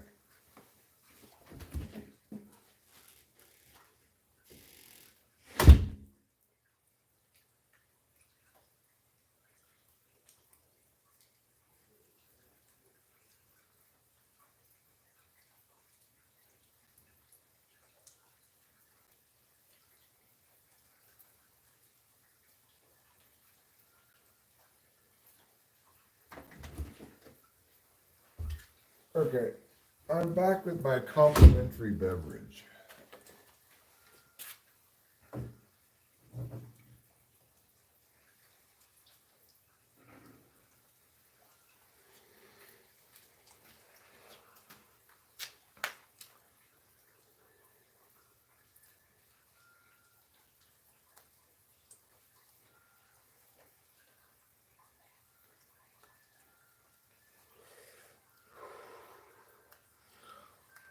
So anyway, everybody just stop work on your time travel machines. They're doomed to fail.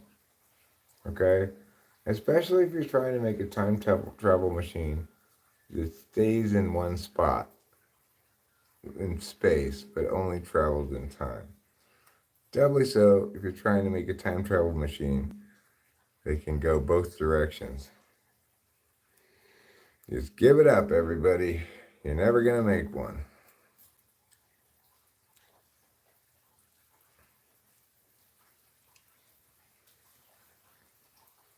I'll tell you what else is impossible. A space travel machine. We're going to be doomed to walk everywhere we go for all the rest of eternity.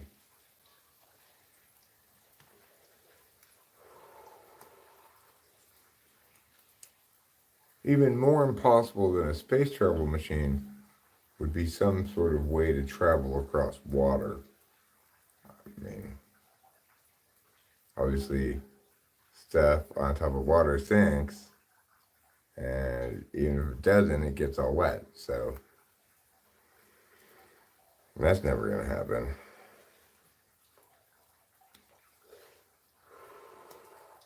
Air travel, though, very realistic.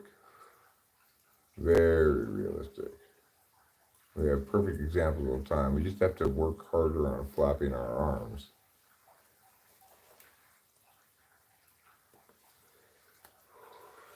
Oh, sure, you might say, is that really a air travel machine. Well, when you work out like I do, your arms become a machine of manhood.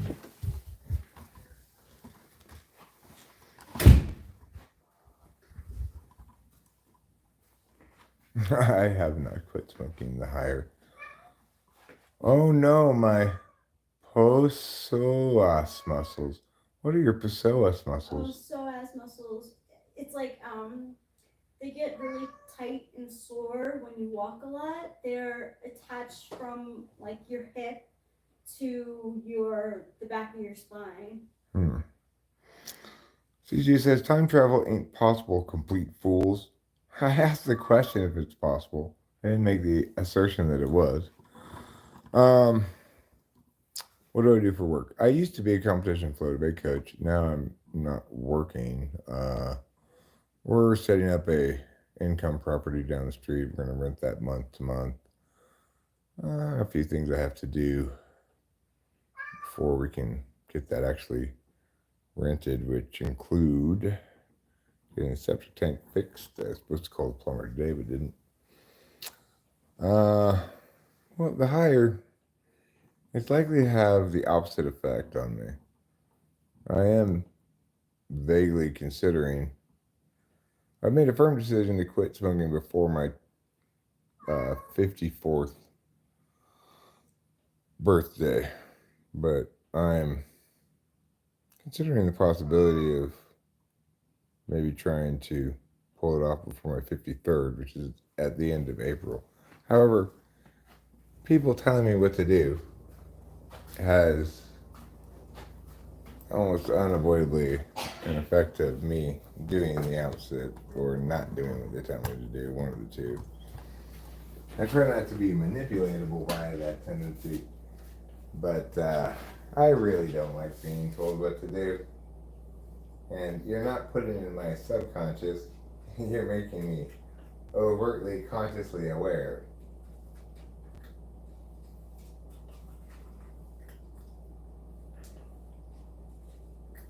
Why am I here again watching you eat again? Why?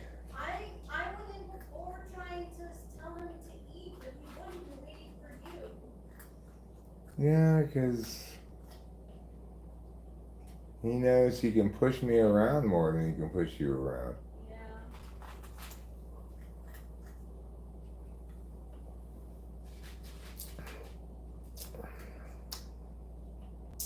In that regard, I am weak in the ways of, you know, I'm never going to attain status of Sigma Giga Chad as long as this cat keeps making me his bitch. It's hard not to be his bitch though, he's so soft. Oh yes, I like to pet you. I pet you with my hand.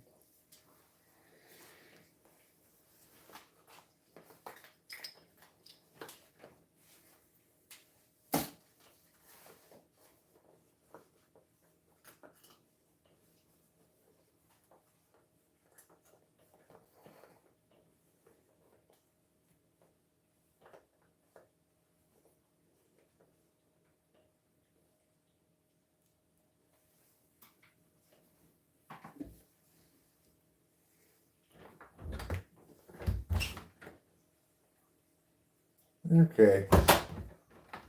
He went outside, and I do not want to let him in the front door. I want him to go in the cat door like he's supposed to.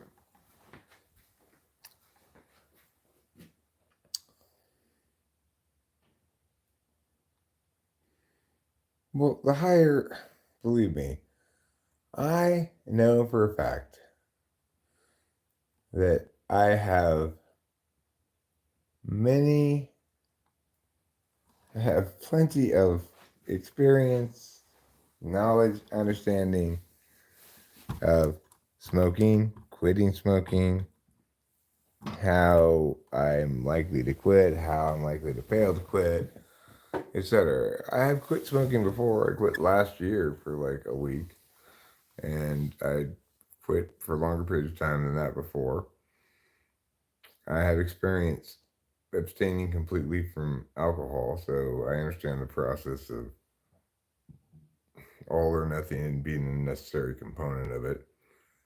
But I also recognize that with cigarettes, at least you could consider weaning down.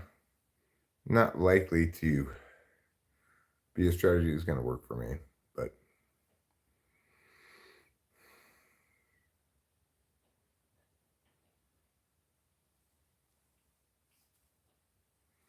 well, I quit from age 21 to 31, and then I started smoking again after my first divorce.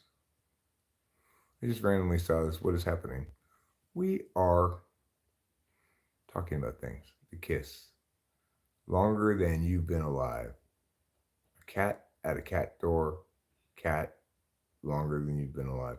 I'm not sure what that means, but Orchid Orchid Journal says, "You look so tired. Are you okay?" Yeah, I'm perfectly fine. I may look tired because I may actually be tired, but I don't see smoking cigarettes as a form of suicide. I very much hope and plan to get away with it, to quit smoking for some period of time, as I have, and to quit before it does substantial damage to my health. Hey, by the way, did you see my messages about the Georgia Guidestones? I did look it up. I didn't see the messages. Are they comments? I'll have to check the comments.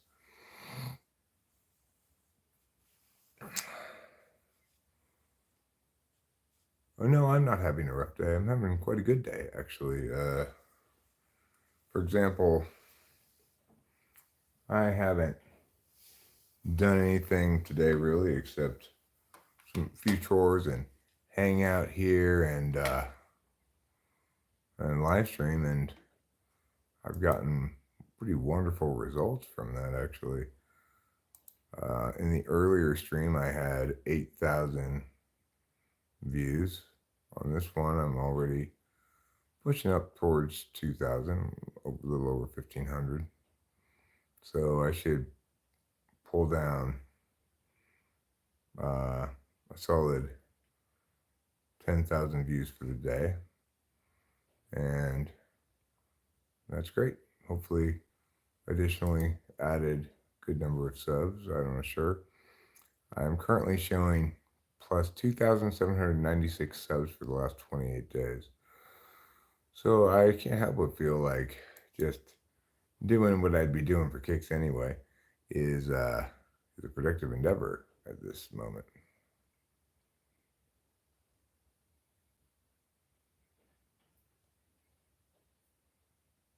I do sleep quite a bit.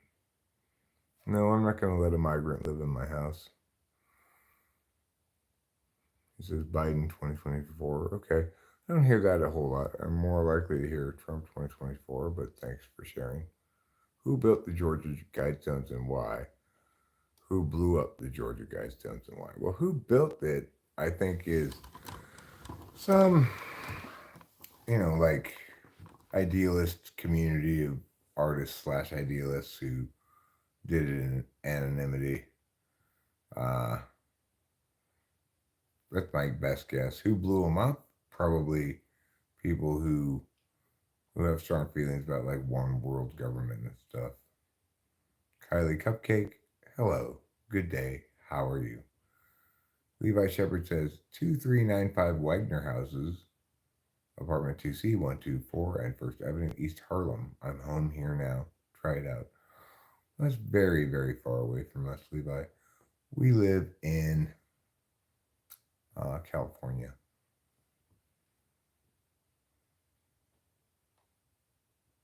Mods are the worst. Not yours necessarily, just generally. I generally agree that probably most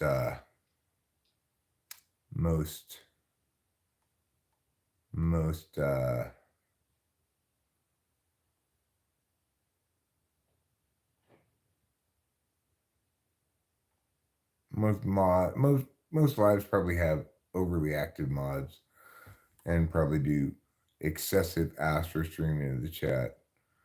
Coming up in May? No, we're not going to New York anytime soon. Ezra, what does the sauna do? It fills your lungs with steam. Supposedly it was like 20 tons per stone or something like that. There's instructions in various languages on how to rebuild society after a cataclysmic event or apocalypse. Yeah, I mean, it sounds like the kind of thing that somebody who's living in a very clear paradigm about end times and envisions themselves having a responsibility to preserve, yeah, as part of some, mission from God or whatever. Sounds like that sort of thing that somebody might do.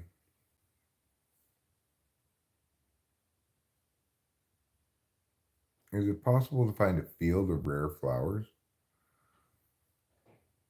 Sure. Just the fact that the rare flowers comprise a field may mean they're not rare in that particular spot, but they still may be rare overall.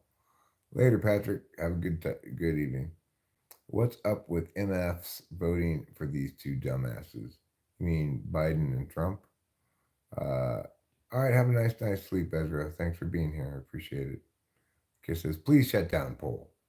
Okay. Actually, I probably will do that pretty soon. Is it true that illegal migrants are mounting machine guns to the top of trucks waiting to attack? I am pretty sure it's not. Time travel is irreversible. That's one thing that's been generally considered to be, seems to be general consensus on that. It's messing up iOS. Okay, well, I will actually end it because it's been going on for plenty long time. There was one man that paid for them. Give away a 30-pack of beer to a random sub. I don't want to have to. I'm gonna have to ship something, and I'm pretty sure that would be illegal for me to send beer as a prize. Can't send mobile emojis. Okay, let me end the poll. It's fine. Not necessarily because I'm sure that's the problem, but it's been going on for 3 hours, so we're not going to get much more clarity on it than that. Mantis TCO says, "Well, you still live? I'm live again. I was live earlier and took a break. Now I'm live again. Do you have interest in Easter Island?" Yeah, I mean, I have a lot of interest in all of those things, Mike Oxlong. The pyramids of Giza, Aztec, and Mayan ruins, those ones I find a little less interesting. I see them as subject to more conventional explanations. The Easter Island heads, I've heard the explanations for that, but I don't think it makes a lot of sense because, like, I still don't get quite how these people made these massive statues. The heads, there's bodies underneath them. And especially given their purported, increasing struggles with the environment, being able to provide for everybody.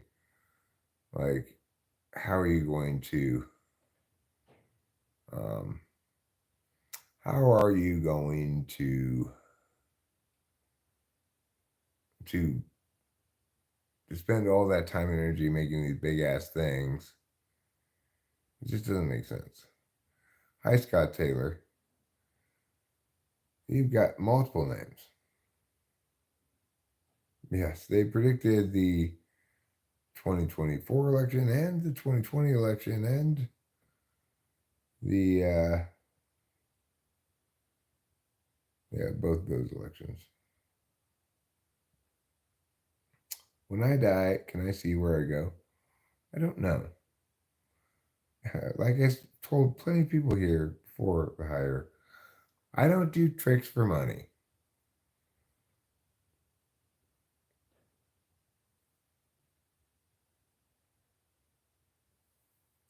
Play old school RuneScape. Probably won't. Didn't the statuaries on Easter Island get vandalized? I heard they closed it off to tourists. I'm not sure. Butterfly02 says, dang, you're a sexy man. Well, thanks, Butterfly02. Love popping in, man, regardless of political opinions. I love the vibes you put out. You're one chill dude. I enjoy hanging out. I'm smoking on some citrus blast shake time. Also, fuck taxes. Yeah, fuck taxes. I couldn't agree with you more. So, Mike Oxlong is step cousin to Hugh G. Rection, and they both are related to Charles the Gargantuan. I see a theme here. Is that true?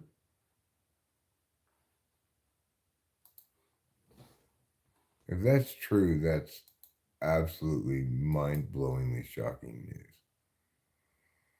I don't think it's true, though. It would be at the absolute top of everything. That's not true. I don't see any indication of any.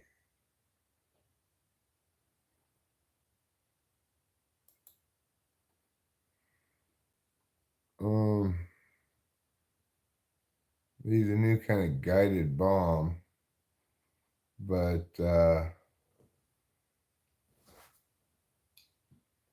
it's not nuclear. Somewhere between a missile and a flying bomb.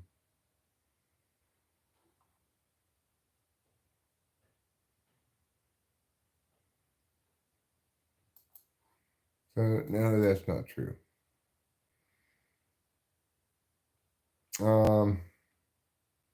I'm still awake. Dixie Normus is another Scott Taylor. So Scott Taylor's names include Huge Erection, Dixie Normus, Mike Oxlong, and Charles the Gargantuan. Wow, that's a lot of accounts. Yeah, well, and they all point to the same theme. Good thing the round earthers will see a reflection. Give me some Monty Python's feelings, Lamau. I will give you a quick Monty Python voice because there's one British woman that the Monty Python people do. I've always thought this is how British women should sound. Can you go down to the lower station and pick me up another bag of fish? Like that. That's one Monty Python lady. She talks like that. It's possible your wife drugged me. No. I love It- him, so it- I wouldn't do that. if she had drugs that I wanted to take, she wouldn't be drugging me. She'd be hooking me up. Yeah. A little bit of a difference. What's up? Says Maria HDR. Have you ever thought you saw a UFO? No, I've never seen something that I felt was inexplicable in the sky. You got a deep voice, deeper than the ocean. The ocean's pretty deep. I was just making a stupid joke. Well, I get that the names are jokes, but I like the fact that they're thematically consistent. Yeah. Whereas if you had one that was Anita Dick and me, well, that would be thematically inconsistent. I think it's fair to say.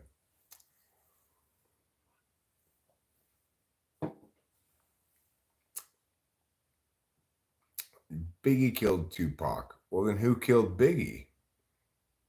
Right, Dixie Normus. Yeah, there's Dixie Normus is another one of these individuals. If the sun and moon are over the USA, what does the round earther see? They see the moon during the daytime. Moby Huge says, "Evening, gentlemen." Lamau, wow, wow, wow, wow, wow, wow, wow, wow.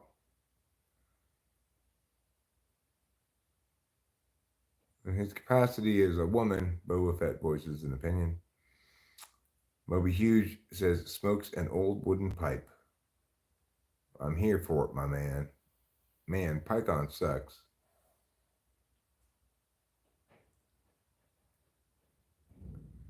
Anderson Poppers. I don't know what Anderson Poppers are.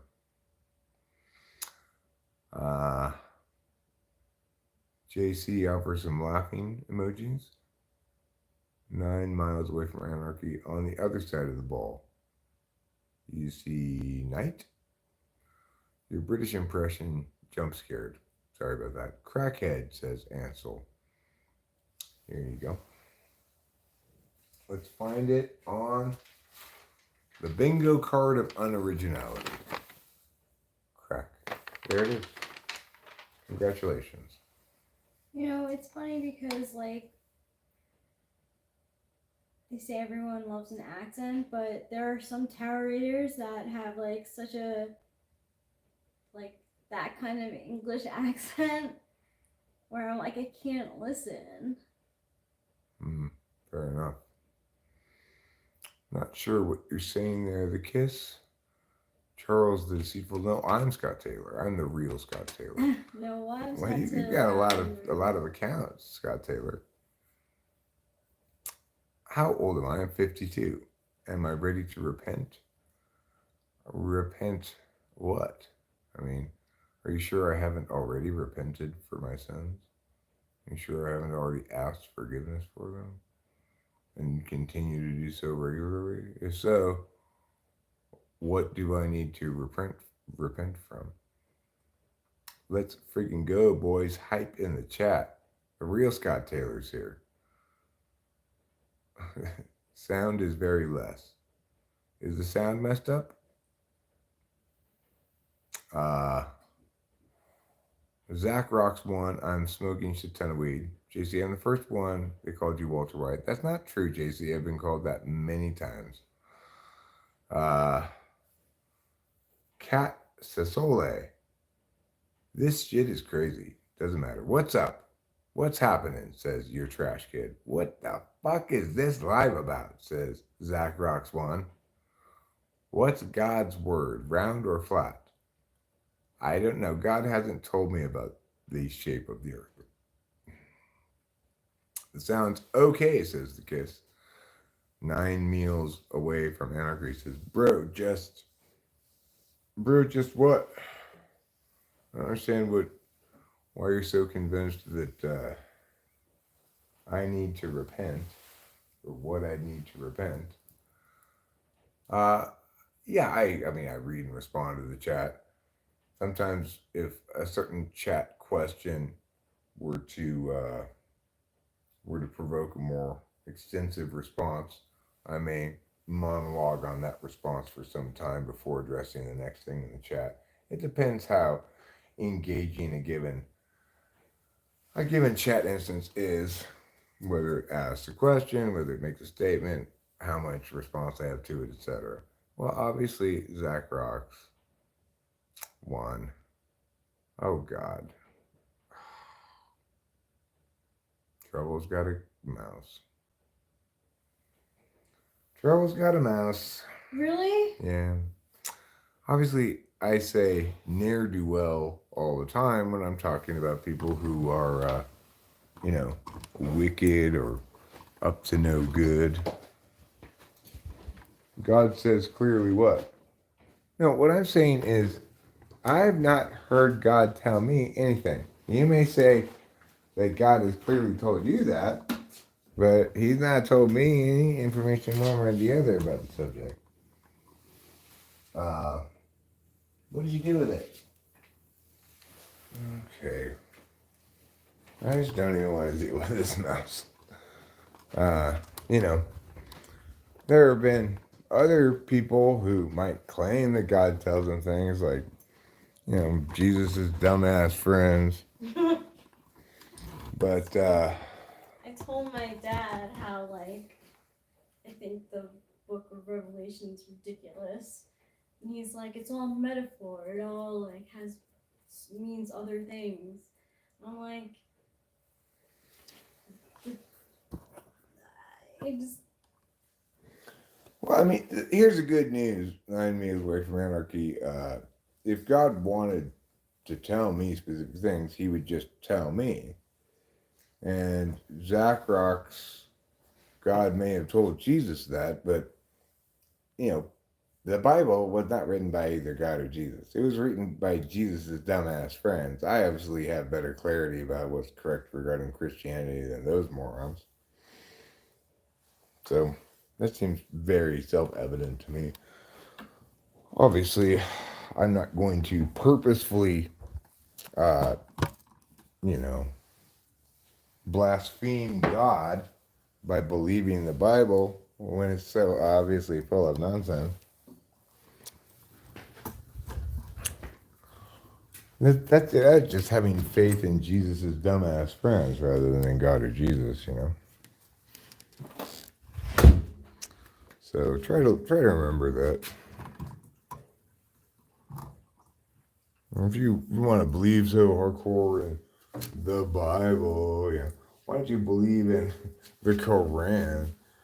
I mean, at least Muhammad claims that he was told directly by God. Obviously, he was lying. Jesus' dumbass friends don't even make that claim. So they're just offering their dumbass opinions about stuff. We shouldn't listen to them, obviously.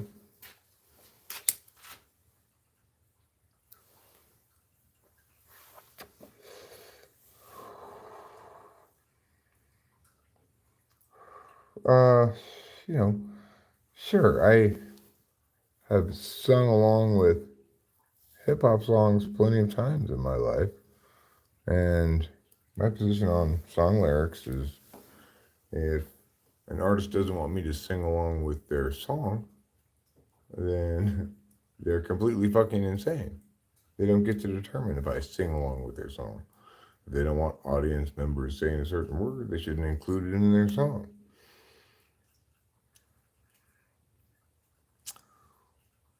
I basement you. You basement me? Okay, but, Zach rocks. That may be the case about Muhammad, but that's not why we shouldn't believe the Quran. We shouldn't believe the Quran because God doesn't talk directly to some individuals like that and share with them exclusive knowledge about God's actual words. That's not how it works. That's why Christianity doesn't pretend like the Bible was written by God or Jesus, right? And it doesn't have a cult leader kind of a prophet that claims to have exclusive information on that subject. That's why you've got multiple interpretations of things from multiple parties in the Bible. And that's why we shouldn't put any weight into it, right? Maybe the gist of the story, the crucifixion, the resurrection, but you got to remember that as sophisticated, contemporary, good thinking, modern people, we're obviously going to do a much better job of interpreting Christianity now than Jesus' dumbass friends could ever have done back in the day. And we just need to remember and respect that.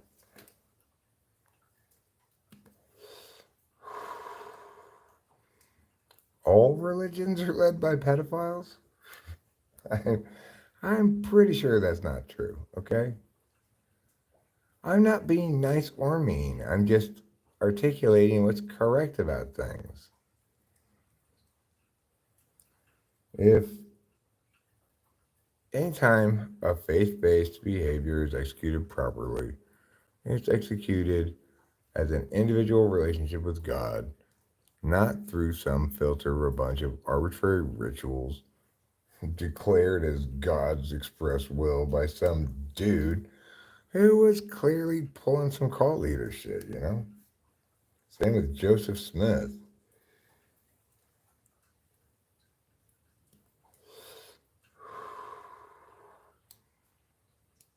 I mean, Christianity is not run by anybody, and neither is Islam, really. You might say Islam was founded by one, but you couldn't say that it's run by one. There's no singular leader of Islam any more than there is of Christianity.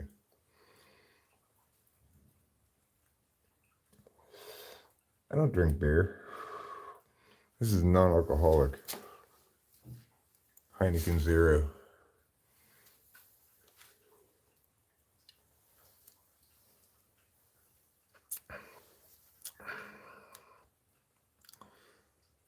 Like, there. Well, what I'm saying is, we should agree on the basic story of Christianity, namely that if we want to call ourselves Christians, we should agree with this, that Jesus is God's Son, he was without sin, that he died for our sins, and that we find forgiveness for our sins through him. And we should basically not bother reading anything else in the Bible, if anything in the Bible at all. That's all the Bible you need right there, what I just told you. I mean, the problem with reading the Bible, I will explain to you exactly the problem with reading the Bible, okay? It's very simple. It's the story of the bald guy, okay? That we were looking at earlier. I will read it to you again. And you tell me whether we should find spiritual wisdom or truth in the Bible, okay?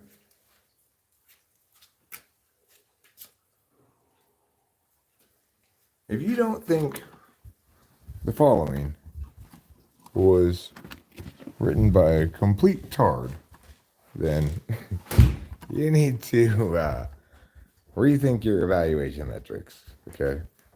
So, hopefully I can find this again easily enough. Sean linked to it before.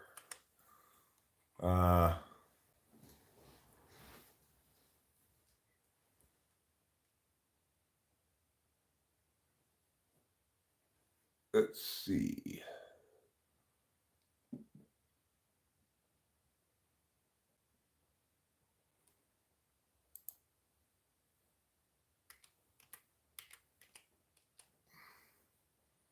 Here it is.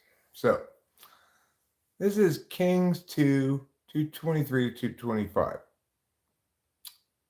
Elisha is jeered. From there, Elisha went to Bethel. As he was walking along the road, some boys came out of the town and jeered at him. "Get out of here, Baldy," they said. "Get out of here, Baldy." He turned around, looked at them, and called down a curse on them in the name of the Lord. Then 2 bears came out of the woods and mauled 42 of the boys. And he went on to Mount Carmel, and from there returned to Samaria. Okay, so, I mean, obviously, Omega Charles, did you not read? Did you not hear what I just read? Did you not hear what I just read? Thank you, Trouble. What Omega Charles is trying to say is, get out of here, Baldy. Get out of here, Baldy. But you should be aware that that I could call down a curse from the Lord, and 2 bears would come and maul you for that. Right. So you should be careful. I'm doing great. Thanks, Russia, for asking. And you are Charles the Unstoppable. You are all over the place here today, Charles. No doubt about that. Alan, I'm sorry to hear that you broke your leg. It seems like there's something in the gospel specifically you take issue with. No, I just think it's ridiculous to have faith in random people's interpretations of things when we should have faith in God and Jesus. When faith is a prayer-based behavior, not an affirmation, not something that one substantiates with evidence, etc. So, no, you're a trash kid. Obviously, shut up. I mean, just like be more original. It's 0% alcohol. Yeah, I'm 0%. drinking 0.0. No, 0.0.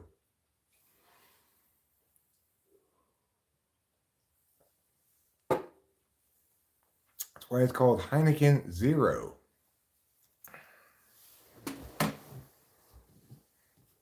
People think they know. People think they know when what they should do is actually try to ask more questions and figure out what's going on before they start just throwing random shit against the wall and making themselves look dumb. Jack in 7 says, "What's up? Not much. Because I like the taste of beer, but I do not drink alcohol anymore." So first you want to critique me for drinking alcohol. And then when I prove to you I'm not, you want to question why I would possibly not drink alcohol. Because I don't want to drink water, dumbass. Obviously. Why don't you drink milk right now? Why don't you drink a glass of goat milk right now? Huh? How about that? I cannot control myself in what regard? So drinking a beverage that has no alcohol in it is failing to control my alcohol consumption? I just woke up, well, guess I'm an alky. That's not a question, Bofet. Do you fear you'll relapse and not be able to stop yourself if you have a real beer? Oh, yeah, I would. If I purposely drank alcohol, then basically I'd be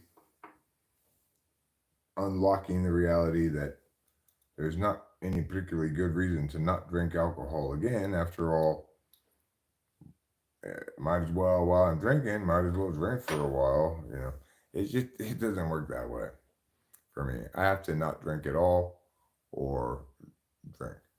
Well, obviously, I do have absolute control over it. 9 meals. I've abstained from alcohol for over 10 years.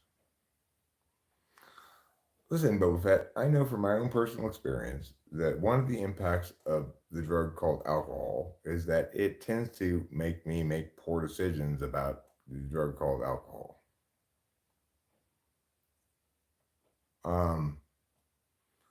I mean, 9 meals from anarchy.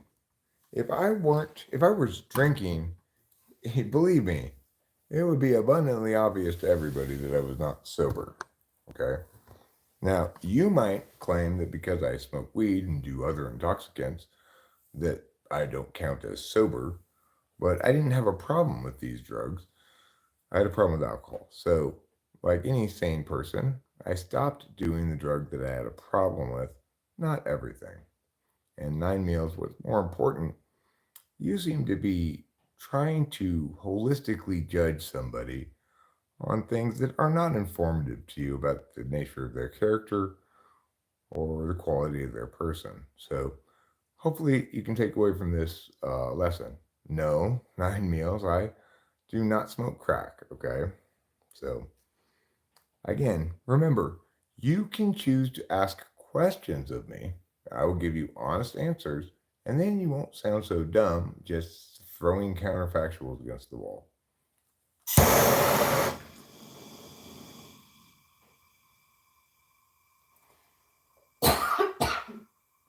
Eric quit on his own, Boba Fett. He quit way before meeting me.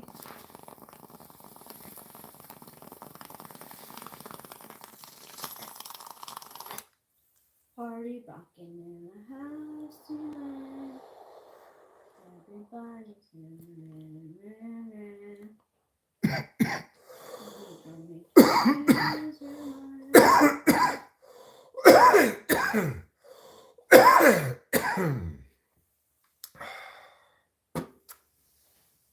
That's definitely not the best song.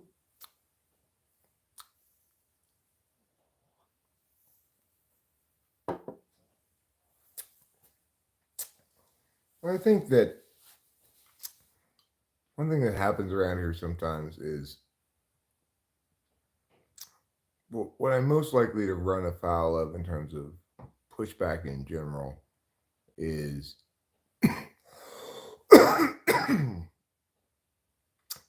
ambiguity and tolerance. So a lot of people want to be able to know definitively things that are ambiguous. They want to be able to know now things that require them to do some legwork, research, ask questions, They want their initial intuition occurring before they have sufficient data to wisely intuit from to be supported by the data to follow, rather than allowing the intuition to be shaped by, be informed by the data first.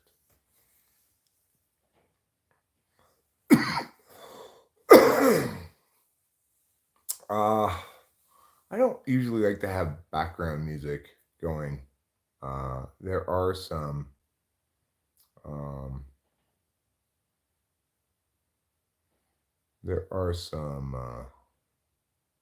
instances where I don't mind black background music, but even then, I've got a lot of my own music I could use as background music. Shit tons of it, Nine meals. It's not acceptable for you to say "good girl" to my wife. It's condescending, disrespectful, and obviously ill-advised by any civilized human being. There's this Rick and Morty lo-fi beats music that Adult Swim made. I really like it. I used to listen to it like in the background and stuff. That lo-fi beats I tend to like.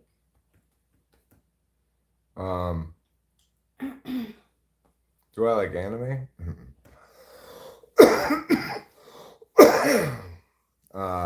If I like anime, then even the other people in the world who are most passionate about anime can only be said to be mildly interested in it. Because if my relationship with anime only qualifies as like, then that's the absolute top of the standard for anime. I am nothing short of obsessed with anime. I have watched every single good anime that there is. There goes that mouse.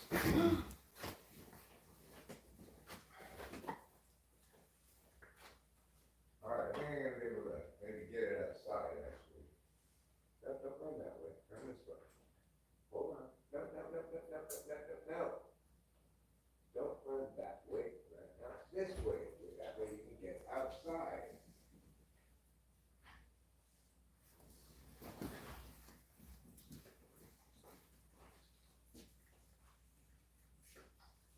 Where did the mouse go? What's in here? It's cornered between here. Okay. Move the kitty. And let's open the door. Oh. No. You can take it to the dining room. It's fine. Good. There we go. Yes. Good job. Yay. Work. That was great. Great. Good job. Good job to you too. Nice opening the door. That was good thinking.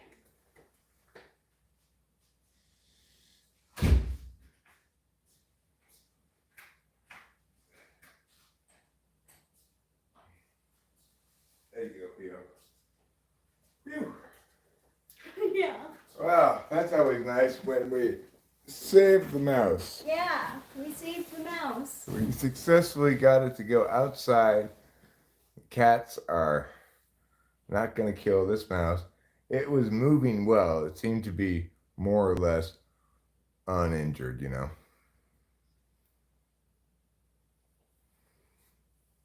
Totally not in FS Manager, says Smash. Rachel, I think what I'd like to do here before we wrap this up is run a couple of songs, maybe each of these songs a couple of times. Okay. I want to run through, in particular, What's the Matter with, whatever that song's called. What is that song called anyway? I hate it when songs don't have a title, really. Ladies. Yeah. But, you know, What's Wrong with the Ladies, I guess. Or it could be like Overwatered Past. Could be Lesser Days. Yeah, it could be. Yeah. All right, so let's try this song, and all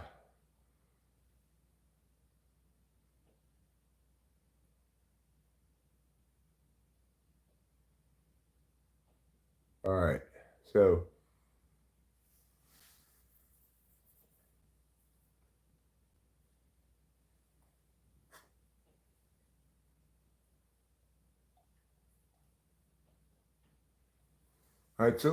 let's alternate lines the whole way through, except here where we'll do the call and response background vocals, okay? So wait, What's the Matter with Sue would be one person, and then Yeah. just, okay. Yeah, okay. And you know what I actually want to do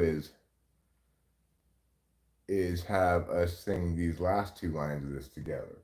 But because I don't want to make it that complicated, let's just do every other line except for the gray parts, which we'll do as we do them, okay? Okay. Now before we start playing this song, let's practice singing in the background of this second line, okay? So it goes, you got the first one down, you go, paths that lead to lesser days. Hold on. Let's see. What's wrong with the ladies? What's the matter with men? From the feelings of Katie to the coldness of Sven. They talk about you whenever we go walking. Paths that lead to lesser days. Paths that lead to lesser days. Still spill out the overwatered past. When do I say? Do you want to do the first vocals, and I'll do the response, and then we'll do this part together? Yeah. So you do the. Let's practice just this bit first before we plug in and run through the whole thing, okay?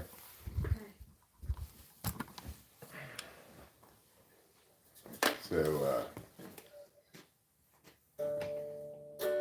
let me go from here. I know you want to go to bed. I know, Charles. Paths that lead to lesser days. Paths that lead to lesser days. I'll sing the response, okay? So you go. Okay. Paths that lead to lesser days. Paths that lead to lesser days. Still spill out the overwatered Spill out the overwatered past. And who's ever left That's still okay. Just tie the sails to the mast. Okay? No, Kitty. Shh. Trouble. No. Yeah, what's the meow Stop for? meowing. Again? We don't want your constant meows. We don't like them. STFU. Okay? Seriously. Yeah. Seriously. STSU indeed. Okay, now we're going to put this camera over here so you can see everything now, my dears. All right. here. Turn this.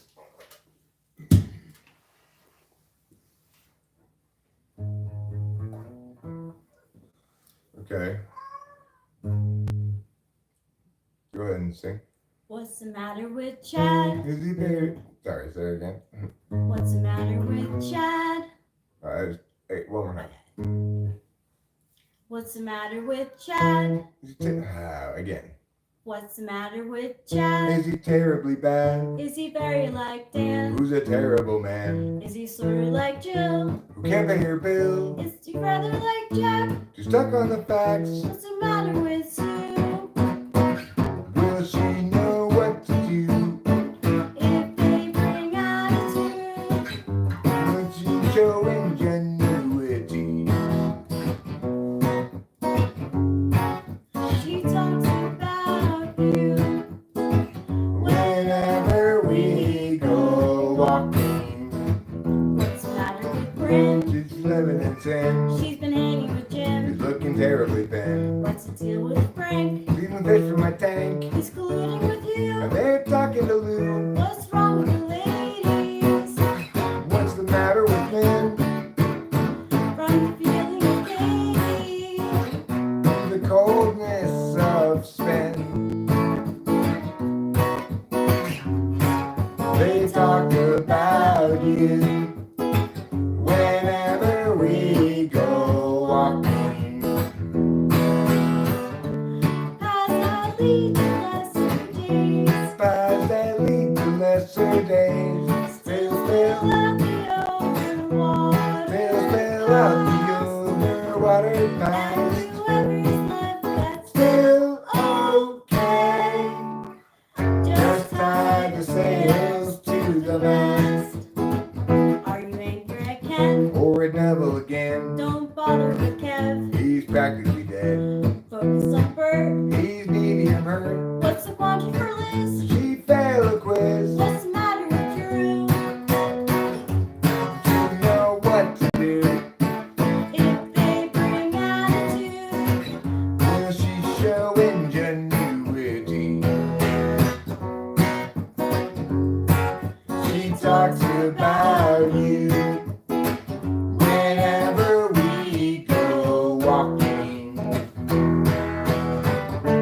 paths that lead to lesser days. Paths that lead to lesser days. Still out the overwater. Still out the underwater And paths. whoever's left that's Still okay. Just tie the sails to the mast. 'Cause each of us have much and gravely sinned, have gravely sinned. throw up the hands. Stiff in the chin. Stiff in the chin. Catastrophe is heavy Overhead again. Time's gone, will never be again, again, again, again, again. That was a lot better than the last time I played it. I kind of want to roll through it again. Sounded good. Can we do it one more time? Yeah. We'll do it back to back and we'll go on to the next one. Sure.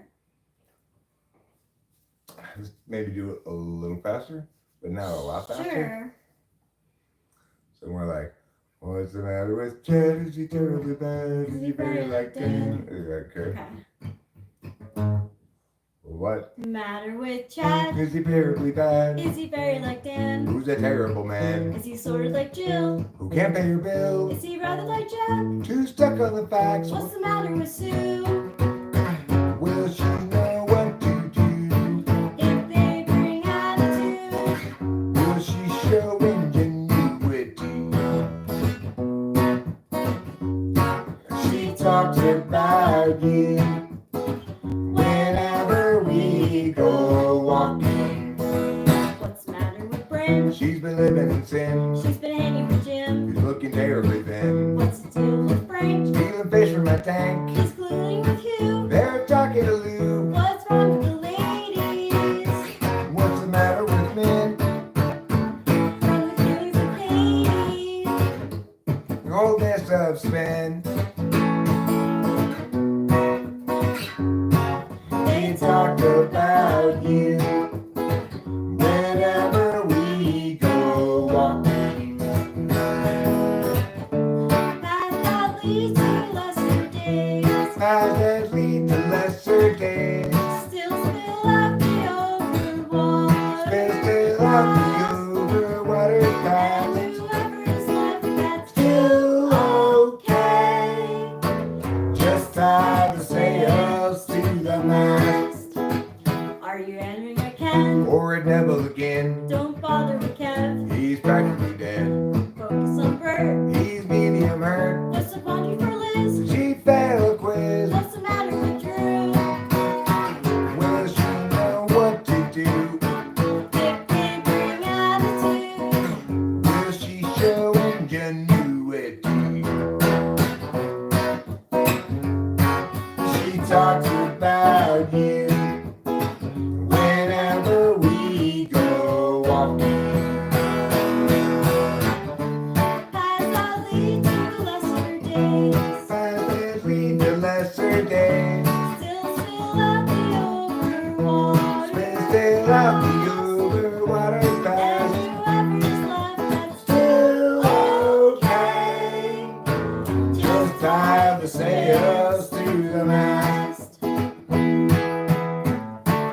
each of us have much and gravely sinned. Heavily sin. Throw up the hands, stiffen the chin. Catastrophes a heavy Overhead again. Time's Time's gone, will never be again.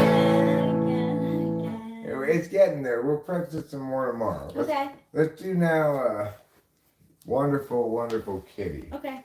Can you grab that mouse, please? Thanks.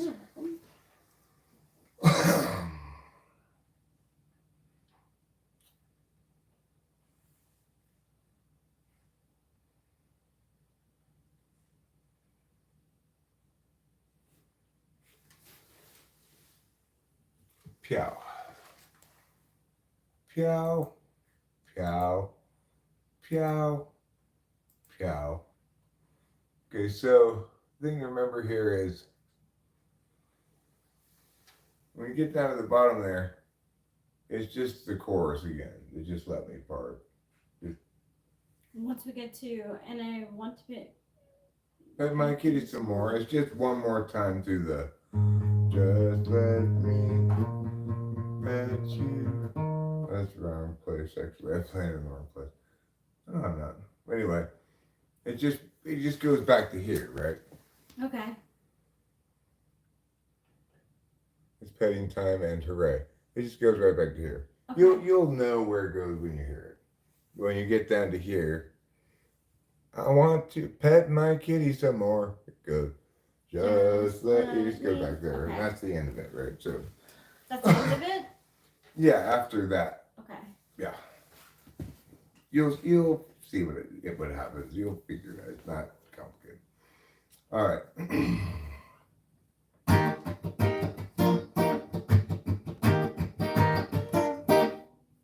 Wonderful, wonderful kitty, having wonderful times. Always cleaning yourself, making sure you've got clean lines. Wonderful, wonderful kitty, such a fabulous all friend. Now it's wonderful kitty petting time again. Just let me pet you. Don't walk away. It's petting time. Wonderful, wonderful kitty, having wonderful times.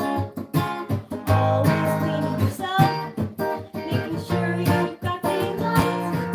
But your wonderful kitty is a fabulousness I've never encountered before. And I know that I want to pet my kitty some more.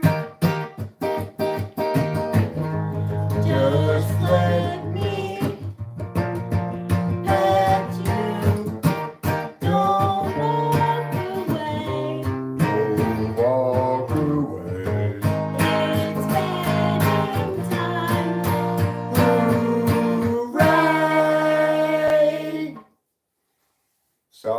solid. I wouldn't mind running through that one again as well. I might want to add a few more kind of response things like I did there at the end. I might play around with a couple things, so don't be thrown off if you hear me sing something backgroundy at an odd point, if possible. That's good to know. All right, let's try it again.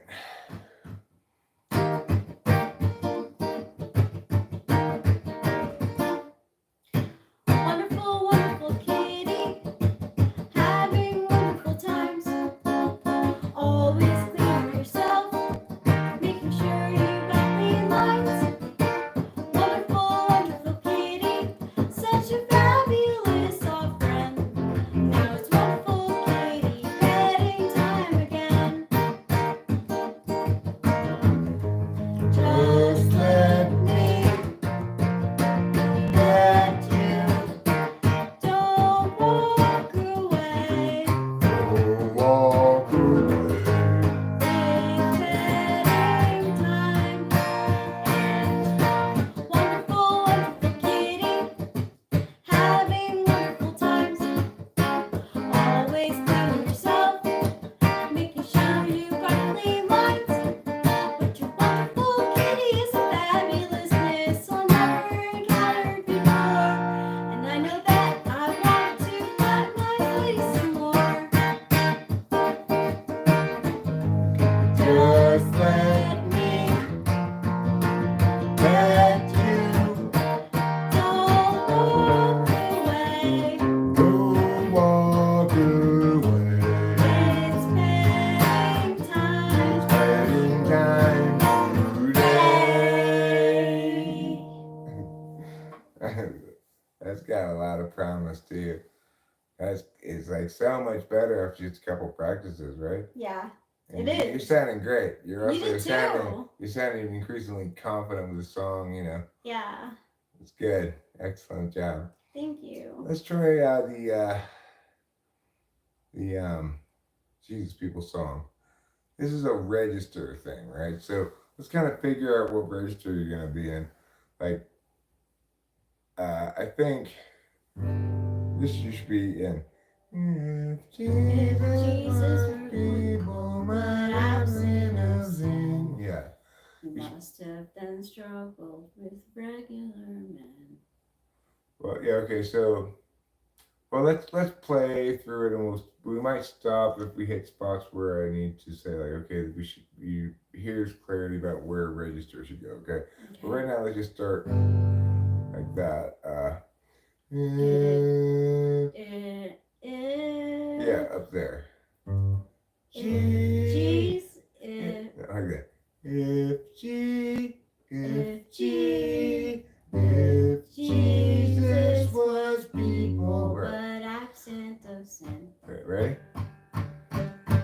If Jesus was people but absent of sin, he must then have struggled with regular men and women, of course. When they too were present, disciples all warily eyeing the lesson. If Jesus was people, they'd know as they think, and everyone's work would be true. And feelings once spoken would sit where they sink, and we'd all know just what to do. But people aren't Jesus once they're betrayed. The easy believing forever is lost. Maybe naivete is not to be saved, but the wise pay a terrible cost. The one you thought you knew act like you never have met. The life you made for two has faded into regret. there's no one shaken, we all have been shook, but being forsaken don't mean you forsook. Though in the past we've been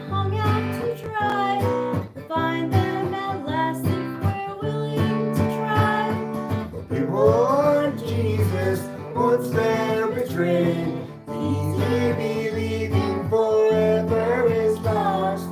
Maybe naivete is not to be saved, but the wise pay a terrible cost. Yeah, baby, naivete is not to be saved, but the wise pay a terrible cost. Let's try it again. Alright, we can both be in the camera the same instead of you being cut off part ways.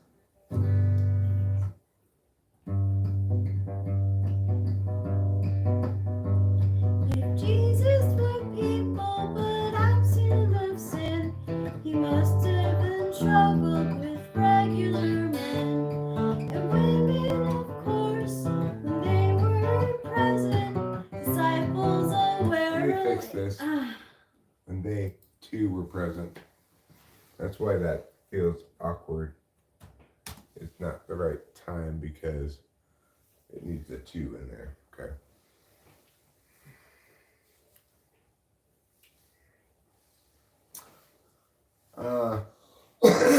I might need to transpose this down.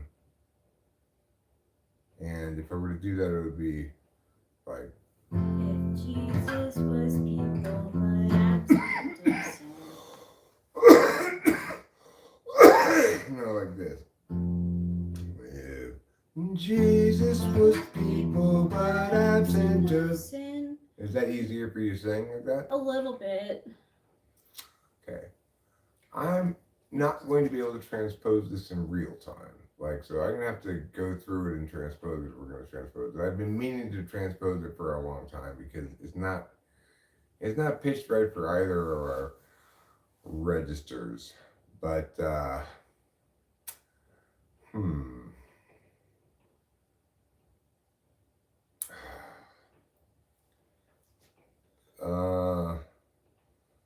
It'd be a bit of a task. I'm not sure I want to do it right now. Let's play this. I wasn't thinking right now at Let's all. play it in this key again, okay? If Jesus No, like we'll that. play it. No, we'll play it in the normal key here. Jesus. But we'll try it like.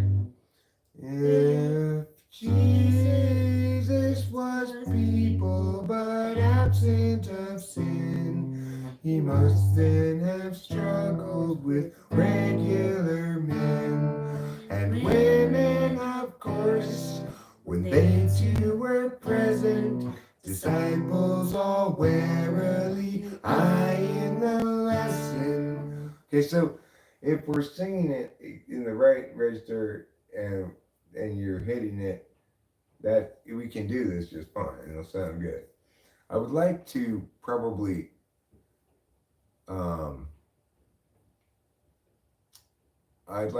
I think have you sing the first one especially by yourself and maybe the third one by yourself. Maybe we'll sing the second one together. Let's try it like that. Okay. Let's see how it goes.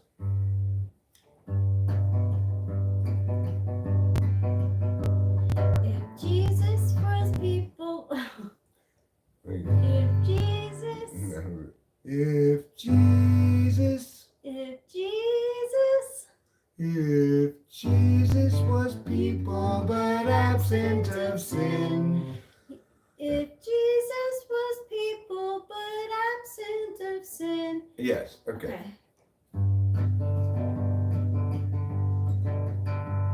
If Jesus was people but absent of sin, he must have been struggled with regular men and women, of course, when they too were present.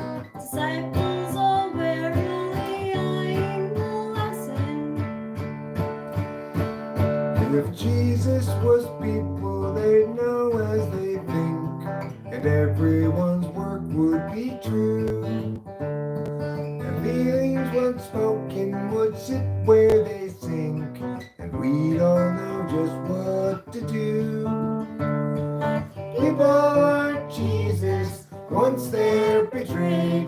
The easy believing forever is lost.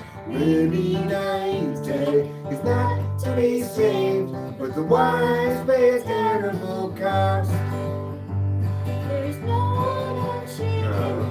Let me do that. Oh, sorry. First. No one you thought you knew acts like you never had met.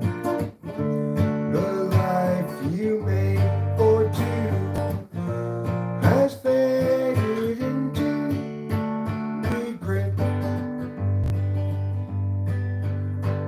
There's no one unshaken. We all have been shook. But being forsaken don't mean you're forsook. And though in the past we've been hung out to dry, we'll find them at last if we're willing to try. But people aren't Jesus once they're betrayed. Easy believing forever is lost. Maybe naivete is not to be saved, but the wise pay a terrible cost. Yeah, baby, naivete is not to be saved, but the wise pay a terrible cost. Okay, cool, coming together. I meant to say, what I meant about the second verse was that you and I would sing the second verse together. You sing the first one by yourself and the third one by yourself. We sing the middle one together. But that's fine. That's fine. I don't want you to stress out about it. No, I don't want you to stress out at all. Let's give Agave Weatherman a try again with you doing the background vocals, okay? Okay. Are you okay with that? Yeah. If you want to go through how the background vocals go again? Yeah. Let's see. Hostility is kept at bay. Hostility is kept at bay by what you think is in the way. By what you think is in the way Of life as children of the land. with an agave weatherman. Right, okay, fine. Here we go.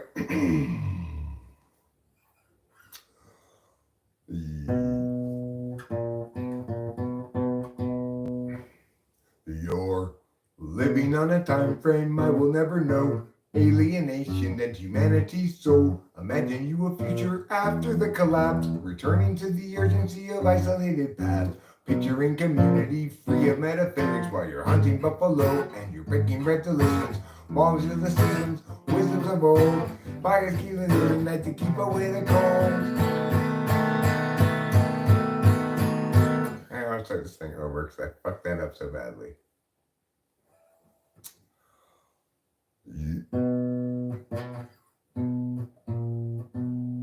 You're living on a time frame I will never know. Alienation and humanity's soul. Imagine you a future after the collapse, returning to the urgency of isolated past. Picturing community free of metaphysics while you're hunting buffalo and you're picking red delicious. Knowledge of the seasons, wisdoms of old. Fires blazing in the night to keep away the cold. Hostility is kept at bay. Hostility is kept at bay By what you think is in the way. by what you think is in the way Of life as children of the land. With an agave weatherman. Imagining a history that never could have been. You lecture at the college, advancement is a sin. Lamenting disconnection and every corporate act. Asserting all your feelings and ignoring all the facts.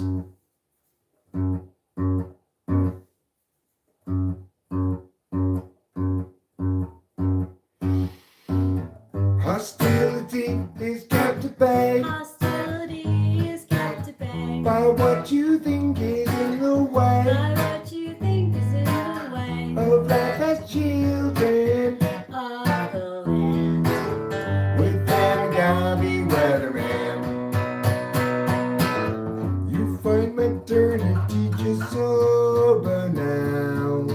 Wish you had been born any time but now. And your experience won't run afoul of exceptions that you might allow. You visualize nobilities sipping on some port, or tribes of peaceful savages in beautiful comport. But few of history's people thus ever did comport, 'cause life was solitary, nasty, brutish, poor, and short. Hostility is kept at bay. Hostility is kept at bay By what you think is in the way. by what you think is in the way Of life as children of the land. With that Gabi weatherman. With that Gabi weatherman. With that Gabi weatherman. Yeah, just like that. Okay. Okay, Do you want to try Amelia again? sure. Might as well run through it. How are we doing this again? I think maybe let's both sing the blue, okay? Okay, You sing the brown, okay, and we'll both sing the yellow. okay. Let's try it that way this time. Okay. So let me just run through like this thing first, and we'll go together.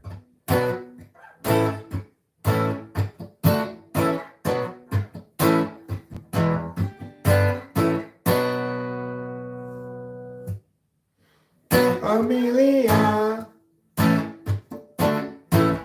go from that place, take unto you the details of your case.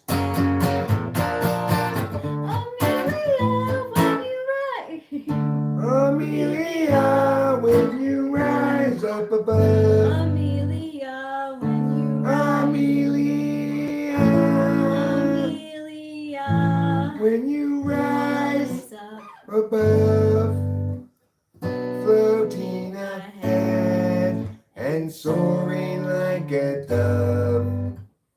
What will they say when they look at you then? Moving sideways in the space you're in, and staring sidelong with your thirsty grin. Alright, so let's sing it together all the way through this time. Kind of slow like that, okay? Okay. Amelia, go from that place, take unto you the details of your case. Amelia, when you rise up above, floating ahead and soaring like a dove. What will they say when they look at you then? Moving sideways in the space you're in, staring sidelong with your thirsty grin. Amelia, can't you see? You and I will never be. Amelia, yet you're still free. With too much opportunity to leave out in the rain, Amelia.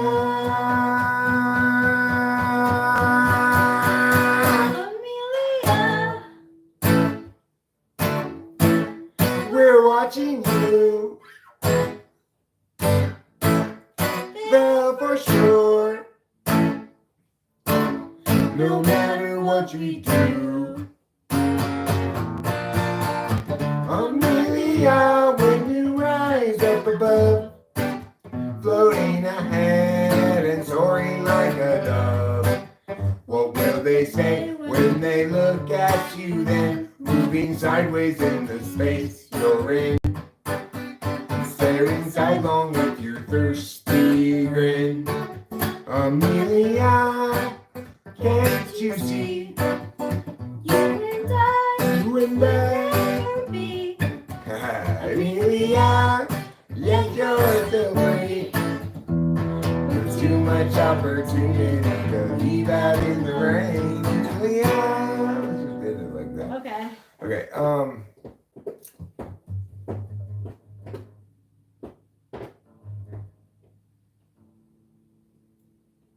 I want to try this now. Let's alternate lines in the blue and the yellow. Let's sing in unison in the brown. Okay. Let's try it like that.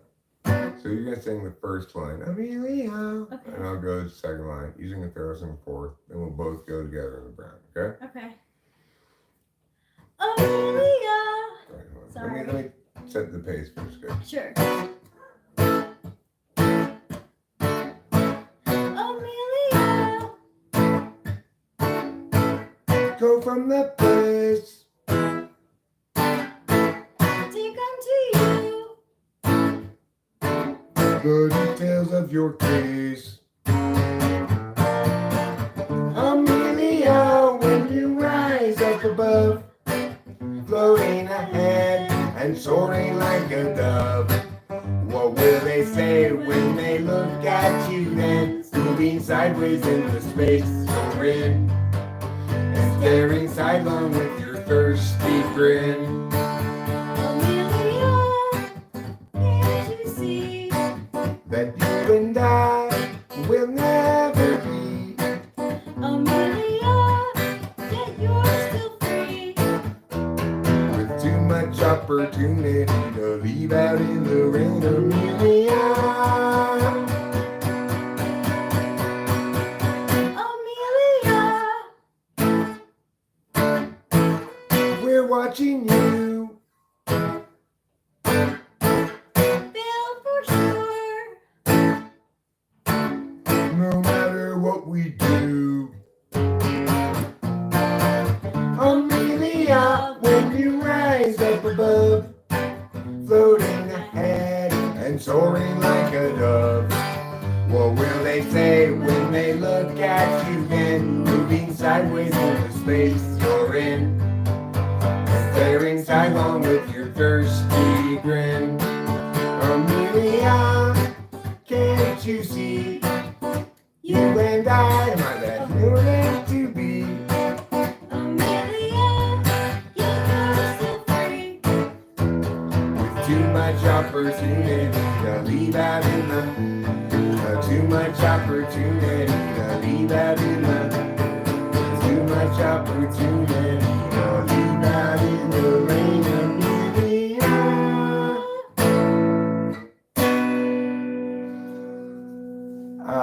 I think it's much better like that. Yeah. Alternating lines. Yeah, I do too. I think it works much better.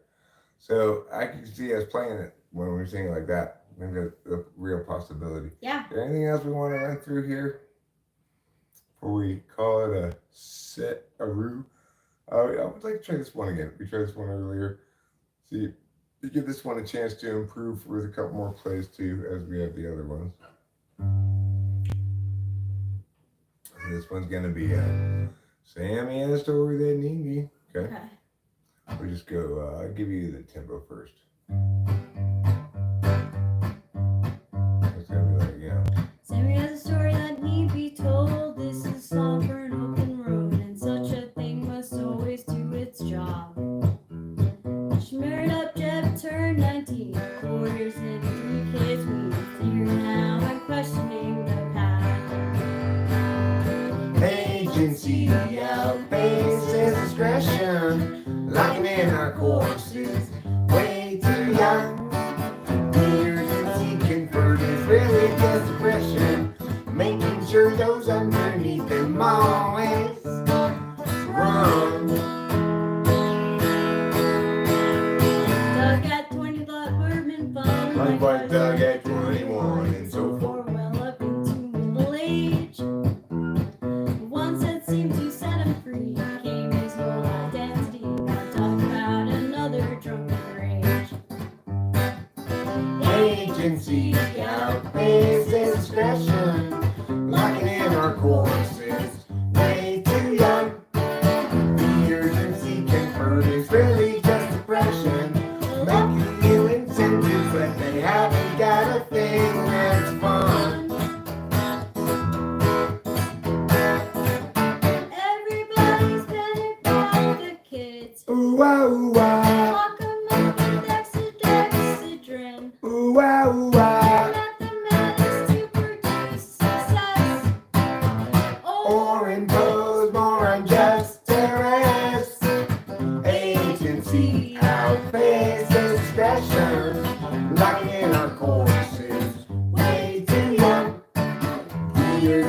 conferred is really just depression, making sure those underneath them always run.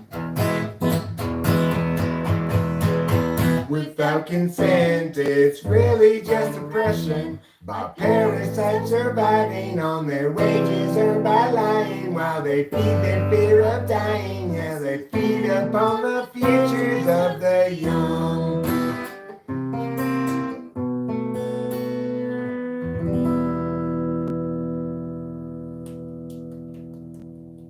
Good. I kind of want to do it again. Okay. I think I want to run through it again. Okay. Let's play it a little slower than that. Well, meow. No, you want to go to bed. Play it more like okay, okay, here we go. And the 1 and the 2 and the 3 and the 4. Sammy has a story that need be told. This is all for an open road, and such a thing must always do its job. She married up Jeff, turned 19, 4 years and 3 kids. We're now in questioning the path. Agency outpaces its discretion, locking in our courses way too young. The urgency conferred is really just depression, making sure those underneath them always run. Doug at 20 pounds proven fun, likewise Doug at 21, and so forth, well up into middle age. Once that seemed to set him free, became his whole identity. Now Doug's out another drunken rage.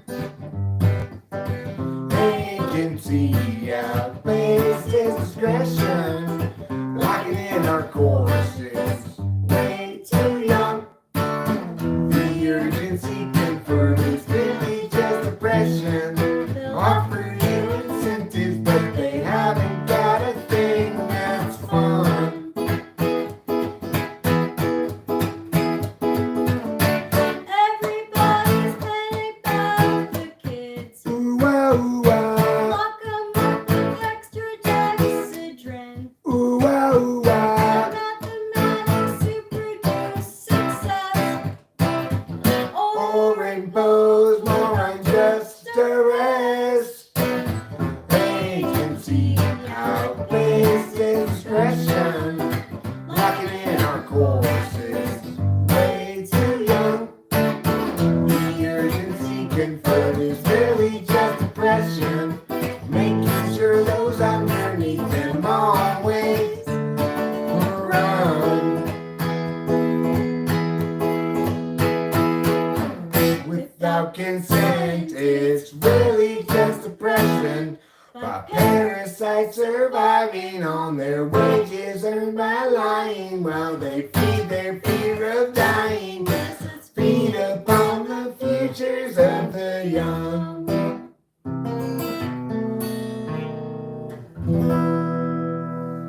Better.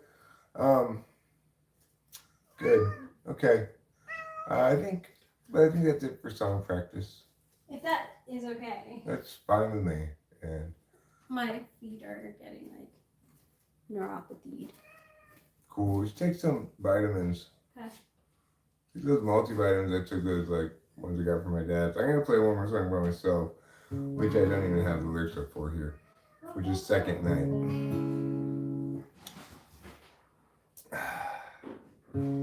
It's the second night when you start to feel strange and you're wondering if the range is on. Sending sparks of soar in the kitchen sky. An actual night. Is there no top to the dark up above the shelves? Where she stores the chime above the sleeping forms of vivid mind figuring Western lonely types. They lie beneath a million running suns. They're rugged and they're done with the actual line. It's the second night, and you start to feel strange, and you're wondering if the range is on, sending sparks to soar in the kitchen sky. And actual nights, is there no top to the dark up above the shelves,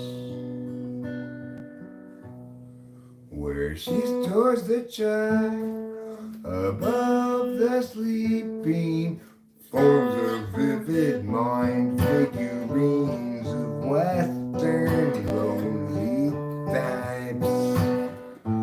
They lie beneath a million running suns.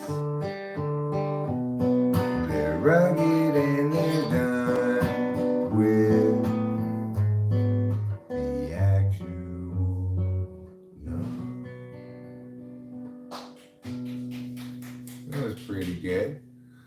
Pretty good, not bad, not too terrible. Pretty good, not bad, not terrible. Those are the things I would say about it. While I got the guitar, man, I'm gonna play a couple of things. Well, play Boba Fett's favorite. In case he's there, I want to make sure I don't disappoint him.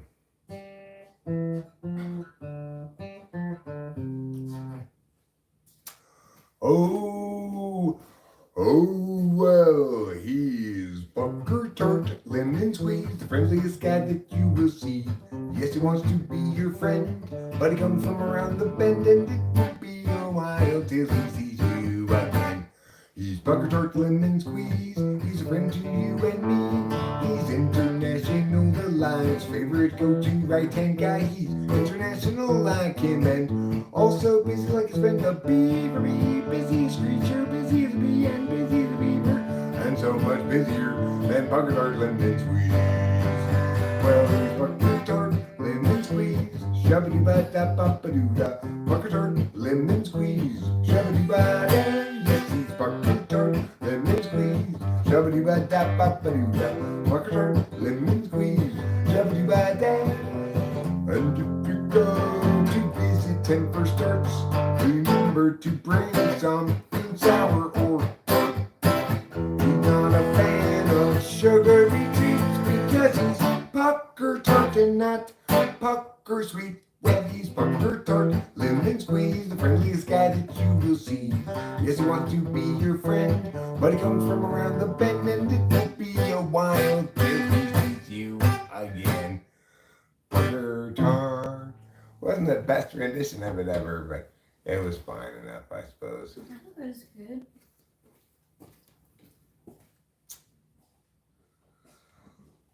What else do I feel like playing? I'll play this. This is always kind of fun to play.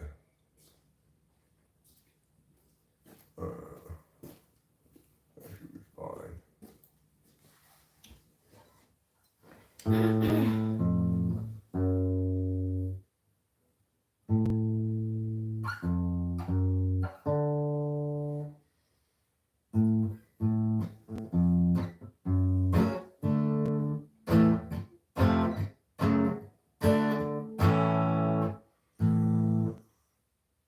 Well,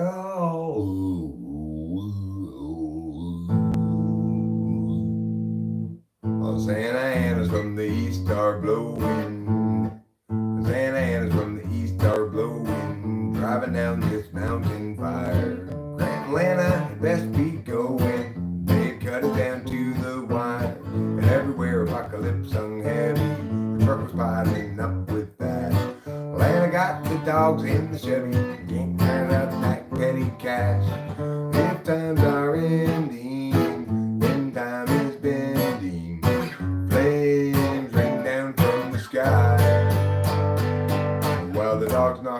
with Grant exhausted, Lana stays awake to cry.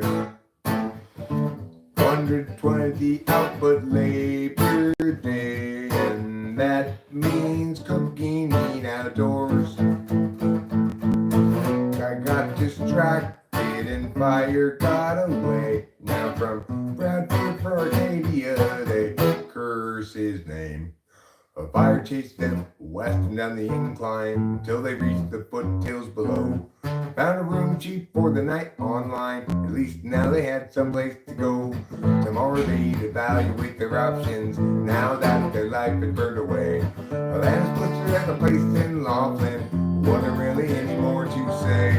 If times are ending, then time is bending. Flames rain down from the sky. While the dogs knock out with Grant exhausted, Lana stays awake to cry. While the dogs knock out with Grant exhausted, Lana stays awake to cry. That's good. That's fine. That only sucked somewhat. You can only suck somewhat, then you're doing great.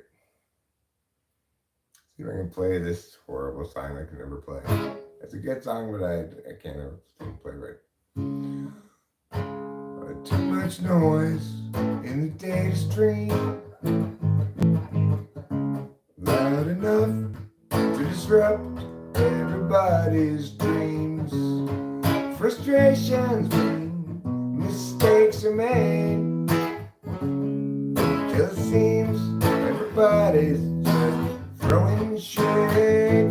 I won't be another casualty of other people's well-intentioned rules. I used to think that some tomorrow there'd be time for yesterday. It's not the sort of thing that one can borrow. No one willing to lend a hand. Your uncertainty's implicit, just like an unexpected visit from a bunch of men all dressed in blue suits.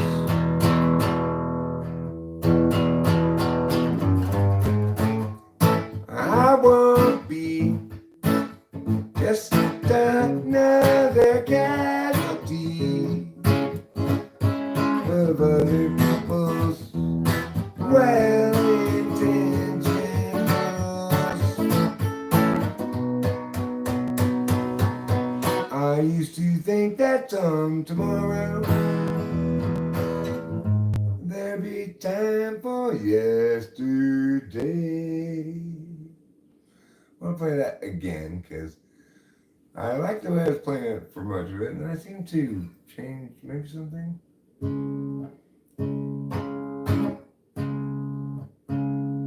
Too much noise. Too much noise in the data stream.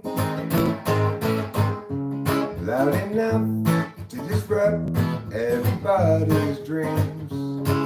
Frustrations mean mistakes are made.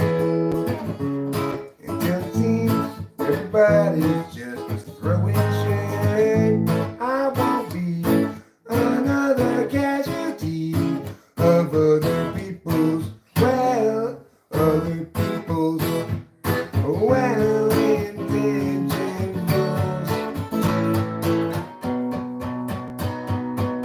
I used to think that tomorrow there'd be time for yesterday. Not the sort of thing that one can borrow. No one willing to lend a day. Your uncertainty is implicit, just like an unexpected visit from a bunch of men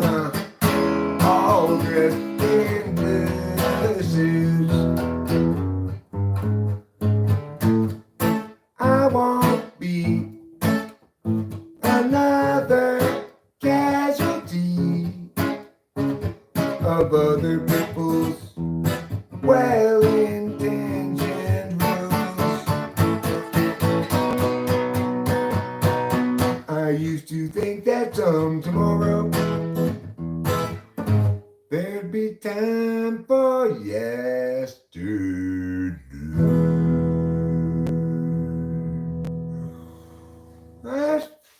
That song's coming together, I've had so much trouble playing songs for such a long time. I feel like I'm kind of figuring where I want it to, how I want it to sound or whatever. That's great.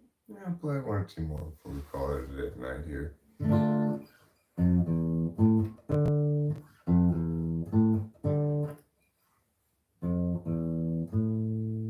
Oh, he came here with her, and what's the big problem that you can't endure? Oh, he came here with her, and what's the big problem that you can't endure? You seem so sure it's not appropriate claiming to blame things on Scott, despite getting caught. He's got you refraining for him, straining for him, going to the gym to make yourself good enough again.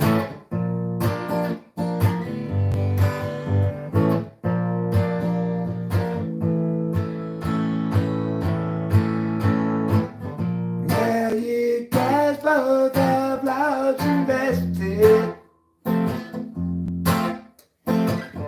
That's not a reason to stay around. Through the years, you've both been tested. And time to move up, find higher ground. Oh, he came here with her, and what's the big problem that you can't endure? You seem so sure it's not appropriate claiming to blame things on Scott, despite getting caught. He's got you refraining for him, straining for him, going to the gym to make yourself good enough again.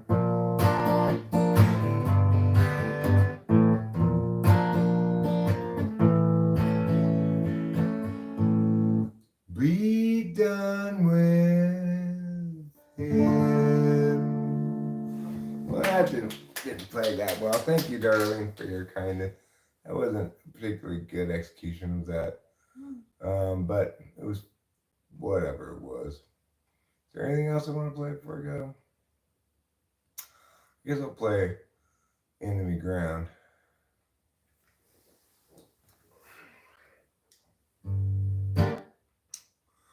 It was 100,000 million years ago, when time ran slow that nobody had to show stops.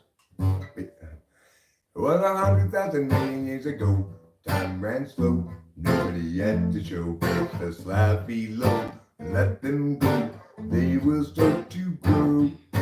Torn ears and shoe and tears gnashing through, the holy slabs come to view. Unchangingly true and eternally new. But when the slope appears in charge today, options at large show other ways. Take a chance now, once quick to check, but don't get caught standing on it. The slope presents a funk, it's not easy stopping short, too far along to turn around. Perhaps a better course was headed ever north. Now there's a fitter force, enemy ground, enemy ground. It was 100,000 million years ago, time ran slow, nobody had to show. Place the slabs below, let them go, they will start to grow. More years into tears gnashing through, holy slabs come to view. Unchangingly true, eternally new. But when the Pope appears in charge today, options at large show other ways. Take a chance now, once quick to check, but don't get caught standing on deck. The slope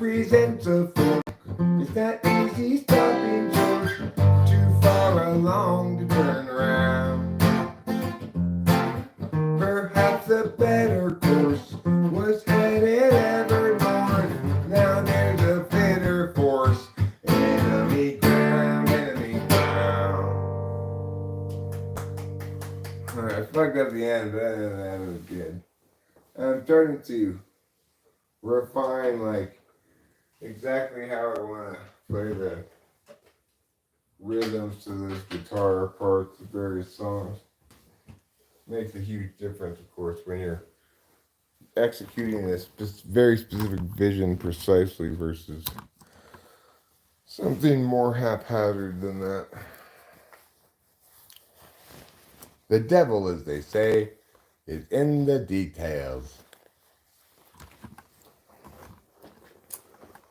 All right, well, I'm going to head outside for a health tube.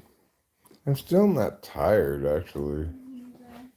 I just feel very awake, so not any huge hurry in the stream.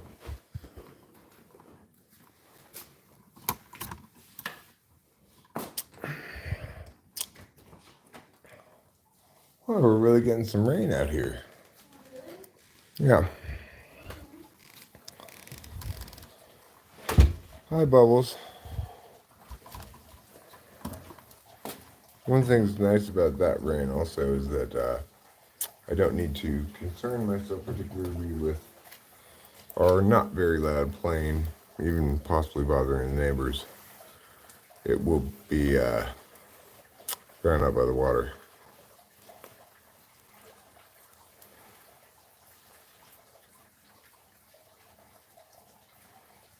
Yes, I'm grateful for your question, Dawood, all the South Sage podcaster. I appreciate your question. Yes, those are originals.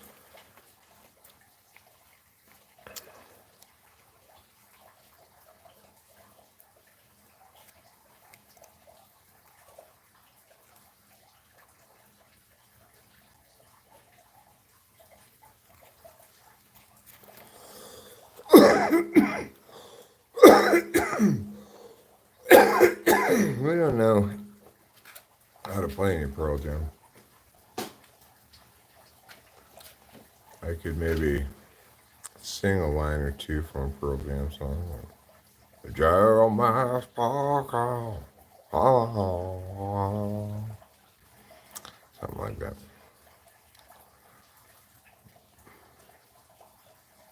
Well, no, we do have neighbors. It is late at night.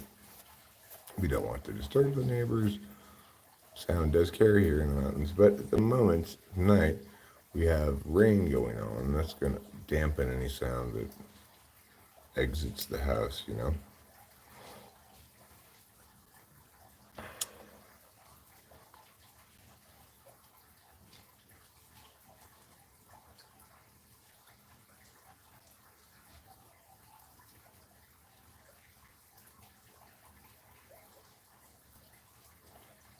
So for those who don't know, Rachel and I were, before I started playing a few things, we were prepping a bit for tomorrow night when we're going to play open mic. We have neighbors quite close to us, actually. It's just that our little neighborhood is quite isolated and small. So our neighborhood comprises basically Heights Cove and these streets here. We live on the top part, and this is the circle. So it's basically just comprises a circle, okay,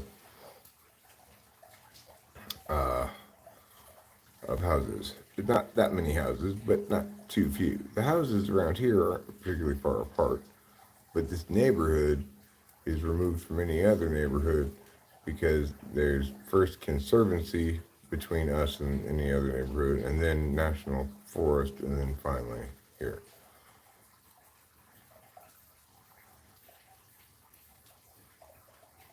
I used to DJ for 4 years in Las Vegas. Those tracks gave me good vibes. I have hip-hop records credits from 2003 to 2007, including a porn music award. I didn't know they did porn music awards. Well, thanks. I mean, I really appreciate your positive regard.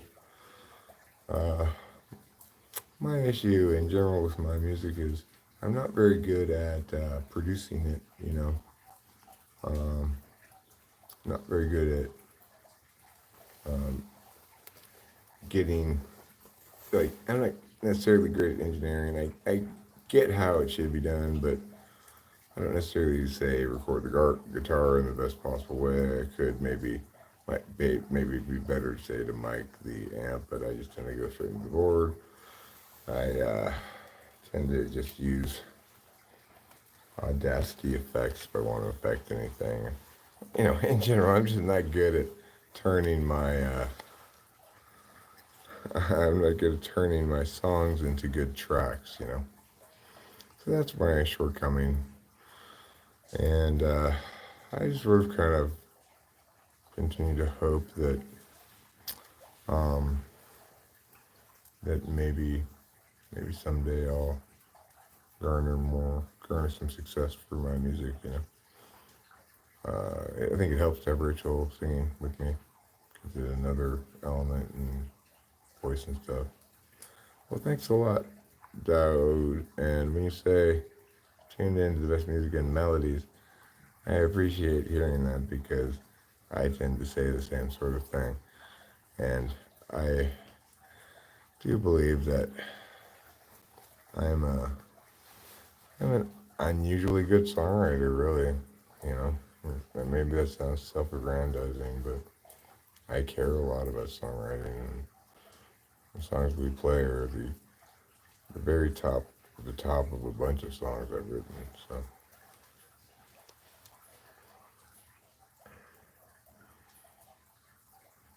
yeah, we didn't even play that one. That one seems to be the one that is maybe the most immediately likable, popular. One people tell me most often gets stuck in their head is Gregory. Yeah, I play the bass. I'm not a great bass player, but I play the bass. I play it mostly for the purpose of presumably like multi-tracking or something. But like I said, I'm a little demoralized with my ongoing failure to do a good job in the production department.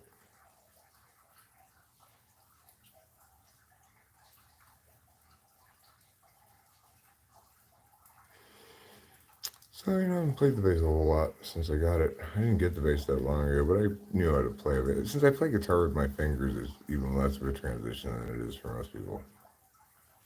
And my guitar is a LTD Indonesian Mugidimia. I don't know what it's called.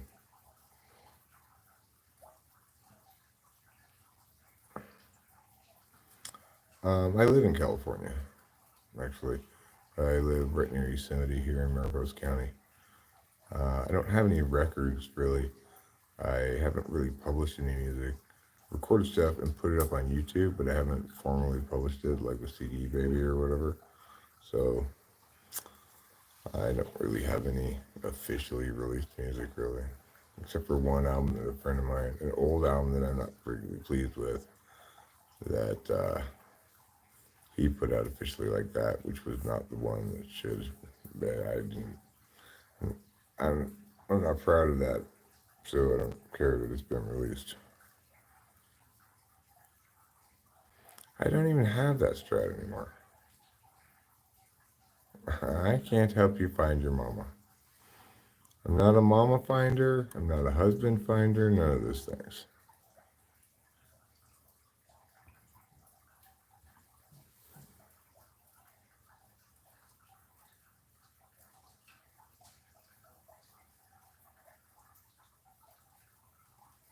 Maybe I was a little quick on timing you out there, Jay the Goat. I'm sorry about that. I may have been too quick. I had a big problem with somebody before saying they wanted me to help them find their husband, and they were just being super trolly about it, and I had to ban them eventually. So I'm sorry I might have gotten a little quick on the trigger there with that. Adrian Garcia, yo. Yo to you, yo to me, yo to everybody in between. What about Andrew Tate? I hear he's kind of a toxic guy, from what I understand. I've not watched him, but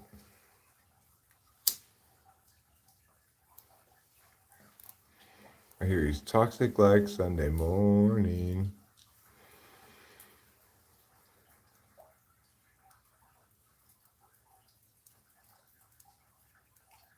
I'm I'm speaking facts about Andrew Tate.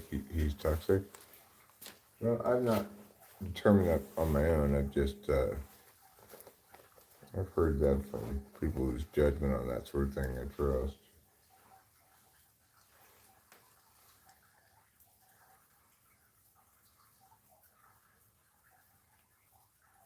Escape the Matrix.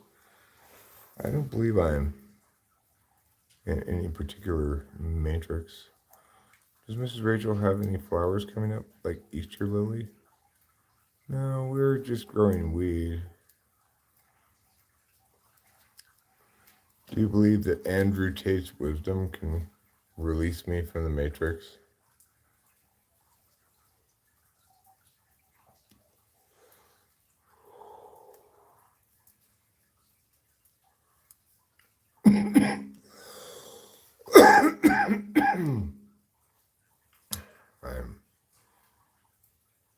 If in fact Andrew Tate's wisdom purports to release me from the matrix, then that I feel quite comfortable that he's not qualified to be explaining things, giving advice, or commenting on life at all. Worship Jezebel. You gotta worship Jezebel. If you wanna get a chance in hell, you gotta worship Jezebel.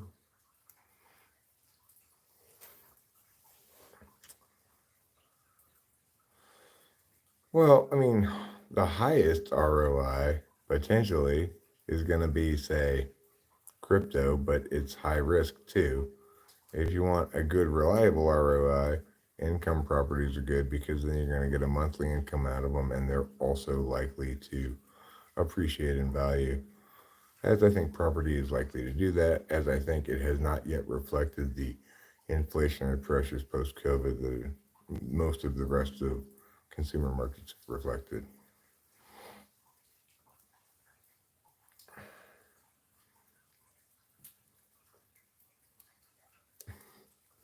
If Andrew Tate makes those kind of claims, or even if others make those claims on his behalf, and it sounds like he's providing a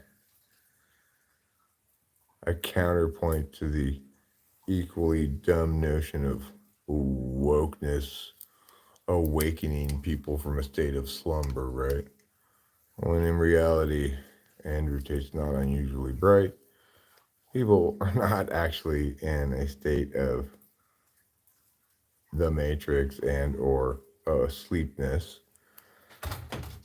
They too have the capacity to evaluate things independently. People aren't actually sheep, they aren't that dumb, they're subjected to a variety of different narratives and messages from a variety of sources, and people make determinations about those things predicated on different values that they want to uphold, you know? That's the actuality of things. Andrew Tate, I can already tell without even having watched him, correct me if I'm wrong, wants to monolith shit.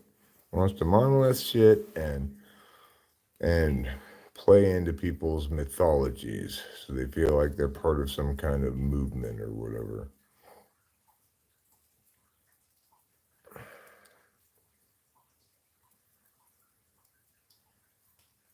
I pop out to get oatmeal. You have more important things you could share. I have more important things I could share than my uninformed thoughts about Andrew Tate. Fair enough. I would like to share my alternate identity as oatmeal toppings. Hi, I'm oatmeal toppings. I'm a very sexy lady with a sexy name. Oatmeal Toppings wants to go into the pornography business. Not really aware of what it entails at all, thinking it's just about, you know, kind of taking glamour shots of sexy ladies. And so when she goes to visit the pornography filmmaking office, She comes in and says, "Hey boys, I'm Oatmeal Toppings, and I'm a sexy lady." And they're like, "Okay, you here for the, porn shoot, the audition, as we say?" She's like, "I'm here to be in your sexy glamour shoots. I'm Oatmeal Toppings." And eventually they determine that she doesn't really know what this is. And then, listen, Oatmeal Toppings, this is not for you, okay? Are you guys saying I'm not sexy? Listen, I don't know how to answer that question. First of all, Oatmeal Toppings isn't a great, sexy name. What do you mean? What could be sexier than Oatmeal Toppings? I'm like, all right, please leave, ma'am, please. But my glamour shoot, I even brought my feather boa. And she wraps it around her neck. The various exploitative guys all look at each other. Are any of us even willing to fuck this girl? I mean, she looks good, but, no. So, I send her away.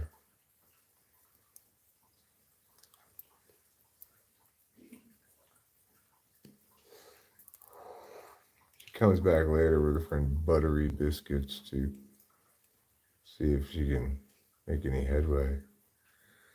This time, I'm like, "Oh, you're back. It's me, Oatmeal Toppings. This time I brought my friend, Buttery Biscuits." I was like, "Did you guys come up with these names? They're sexy names for your sexy photo shoot." Again, it's not a photo shoot. We'll be filming actual sex acts. It's glamorous, right?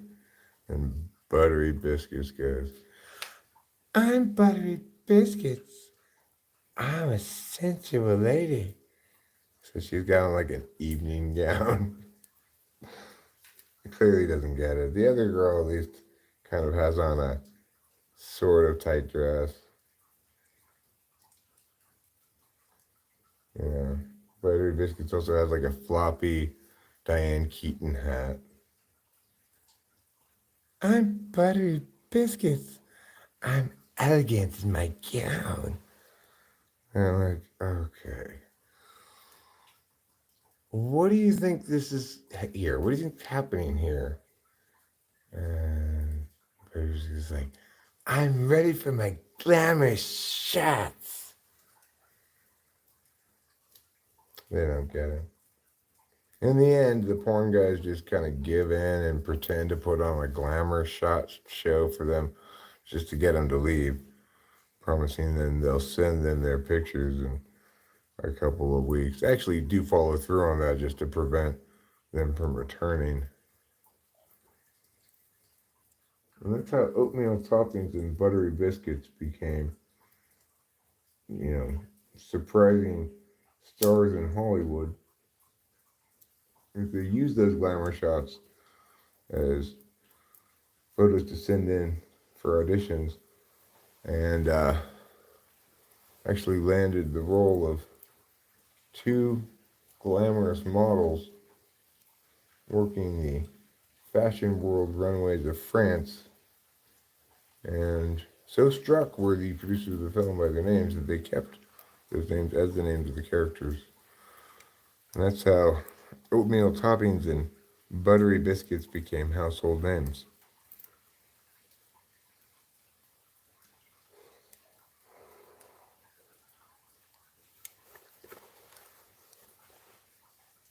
But, I feel kind of left out, really. Feeling left out. Being all sexy and sensual, I just can't help it. Spring break! Spring break! I hope I didn't show them for too long. Pretty cool, huh? That way I can keep up with oatmeal toppings and buttery biscuits. Well. What have we here? We have here available to us to view some chats here on the television screen, which I will take advantage of that opportunity right now. Once I get the mouse back there. It's already after midnight, 12:39 in the a.m. Who in the world made it so late? And why? What did I do to deserve this?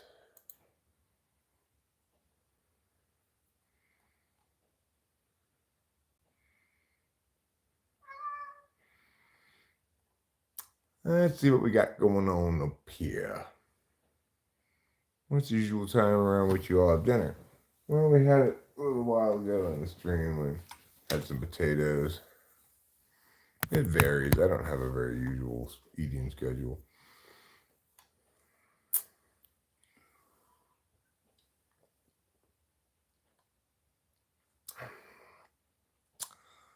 All right. Let's go back to where I left off.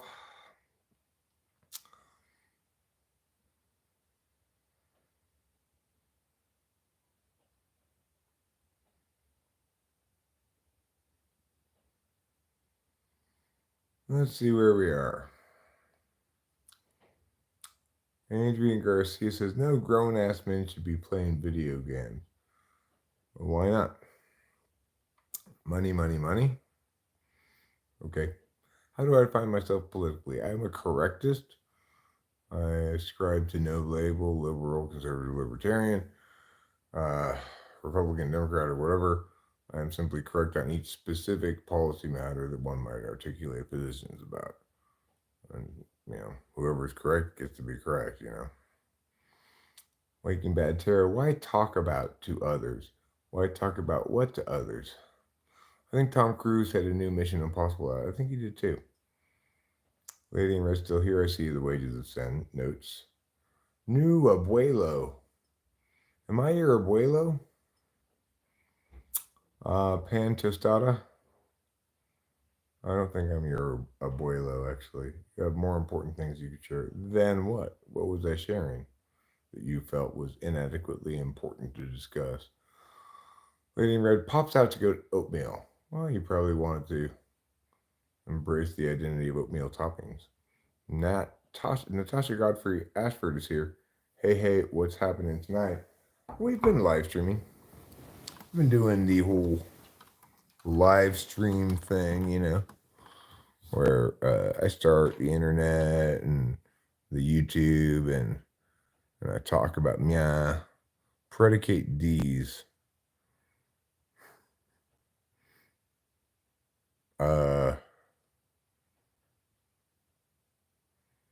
Well, the predicate for D's is clearly nuts. Waking Bad Terrorists, I used to work in the porn industry in 2001. Did you go by the name of oatmeal toppings?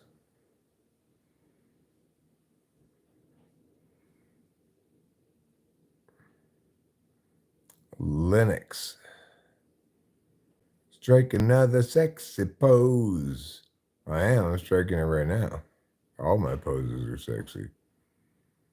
Raisin and walnuts and cinnamon on the oatmeal. Those are all possible oatmeal toppings, I mean. Like most things, it's a business. What's a business? Pornography? Yes, says the kiss. Ha ha ha, says Rachel Strauss. Ha ha, oh my. Goo for its sexy posing. We got squiggle. Bye, Foo. Meow. Oh, yeah, butter and cream. He is too funny. You're right. Wages of Sin says, Eric, has anyone ever told you that you look like Howdy Doody from the show Howdy Doody? No, now someone has. But I've been told I look like. I can't even count how many different people and things in the world. I know you want to go to bed. Looking like Mrs. Furley from Three's Company.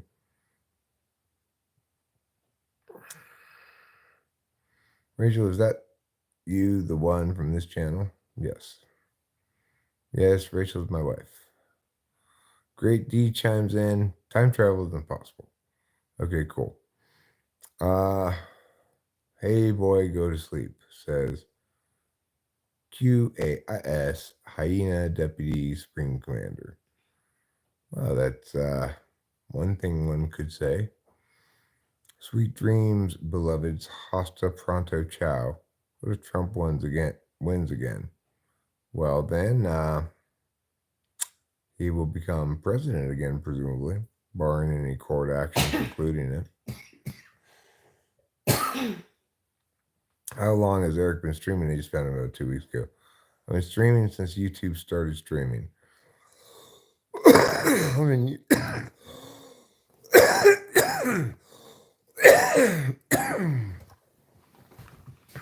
I've been YouTubing longer than that, regularly, solidly for 10 years. But they didn't come up with streaming on YouTube until less than 10 years ago. No, I'm not doing a 24-hour live. I did it live in the morning to the and I am now resumed to stream. I mean, I started a new stream, and then this one's been going on for a while now too. It's me, morning from Humboldt, Trinity County line. Morning from Mariposa County. Alex says, "Hey man." Elaine says, "Hey, keep streaming, keep slaying." Thanks, I will, Elaine. Big Country says, "I'll slap you, old white man." No, you won't. Rachel Strauss says, "Hey, Elaine." And Lady in Red says, "Stairway to Heaven." This really is a stairway to heaven, isn't it? A stairway of steps made of the melodious tones of my voice, sharing insights, wisdoms, jokes, retorts, and engagement to all the peoples of the world.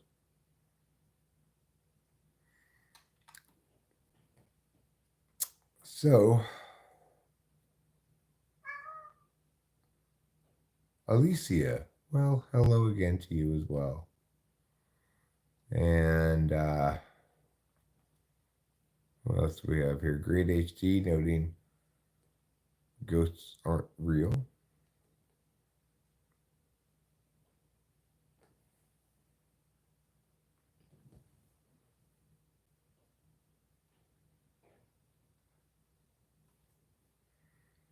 Mike Larry says hi. Hello, Mike Larry. The Great HD says play Dark Souls. Sean McJones says, "Are you really a time traveler?" Well, I can't answer that question directly, Sean McJones, but I will tell you this. If I am a time traveler, I'm willing to give you a tip that's actually useful, unlike most time traveler tips. Okay? Probably make a lot of money on this. The Oakland A's will actually make the playoffs this baseball season. Wow. You know, if you want to determine whether I'm a time traveler, just check at the end of the season if the Oakland A's have made the playoffs, because they're picked second to last in all of Major League Baseball. So if they do, that should be proof positive that I knew the future and traveled back from it. Blair at 109 says purple monkeys attack.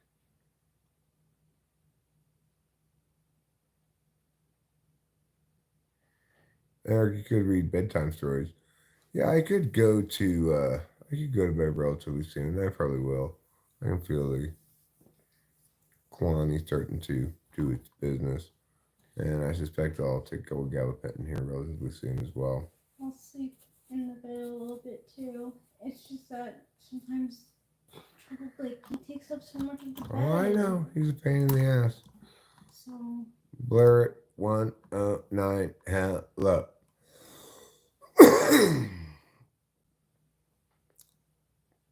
The thing is, Sean McJones, when you ask a question, are you really a time traveler? And I begin to answer it, then you can't claim at that point you don't care, because if you didn't care, you wouldn't have asked. Fatal Exception says, ever had any paranormal experiences personally? Nothing too compelling as a paranormal experience. I would like to have a more convincingly paranormal experience where I say, or I'm sort of intuitively convinced that both that it has no normal explanation and that something magical of some sort was going on. Did the Fallen attack yet? No. But I should warn you, I didn't travel from very distant in the future. I know it says 2134, but I was born in 2134. I actually, as a baby, time traveled to just 2025. So I'm not that far in the future that I'm aware of, And then recently I traveled back here now. Stop twerking. Rick Leary, I'm unable to stop twerking. I just can't get enough of it. If my butt ain't moving to grind on someone, then I just ain't alive. What does baba ganoush mean? I think it's a kind of food, perhaps a potato stew or something like that. But I'm not really sure what's in it.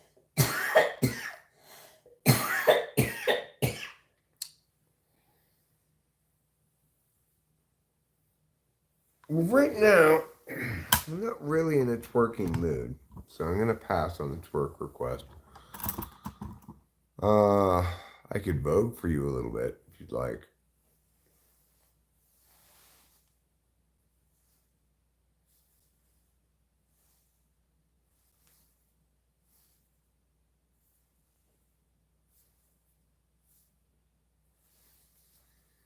There. I'm bringing back voguing. It's the dance craze that really never enjoyed the full scope of nationwide fanaticism about it that it deserved. So that's why I'm bringing it back. I'm bringing back the Vogue. Pow, pow, pow. And I'm bringing back the Vogue. Pow, pow, pow. Are we one with the universe? I mean, I'm not. I don't know about you. I see things not me in the universe as distinct from me, clearly. It's, that whole basic subject-object duality thing. I'm not saying there aren't limits to that duality. I'm not saying that there's not interconnectivity. I'm just saying, hells no, I'm not one with the universe. It's like, do I want to be one with your poo? No. That's gross. That's what it means. You're one with everything in the universe. It means I gotta be one with your poo. Keep your poo to yourself.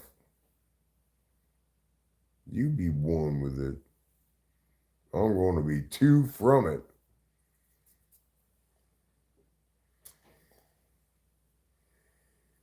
So baba ganoush is a Levantine appetizer consisting of finely chopped roasted eggplant, olive oil, lemon juice, various seasonings, and tahini.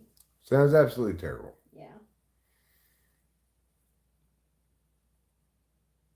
Close to the end of this century, did Putin stay in power, or was he dethroned before he died? 2134 is an interesting year to be from.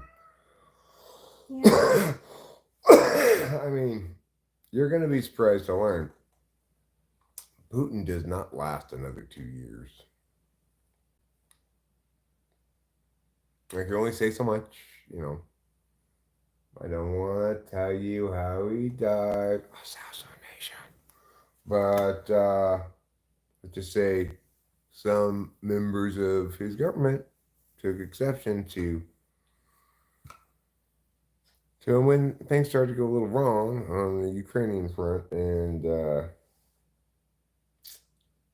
they took him out. That's what everybody knows, right? But that's not the official story, even in my time. It's just kind of like a muddied mess.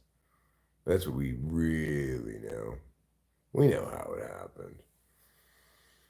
Anyway, that's what goes down with Putin and the new Russian leadership.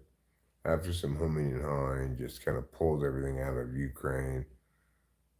She's kind of one of these. Sorry, that was Putin. Our bad.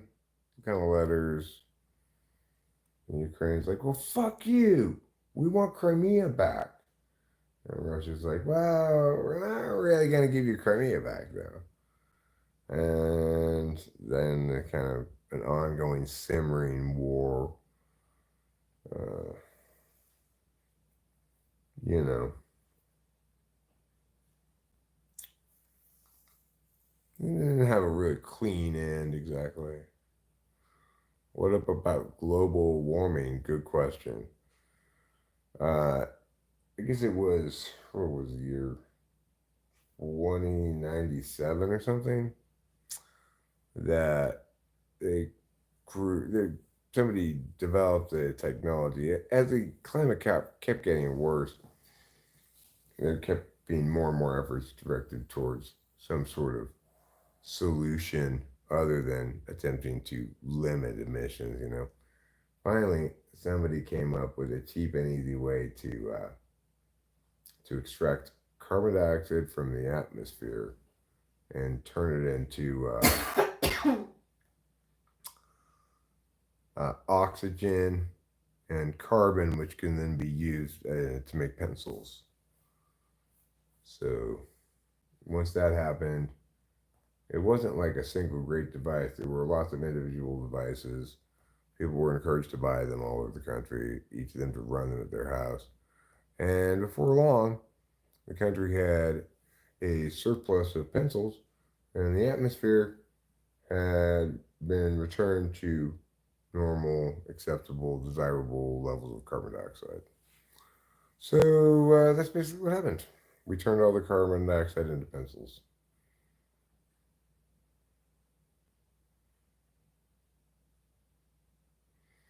We do in the status quo, but in the future, we learn how to turn carbon dioxide into pencils.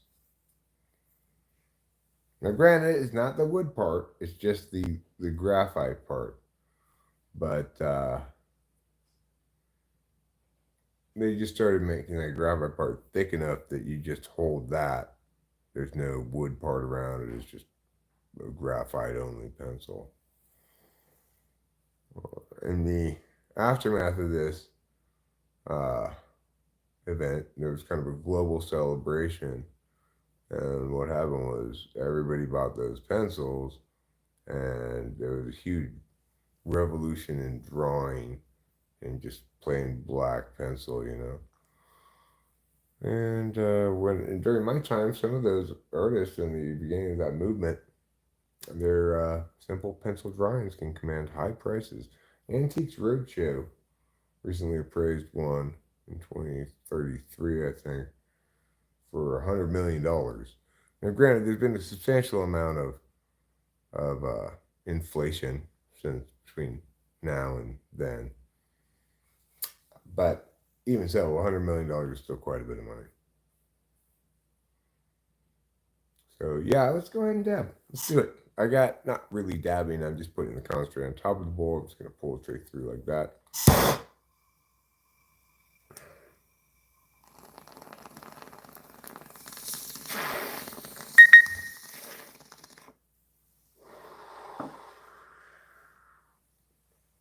Well, currencies have gone the way that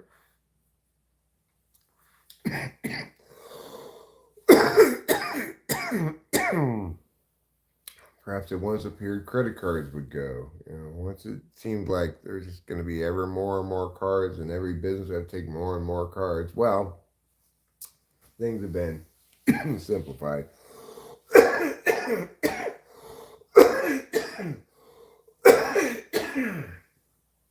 There's an overarching blockchain designed just to police the architecture of all the other blockchains, plus which even with paper currencies, precious metals, whatever, still gets tracked by the blockchain as physical objects. There's no longer any untracked currency in the world. Anyway, basically, every business accepts pretty much every currency at a current exchange rate, and crypto and fiat. Many also even accept commodities like precious metals like gold, silver, palladium. Except if you're gonna accept that sort of stuff, you've got to be essentially double functioning as like an exchange, like a commodities exchange, because people rarely have exact change in palladium. Anyway, so functionally, you could go to any store and buy it with any currency, be it anything stable enough to be deemed a currency, be it gold, silver, palladium, uh, Bitcoin, myriad new cryptos plus the existing ones, or dollar bills. You know, the only difference between, or digital bank transfers and stuff. The only difference between now and the future in that regard really is that paper currency is now tracked via each piece of paper currency is afforded a equivalent blockchain NFT, and the tracking of those things is decentralized.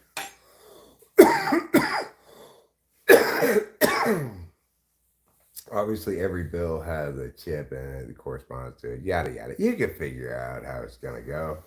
Easy squeezy.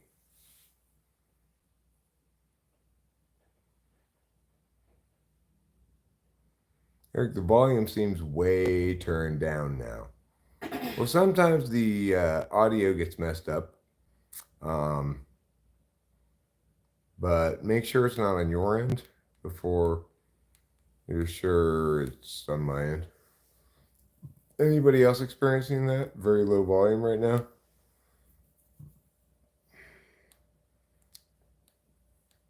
What's the price of Bitcoin in 2134? Good question, Barack Obama.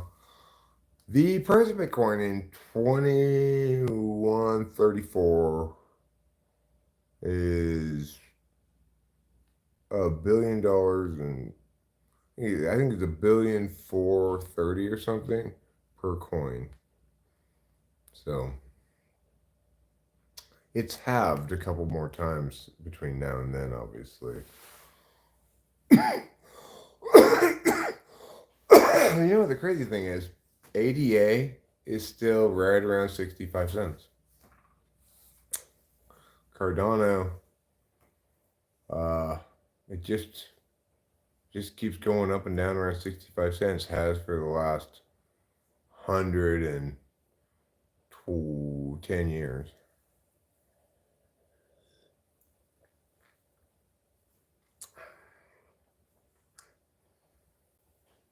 No, I mean, the government won't gain control of it because you have plenty of currencies that can't be controlled like that. Say, Marana, what was it called? What used to be called dark coin. The coin of choice for the dark web transaction. There will always be a value for currencies that governments cannot control, if for no other reason then they can be used on black markets. Additionally, we already have countries in the world who have said Bitcoin is legal tender in this country. And the reason they've said that is because of the nature of the architecture, the decentralized architecture that denies any kind of control of any individual entity, even governments. Governments can infringe on people's ability to use crypto meaningfully by taxing it. The reason why governments might not want to allow some crypto to be legal tender is because then if they do that, then it means that you don't have to uh, you don't have to take any capital gains taxes any time, because you can just spend your appreciating crypto directly, right?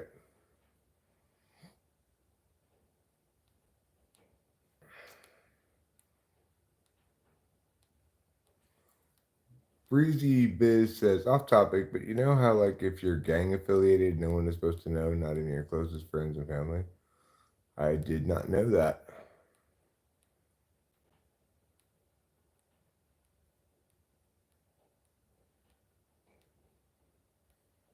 No, I didn't know that.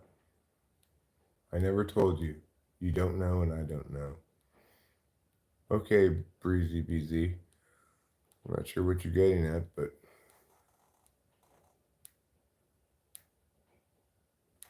Barack Obama, you are correct, sir. I mean, do you think there's any chance that the halving will cut the price temporarily and then have it go back up? Should I wait till after it drops to buy it after it halves, or should I buy it before it halves? Have we gone to all electric vehicles, and if so, did Tesla make it to 2134?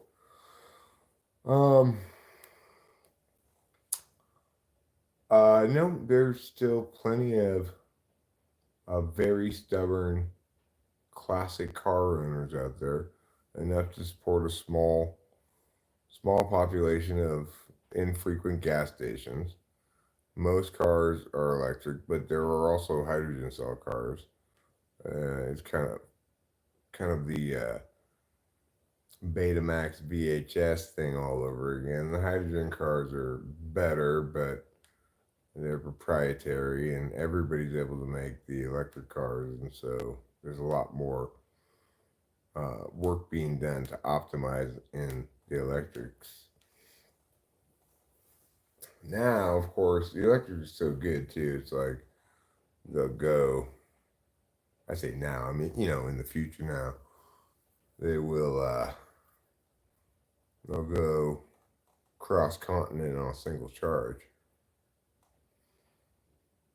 Ray's World. Am I married to Walker Scoble in the future? I don't know. Obviously I don't know every person in the future. I don't know those people. You were smart, Barack Obama.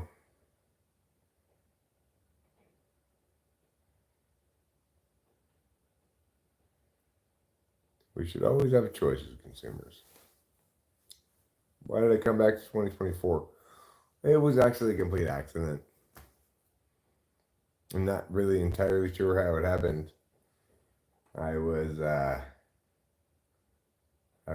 trying to fix a light fixture in the house. It recently integrated these so-called quantum, what do they call it, capacitors? Quantum capacitors that purportedly saved you 30% on your electricity bill. I connected it to maybe the wrong wire or something before I knew it. I was here in 2024. Last question. Do we put any other ships on Mars? And what have we learned as far as space travel? Well, basically, what you currently see is this movement towards more space travel. It turns out to kind of be a short-lived fad, as everybody realizes there's no way functionally to consistently recoup benefits equal to the costs, the unavoidably exorbitant costs of carrying any kinds of large amount of weight into space. Just because escape velocity, fuel, etc. There, those limits became kind of hard limits. Space junk started getting in the way. People started there was a movement towards let's have nuclear powered spaceships so that we can do a better job of getting over this weight limit. They ran a prototype test at China Lake, and there was an explosion in the air. It spewed a lot of radioactivity, and basically that was the end of space exploration. And historians now understand that it never produced any useful information at all. It was just this vain and foolish desire to do totally unnecessary things just because we could.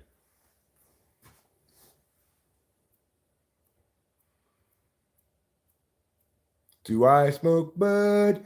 I didn't in the future, actually. In the future, I didn't smoke any bud. Um, a lot of people did, but I don't know. I just had never bothered to try it because, you know, I was doing some more stuff, other future stuff. I I was still doing weed though, I think. In the future? Yeah. Oh yeah. You were a serious weed smoker in the future too, but I actually wasn't because I was really into this future drug called Warranty. Warranty. It was a drug that you could take like 6 different ways, and each of them had a different high. If you rubbed it on your forehead, you got one kind of high. If you snorted it, another. Smoked it, another. Sublingually, another. Boofed it was, of course, the best. I used to boof that shit day in and day out. It was like all drugs to all people all the time. And I couldn't get enough of it. But without it, I'm just like, all right, fine. I'll smoke weed. And I tried it for the first time just the other day. And I said, hey, I like this stuff. You know what? I'm going to keep smoking it. Nope, no contact with aliens. You may find this hard to believe, 2134. What we got is exactly what we got now. Unexplained lights in the sky, congressional bureaus and stuff, committees directed towards investigating the thing, hearings, and still not a single shred of conclusive evidence of these so-called aliens. Obviously, myriad theories abound as to why that might be, but in my opinion, the simple explanation is because there ain't none. So that's just my interpret. Still a hotly debated topic 100 years from now.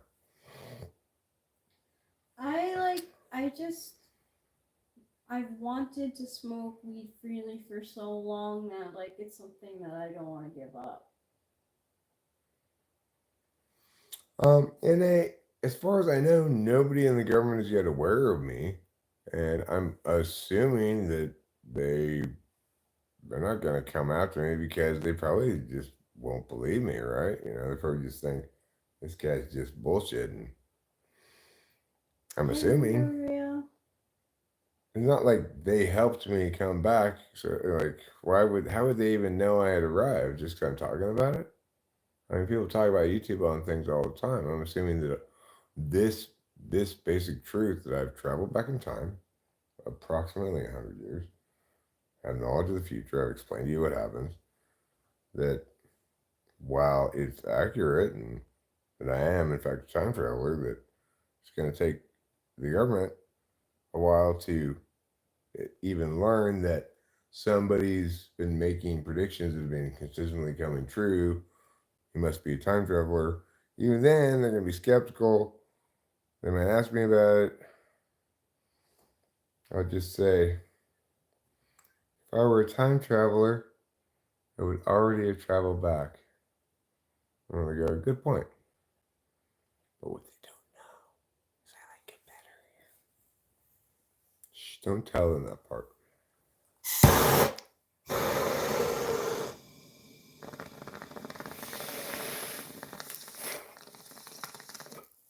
Isn't it true if like they have questions about you time traveling and stuff, and they say it's a crime that like I can't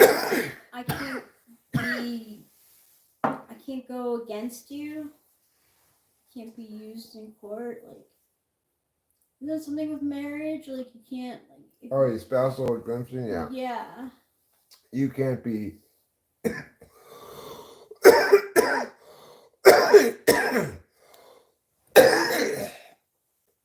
Right? The way it plays out actually is I can prevent you from testifying against me in court.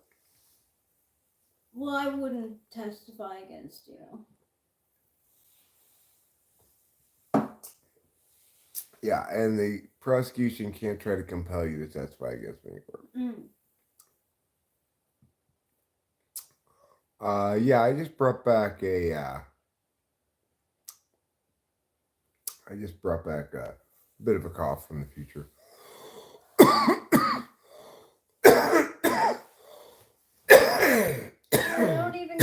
Don't even go on trial. Like don't even if you don't have to do it, just don't do it.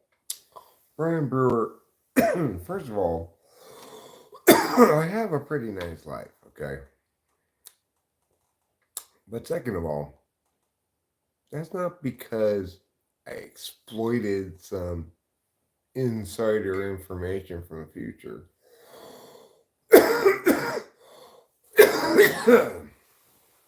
That would be immoral. I'm his wife, and no, I usually just wait around home. I'm kind of a homebody, so I wait for him to come home from traveling. He tells me about his adventures.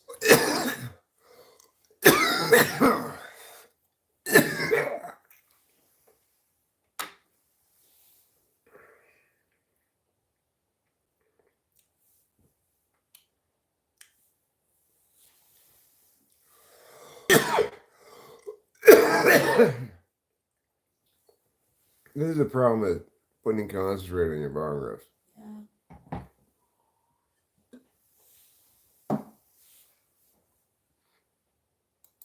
Concentrate makes things more copy.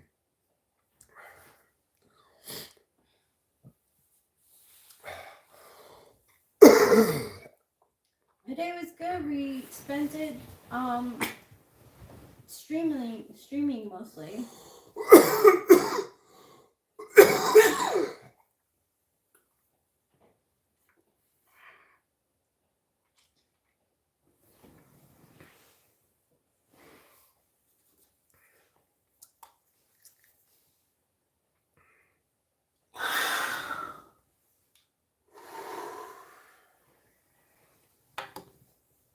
All right, let me see a few things here.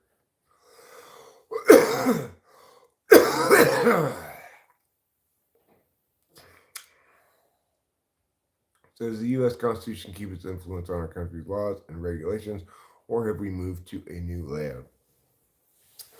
No, still the same structure, and you might be surprised to learn that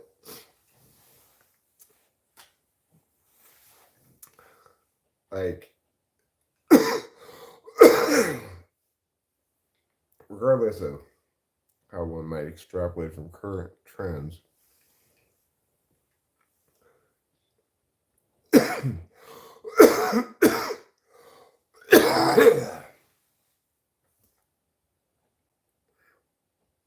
government is about constrained by the courts as it is now. Some things have, in some ways, the federal government has more jurisdictional influence, in some ways less jurisdictional influence. On balance, is about the same. We're still citing the same precedent they've been citing for a long time. Can I have that little tool for the crumbles? It looks like the crumbles in here, the concentrate is like burnt out. Burnt up.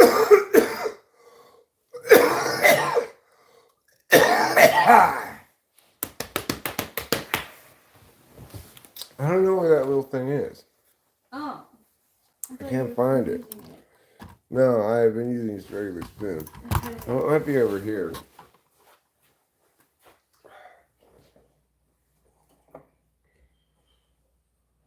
This is it? I don't think this is it, but this is one such thing. Cool. I need to get a napkin.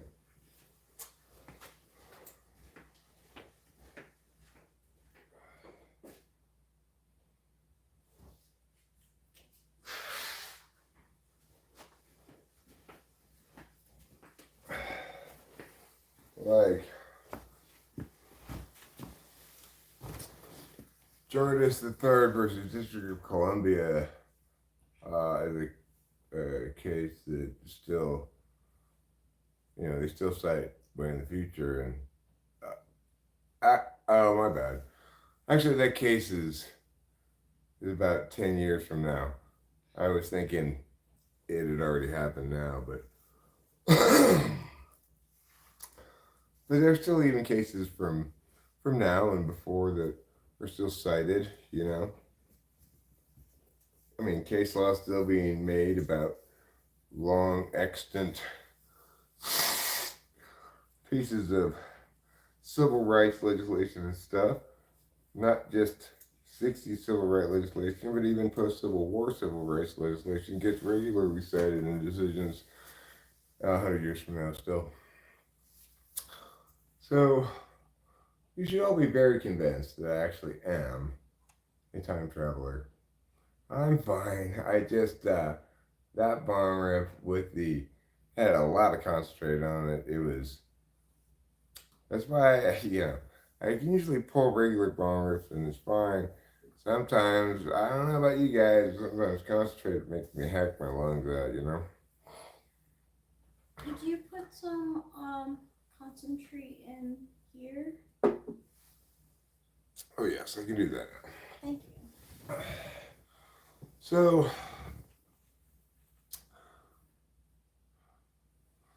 my point is, as you can tell, all of my answers are absolutely consistent with somebody who genuinely knows what happens in the future. Oops. Maybe I'm not supposed to pull that out. That's not good. I'm not supposed to pull that part out. Let me hope it still works. I'm going to push this in.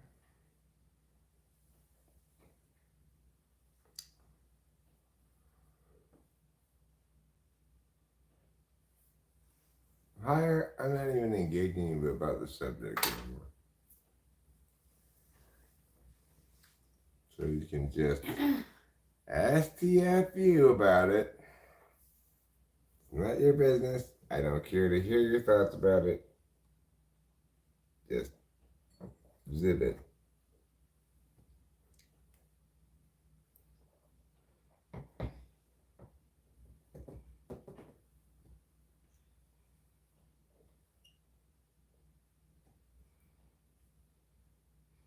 Okay, well, I hope I didn't break this by trying to pull out what I thought was a piece of stuck concentrate, but was really this wire. Oh. I think that wire is just basically a heating element that It probably is. as long as it still heats up, it doesn't matter that I bent it, Yeah, I'm gonna try it. Try it and we'll see, hopefully. No, the world does not end in the year 2024. Who will win the next Super Bowl? This thing is so sticky. I'm like tempted to wash it. I tell you, everybody, I know nobody wants this Where's answer. the bottom? Oh, do you have the bottom? Or did I lose the bottom? Oh, I got it. My bad. I know nobody wants to hear this, but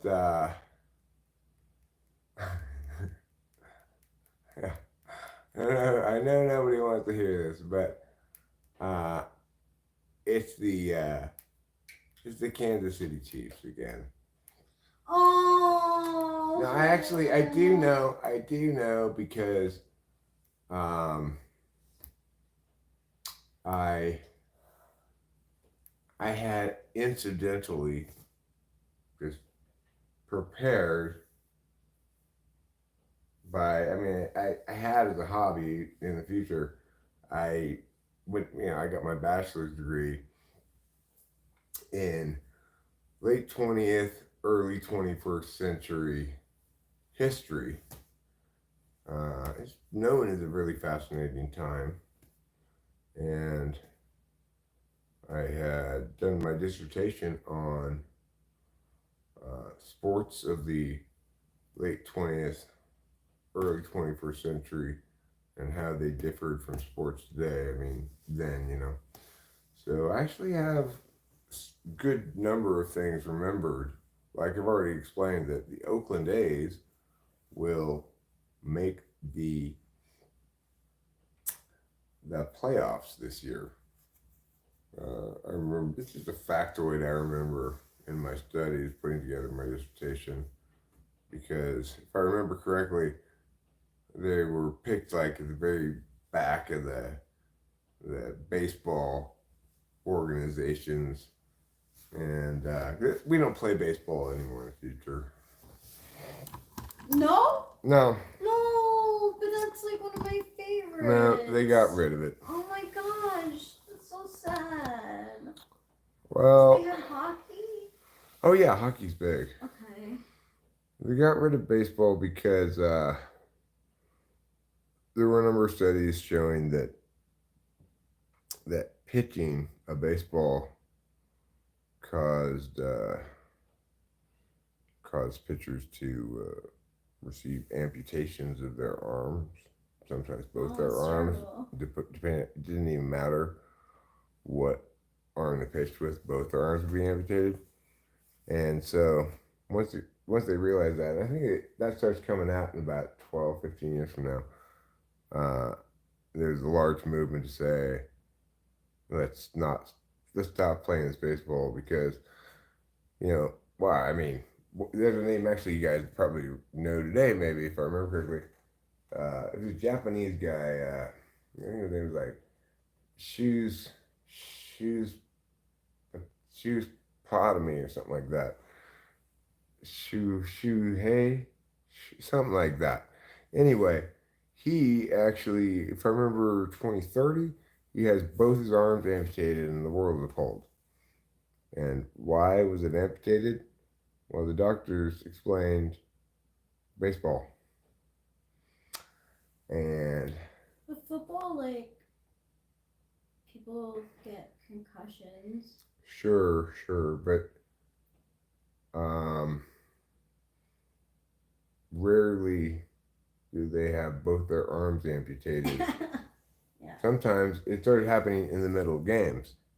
A pitcher's arms would experience that critical moment of stress, and not one, but both arms would tear off of their body and go flying into the field.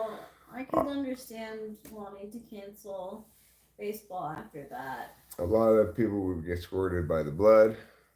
Can hockey be popular but not popular enough that I can still go to games without paying like a decent price? Well, yeah, hockey's big, like it's a popular sport, but the thing is, there's a lot more hockey teams now, so it's still about as many fans per team. Okay, so it evens out? It evens out because there's 148 teams in the NHL. God. Yeah, 148 teams in the NHL. Wow, that's a long season, I would think. Nope. No, they don't. They have it divided into 2 divisions, and each team plays every other team in their division one time. One Wow, time, yeah. That's interesting. I'd like that. And then the playoffs are actually done first tournament style, 1 game single elimination, like the March Madness tournament, until they get down to a manageable number of teams. And then they have the regular Stanley Cup. Wow. So now, if you win the Stanley Cup now, you really, really kicked ass because you beat 147 other teams. I'm impressed.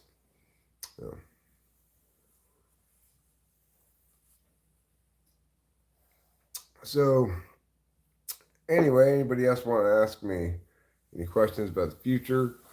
I have, in fact, traveled back in time from the future with knowledge and information to share with you. What will be the next big crypto other than Bitcoin? Oh, it doesn't exist yet. It's called WonderPoint.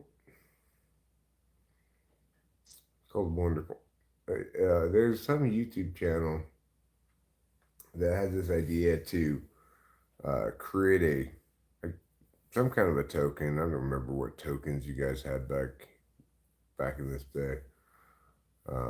But anyway, cool. I do remember it's an Ethereum token because I mean the Wonder Points are still incredibly valuable. But anyway, this YouTube guy was like, "I want to give out Wonder Points to my chat," and eventually he was talking about one, and someone was like, "Well, I actually know how to make a blockchain token, and I could do it for this much money." And he's like, "You're hired. Let's do this." And anyway, he followed through on this plan of just awarding people wonder points for quality and giving them a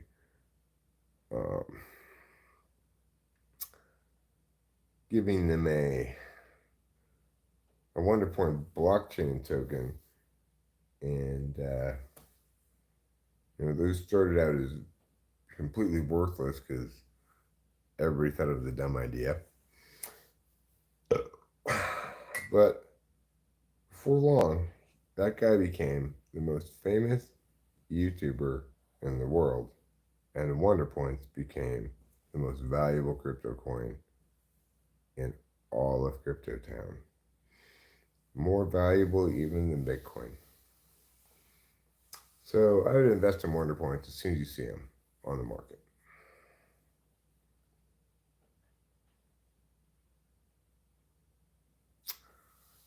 College football, you mean? Well, college football is nowadays called NIL football, name, image, license football.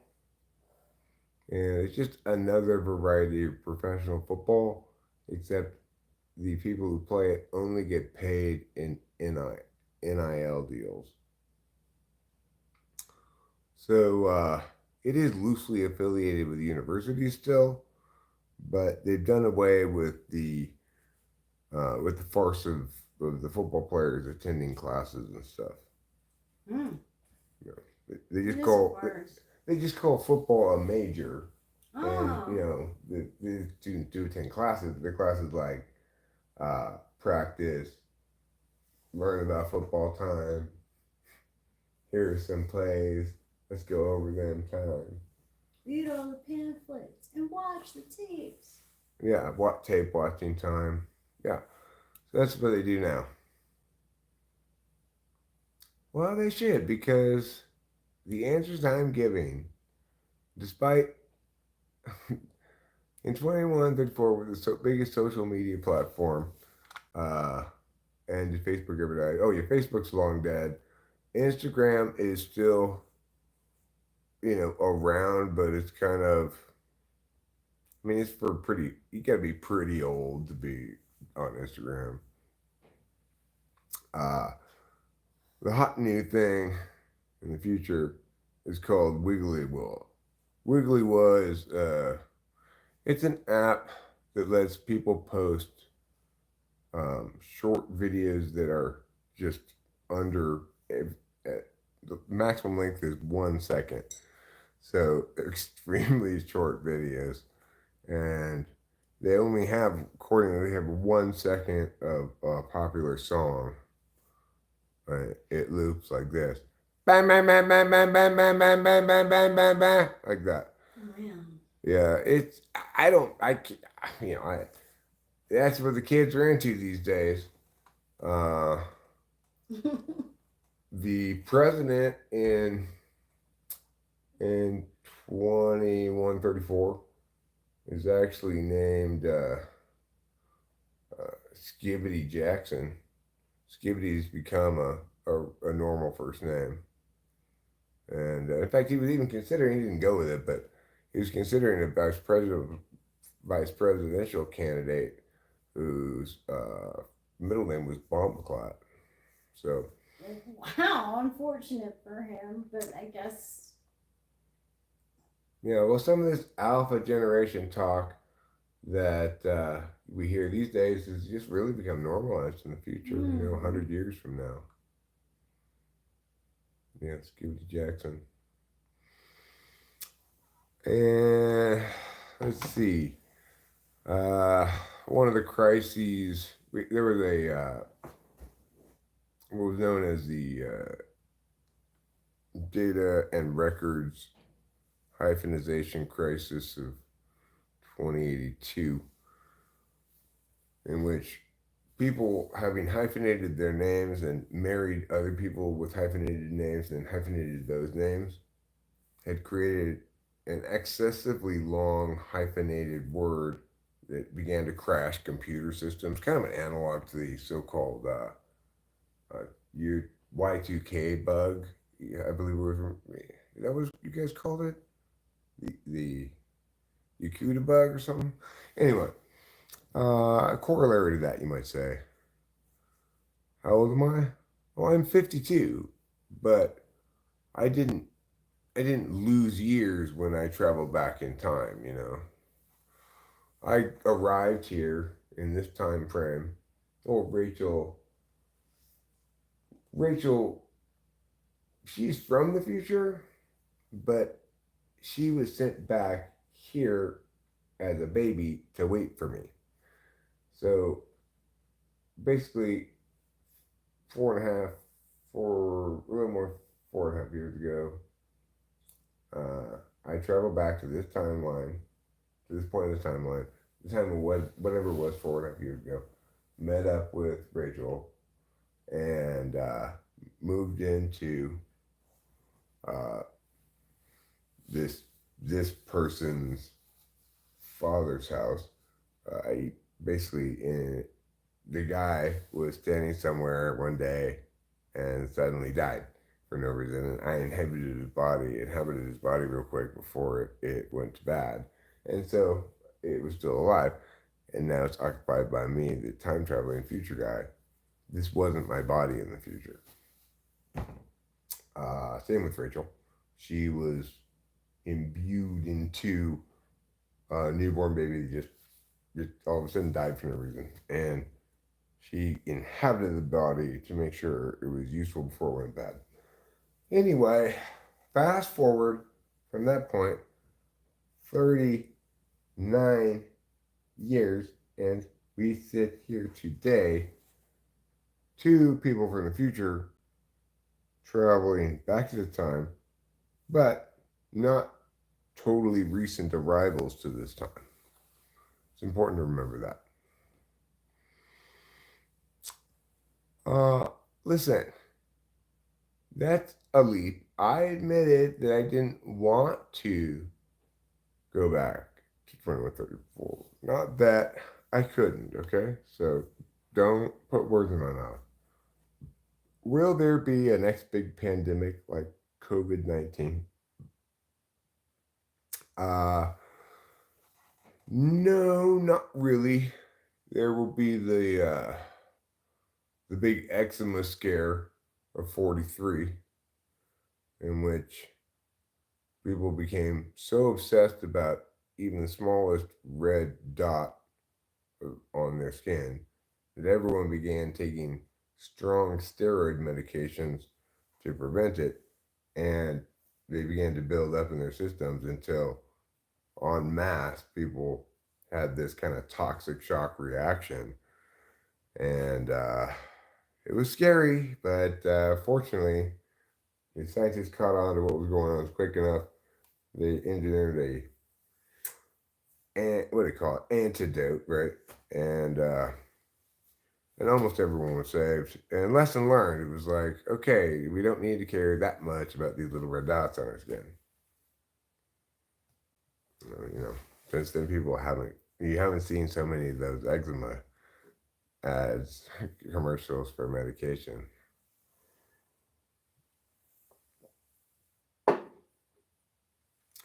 Seth Nagley, everything I'm saying is perfectly plausible. Who wouldn't buy this? Obviously, how would I know all this if I didn't come from the future? Who wouldn't buy this? It's the most believable thing imaginable. I just come from a little more than 100 years from now. Are all of you clue? King says, I'm not buying this. Kristen Jackson is not believable. Not believable? Can you believe these people, Rachel? I'm telling them some basic facts about the future. I'm telling them things about how the future works. Things that make perfectly good sense. And here I am, just getting mindless, irrational pushback against my very plausible story. I don't think it's fair either. Yeah, I don't think so. Like, what more do you want to know about? Do you really want to know? Squirrel nuts? Don't you want to be surprised?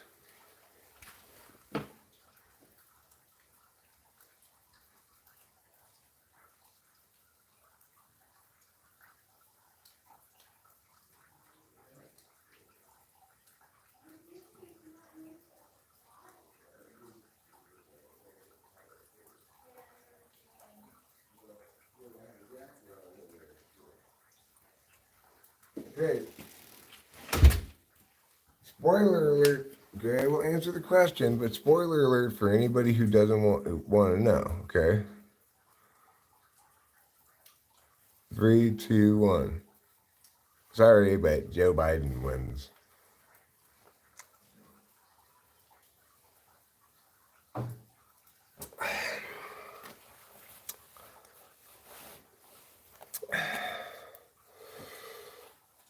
Yep.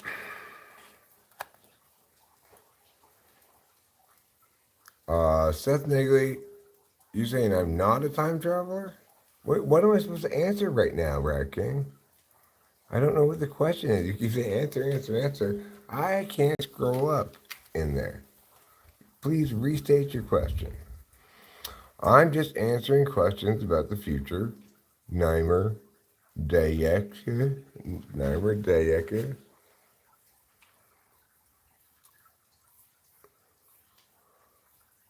Well, I agree what you're saying is plausible, but you're clearly saying it to make an argumentational point, whereas I'm saying it to be consistent with the title of this video.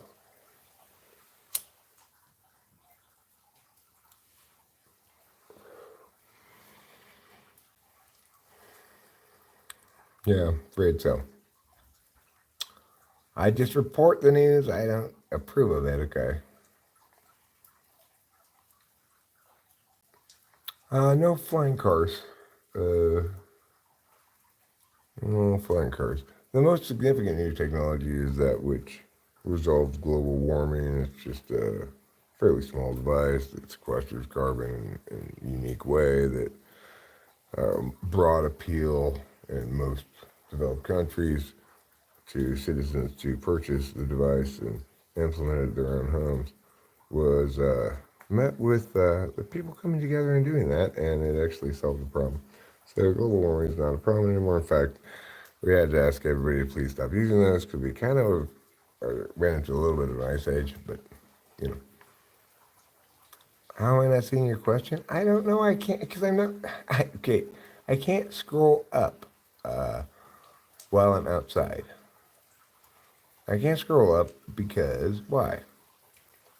Because I'm outside and I can't see the phone, so it won't do me any good to scroll on the phone. Actually, maybe I have my glasses. I can't. Yes, I do. I will try to find your question, Rat King. Oh, that question. I didn't answer that because obviously the answer is no. You do not finally rule the world as the great Rat King with your Rat Queen. I'm sorry. Disappointing, I'm sure, but no. Project Bluebeam, never heard of it.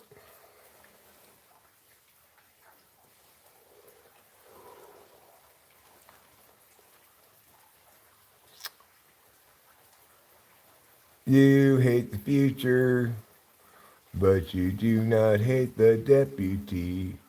TJ Murby, feeling okay today? Today, big bro? Bro, are you feeling okay? Yes, I'm feeling okay. TJ Murby, Nimer, Dayak, I am feeling okay. No, fun ski 40. What about the three body problem? You mean in physics? I'm no expert on that sort of thing.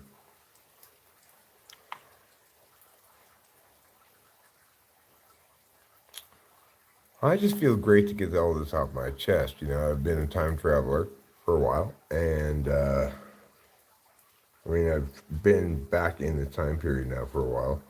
I've been kind of keeping mum about things, but I figured enough time has passed, I can open up about it a bit, you know?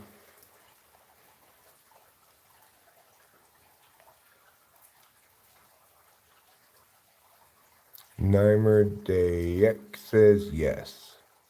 Yes, what? Yes, you're a very special lady. Will alien invade? No. No aliens invade. It's still exactly the same as it is now 100 years from now. Unexplained lights in the sky. You know, congressional investigations and stuff turning up nothing. Alien freaks discussing aliens all the time, but there's never anything definitive.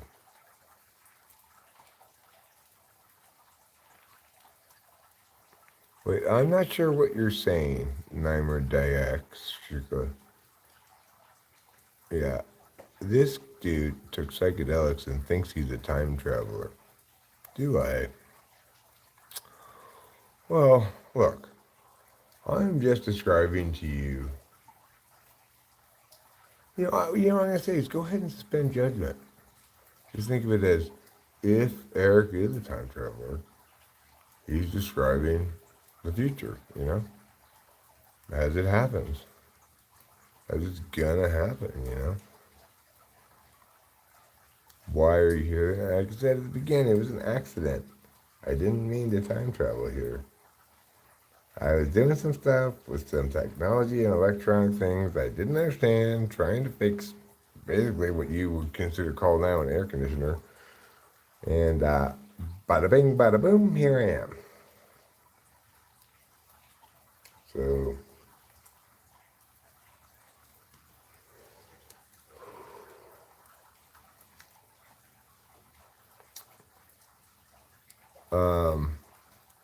I don't remember who loses the Super Bowl next year, but I do remember that I have to disappoint you. Unfortunately, the Kansas City Chiefs win again.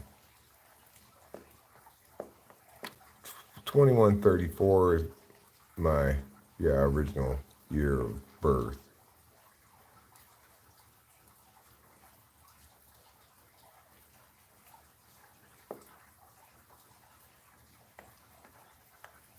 Not feeding into time travel, but I'd ask advice. Is it going to happen? A war? Well, there continue to be a number of smallish wars between now and about 100 years from now, but as of 2134, still no big global World War III kind of a thing. A lot of proxy wars. So sectarian conflict. Believe it or not, the Israelis and Palestinians have still not resolved their conflict.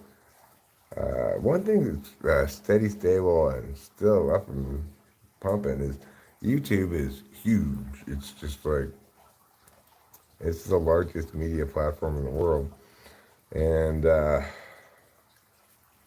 you know, coming back to the time, I can see why. I can see superiority over other platforms.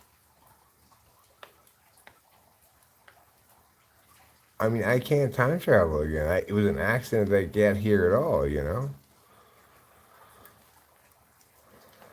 I'm not telling you. You know what? That's one I don't remember. Fatal exception. I don't remember everything. Yeah, Vic Sosa, actually quite soon. I don't remember exactly the year, but around this period of time, at some point Taylor Swift becomes president.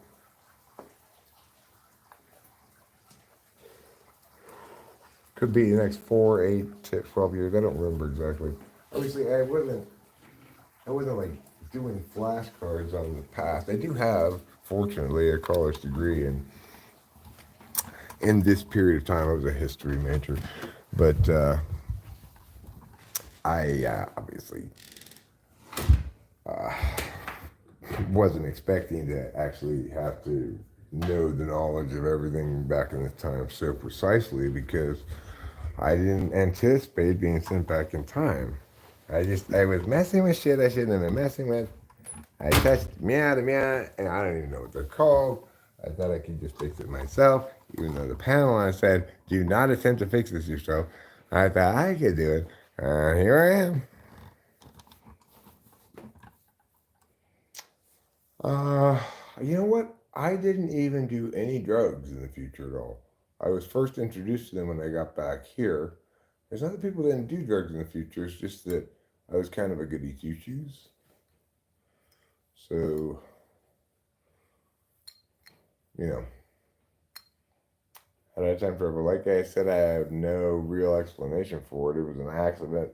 I was messing with some tech I didn't understand. I put meow to meow. Even though the panel said, don't try to fix this yourself, I did. And all of a sudden I was in the past.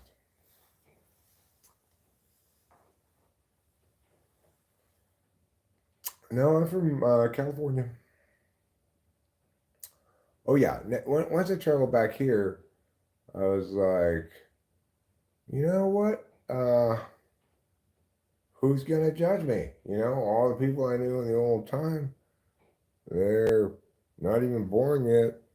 I might as well just smoke some weed, take some Adderall, maybe take some of these mushrooms sometimes. And I gotta say, I have been absolutely delighted. I can't believe I waited this long to enjoy these wonderful treats. Well, I mean, there's nothing to tell, Vic, as far as the time travel story goes. Like I said, I was trying to fix what you would call these days air conditioning, or I don't know what else you guys call it, but I was trying to fix it. It's designed with these quantum suppressors that purportedly save you 30% on your electricity bill. They're kind of like mandated by the state now. And mine was working opposite. It was like increasing my bill by 30%. And I tried to call them and they explained, well, you've got some kind of, you know, loose uncertainty matrix going on here. And don't try to fix it yourself. We'll send a mechanic out in 3 weeks. It's blazing fucking hot. Of course, I tried to fix it myself. Put two of the wrong things together, and voila, here I was in the past. No way to go back into the future.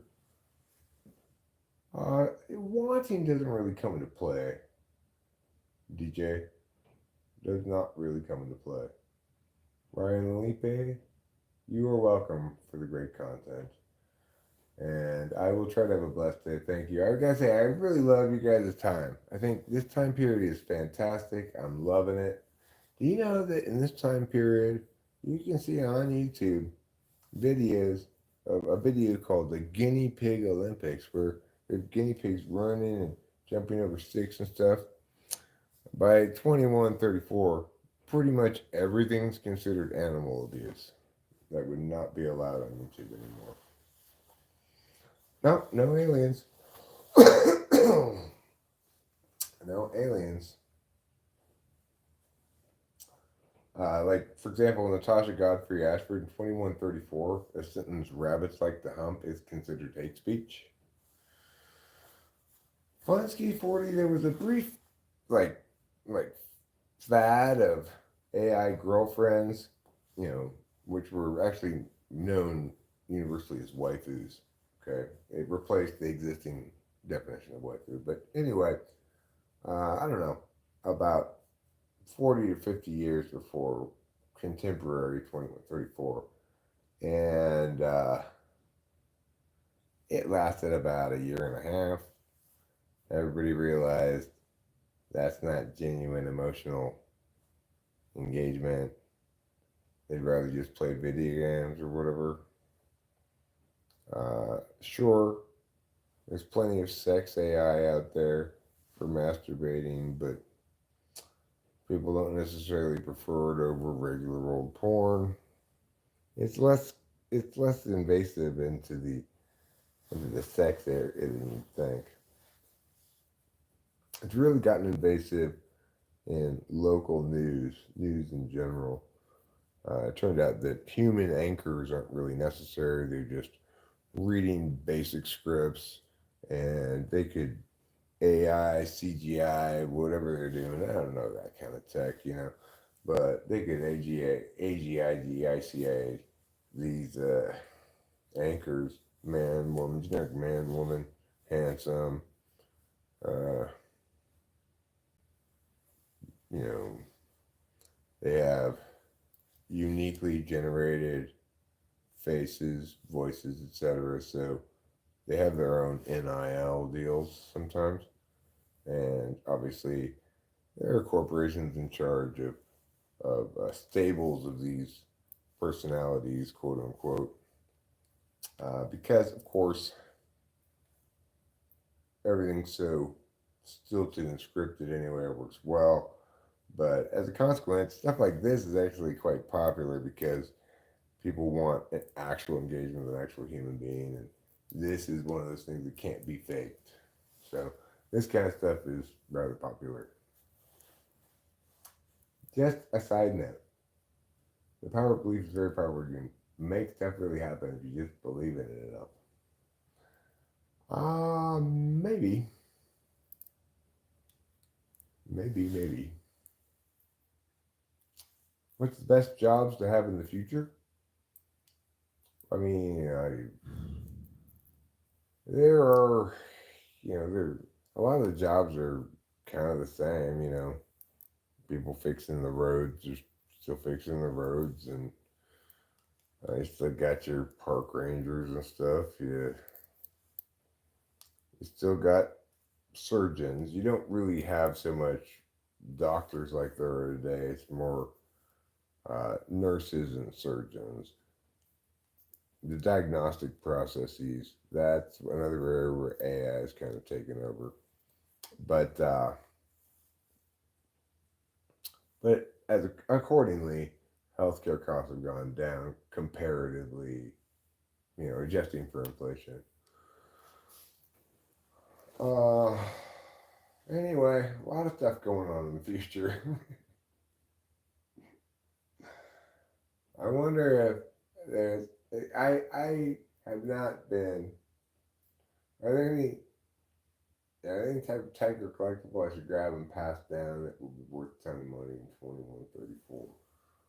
Let me think about that.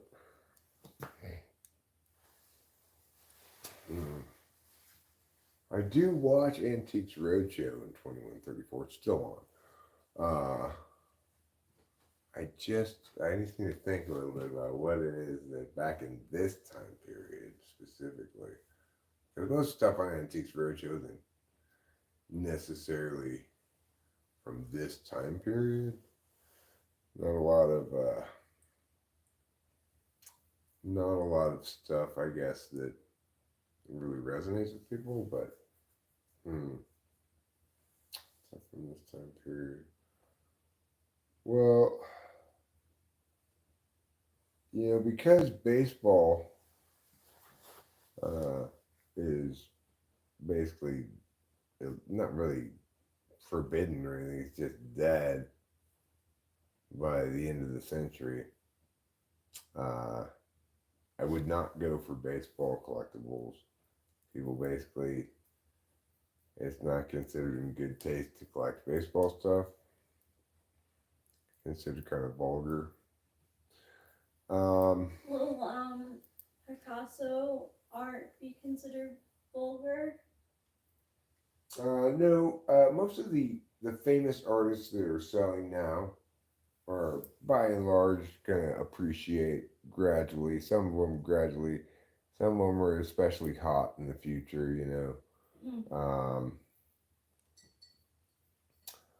There's an artist, what was his name? Banksy, I believe. Oh, yeah. His works, if you can get one in the future, are highly, highly valuable. Wow.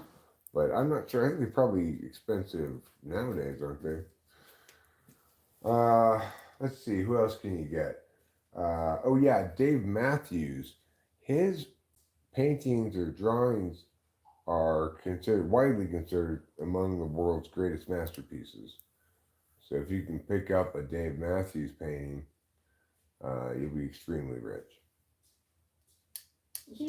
My brother's liking Dave Matthews Band really makes me question his type. It's a good question, my darling.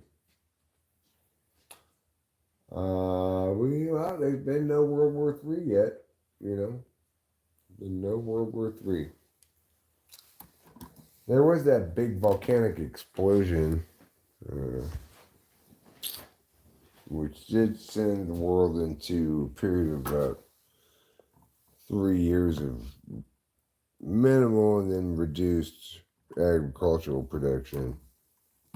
I think it was middle of the century somewhere. I don't remember what volcano it was.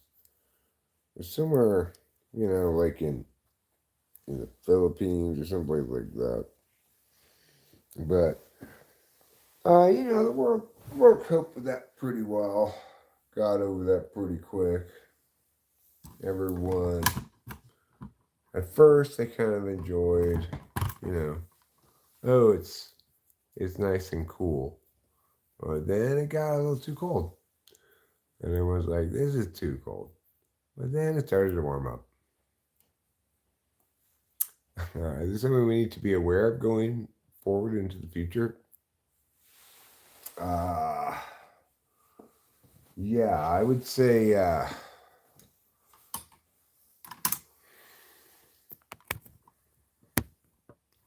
well, let me just put it this way. Watch out for Yemen. That's all I'm going to say. Watch out for Yemen. I don't want to do too many spoilers. No, I cannot. Okay? Abdul Kabir Khan, you are the 1,500th person to say that to me. So I find it very boring, very unoriginal, and very hide-worthy. So take that, you.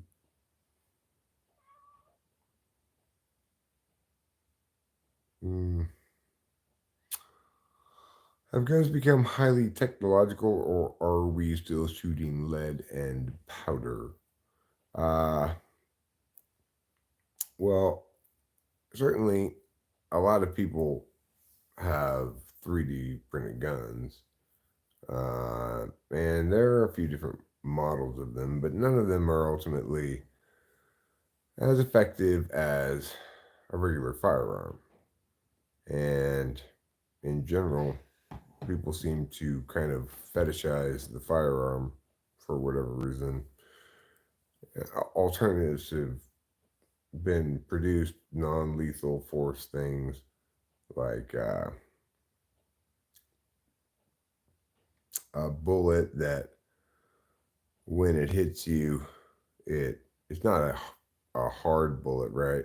It travels at a reasonably fast velocity, not too fast, and when it hits you, it it splats out around you and penetrates your clothes or whatever, and makes you extremely itchy, and so itchy that you just can not stop itching. You can have to drop whatever you're doing uncontrollably, itch, scratch yourself. Well, that's a great solution, people said, but it actually caused a lot of damage because people would scratch their skin off. It'd take hours for the effects to wear off. Hospitals complained because they come in looking all gory and like their skin's all scratched off. And so those for a while could be still bought by individual homeowners and stuff, but almost every police department was prohibited from using them. And then I think they've largely been banned now at this point. So the alternatives didn't really work. Hi, Kakyoin. If Melinda was able to skate like this, she I can't see her being SE polar. It's so hard to skate. I don't know how she could skate or not. Apparently it was good. Hi, Rio. What can I see in World War II? There is no World War II. It already has happened.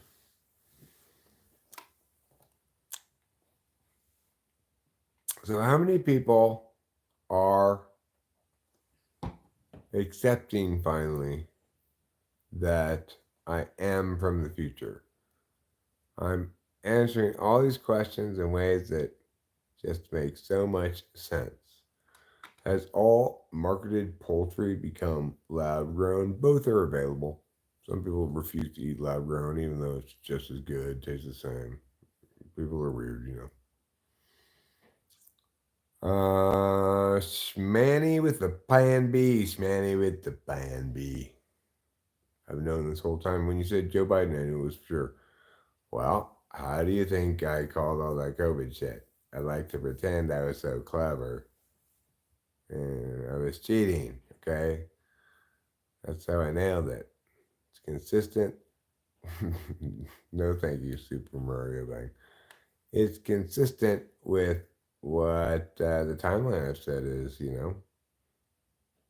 I got back here, got with Rachel, and traveled back in time, got with Rachel, who had been sent back in time herself as a baby.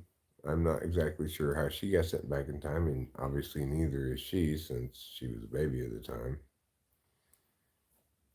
But I don't know if that's true. I don't think you should probably make unfounded accusations like that, even in the form of a question, probably. Lori, scare check. I'm older, hopefully have 20 years left. Well, you could have more than that if you time travel. World War II happened before now. Okay? I I have no more information about World War II than you do here in the present. Probably less because we don't study it as much as you do, I'm sure, nowadays. SFQ Jan. How did I time travel? As I've already explained, I accidentally time traveled. I was trying to fix an appliance in the future that uses a quantum suppressor, which purportedly saves you 30% on your electricity bill, but it was broken. I called the place and they said it would be 3 weeks to fix. So I said I'm going to try to fix it myself, even though the panel on it said do not try to fix it yourself. I did. I thought I was doing the right thing. I connected meow to meow, and all of a sudden I was back in, I was back in the present as of 4.5 years ago, 5 years ago. So World War III still has not happened by 2134, actually, believe it or not. Do I miss my school crush? At the time I got transported back in time, I didn't have a school crush. I was single, and in fact, had just said, I am swearing off women. That bitch was cray about my previous short-lived girlfriend that I thought was gonna be a girlfriend, but then she was just such a bitch. It didn't last. So I just sworn off women, but uh, when I actually try and travel back to this time, well, I think Rachel and I were just naturally drawn to each other because we were both time travelers. Rachel had no recollection of the time travel really at all, but um, yeah, but I could smell it on her. There's a certain metallic smell that a time traveler has that they always have it kind of in a scent gland in the back of their neck. Is the butterfly effect a real thing? Can you change one thing in the past and alter the future? I have no idea because, as far as I know, nobody's time traveled before, except for Rachel. But you know, presumably, in order to do this time travel, my body in the other time died. I'm Eric inhabiting this guy's body. His name was George. I changed his name to my name from the future when I got this body. I think he had died right before I came to his body. Same with Rachel. I think there was a baby that died and she inhabited that body. And so, anyway, we have no idea for sure if the future I'm telling you about is going to still happen. It could be that me telling you about it now changes that future somewhat, but some things I feel confident I couldn't possibly change the future by talking about it. For example, I happen to remember that because I did my thesis on this kind of shit, right? That the Oakland A's will make the playoffs this season, even though they were picked, I think it was second to last. And so if you want to make a great bet on the Oakland A's to squeak into the playoffs. It might be a wild card berth. I'm not sure. Remember, baseball is very obscure in 2134 because it no longer exists. It hasn't for a while.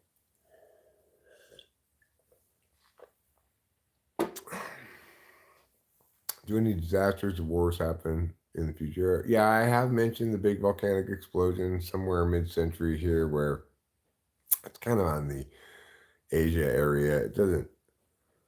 It affects the whole world because it spews so much meow into the air. It causes about a 3 year uh, severe dip in agricultural production, uh, but people get by. People make do, and there there there was at the time enough sufficient surplus of backlog of stored foods, an extra kind of harvest they were able to get in just as the volcano was erupting. They got kind of a bit of a warning, and people harvested early and stuff, and I made it through, and the economy recovered in a few years after that. Is there a cryptocurrency called Caspa in the future, and is it valuable? I don't recognize the name. There are a lot of cryptocurrencies in the future. Um, I'm not in. I mean, the thing is, most cryptocurrencies in the future are pretty stable. It's not like an investment opportunity like it is now. So it's hard for me to think of it in those terms. What town and state was I living in? I was living in Los Angeles. when I traveled in time, I didn't travel in space. So,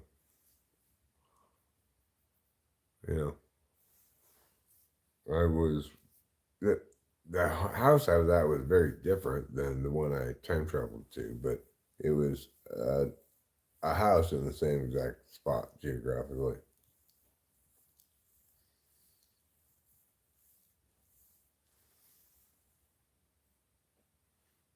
Were there any signs of life? Yeah, there's signs of life both in the future and in the present, obviously. Oh, you mean what happened with Asia with the volcano? Well, I think it was, keep in mind, this was, from my perspective, like 80 years ago. But I think there was once a country called Malaysia, maybe, and I think it was entirely destroyed. A few other island kind of countries like Singapines or something. The Singapines? I don't know, something like that. A few different places like that were destroyed entirely. But there's now a lot of kind of like new volcanic islands. It doesn't really even have any plants on it yet. Oh, they're starting to get some birds and stuff. I don't have a time machine, unfortunately. I just accidentally time traveled, messing with shit I shouldn't have been messing with, and there's no way for me to go back or even know if anybody else can figure out how to time travel. It's just been a one-time accident.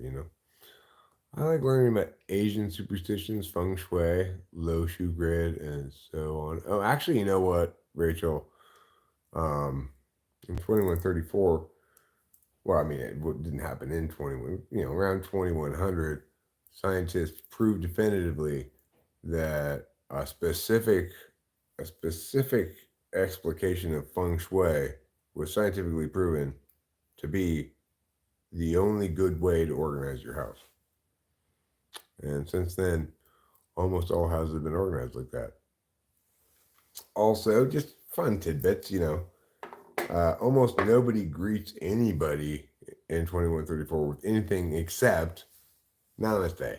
It's become like the universal greeting. I thought it was dorky then in 2134. I still think it's dorky thinking back on it. Now that I'm here in a sane place where we have multiple greetings, I even think it's more dorky. So, who here thinks I'm a time traveler? Anybody?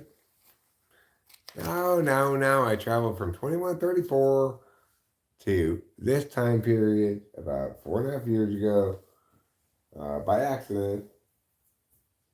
Like, I have no idea how. I wasn't even messing with any time travel stuff. It was just messing with stuff that was related to quantum stuff that I shouldn't have been messing with, and bada bing, bada boom. I'm no scientist. I don't have a time machine. I don't know anything about time travel, so I just happen to be somebody who time traveled. Now, do you people finally believe me after all my extremely, no, North Korea does crumble essentially sometime before the middle of the century. Because in 2134, or definitely before the end of the century, because by 2134, Korea is unified. There's just one Korea, and, kind of this North Korea thing is a distant memory. I don't remember exactly how it happened. Anyone believing I am a time traveler? No? Echo, you don't believe I'm a time traveler? Hept in the world 35 years ago. Hept. No World War III. I don't know what your hept in the world 35 years ago thing is. Are you saying what happened in the world 35 years ago from today? Like, I don't know. I don't remember. You would know as well as I, or better. 35 years ago. They're like September 11th or something. So that's around then, right?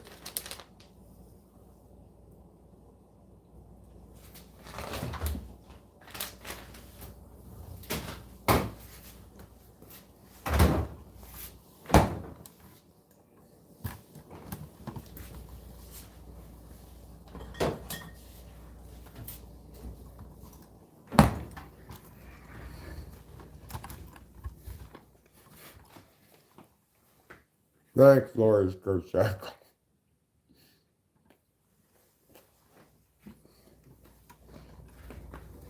Here's the president in 2134.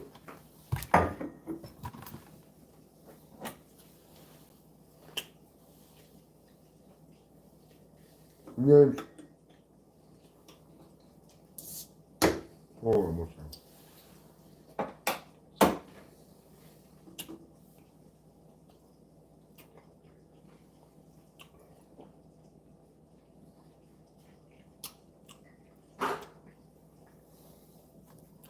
Your name's Mujahari Singh.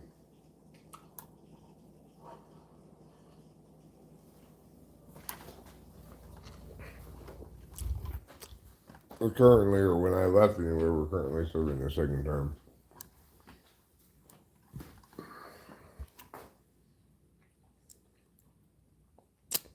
It's a variety of different situations for different folks, kind of like today, you know. I think it's fair to say that people in my time do generally a better job of managing themselves on the present to future arc. There are a lot of various kind of like AI assistants and stuff to help people, help motivate people and figure out what motivates people to be more responsible in their financial planning than there are these days. I have been around here for a while now, you know, so I have gotten a pretty good grasp on what this time period's like. I gotta get a warm hat. It's very cold because it's raining outside.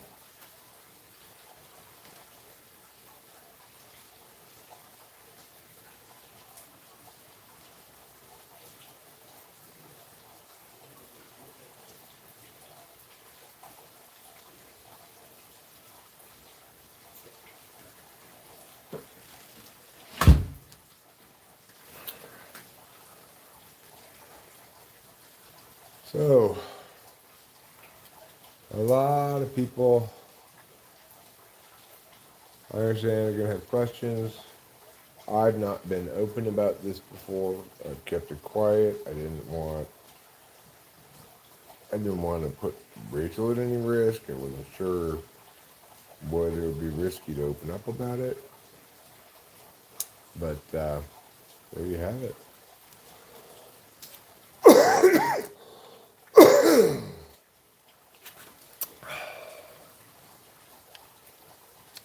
You know I'm telling the truth because just think of all the questions I've been asked. And just ask yourself, have Eric's answers made sense? Has it been plausible? Does he sound like someone would sound if they were a time traveler from the future? Right? You know, remember, I can't officially make the claim that I am one, because then I kind of open myself up to too much heat probably from the government. But I'm just saying, you be the judge. The evidence is pretty compelling.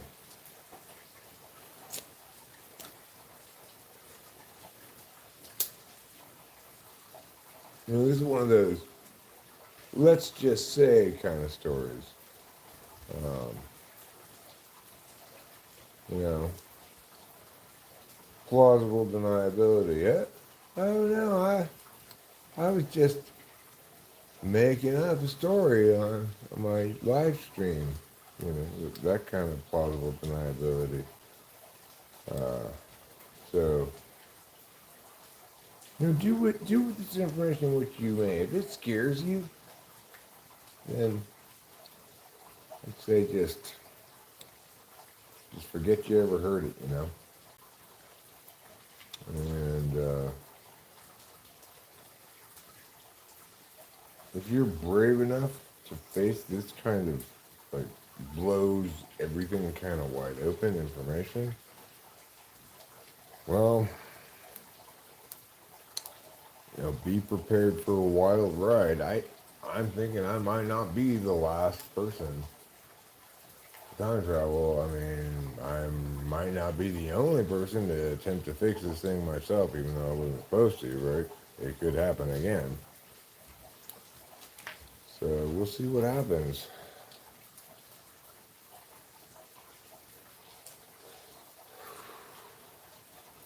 And yeah, Oakland A's make the playoffs. That's hypothetically, again, plausible deniability. I'm not firmly making this claim or anything, but if I were to pretend, let's just say, be a time traveler, well then, Oakland A's winning, well, not winning there or anything, but making the playoffs this season, go ahead and put your bets down, hypothetically, if this were, just disclaimer words I need to use. Make sure I don't run afoul of a certain schmin and schmack, if you know what I'm saying. Apparently they come around and do stuff. That's what I've heard anyway. I've not encountered it myself at all. I'm like, oh my God. Is that, uh, oh no, it's just a tree.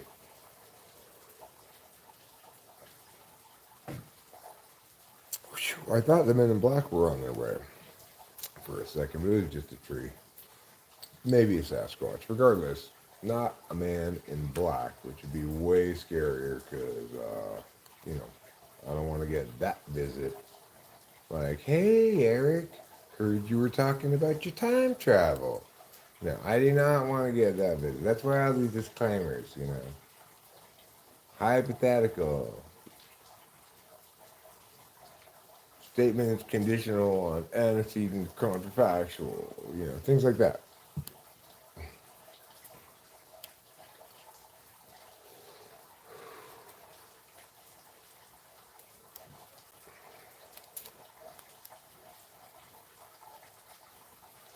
That's the only way I'm going to protect myself from nefarious forces. Nefarious plans all about various deeds underway. Wary of every doubt, 'cause it's scary, and that's about all you can say. Pow. So, like, how do you think I have all these, like, catchy songs? And people are like, hey, that's a really good song. Those aren't my songs. Those are future songs that I stole from future artists. They're like good songs that I like to learn how to play in the future. I'm just like, look, why let that guy write those songs for that guy? I'm just gonna steal them and make them my own.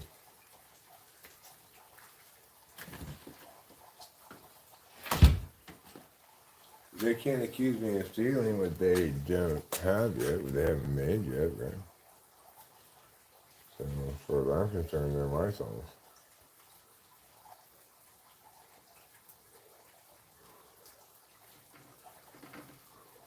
Any other questions about the future? Because I'm here to answer your questions about the future. I am a time traveler. I did time travel from 2134 to this contemporary time period about 4.5 years ago, maybe a little more, exactly. But and I'm here today to answer everyone's questions about the future, to verify for them that yes, I am a time traveler. Songs from the future, yeah, my songs that I play. That we were like, did you write the songs? Are those original? I'm like, yeah, I wrote them. Actually, I am travel from the future, and I stole them from hit songs from the radio. I'm surprised they haven't become hit songs yet, because I guess I'm not playing them as well as the original people play them. Nick Silva says, everyone needs a good friend. Are you looking for a friend right now, Nick Silva? Do you feel friendless?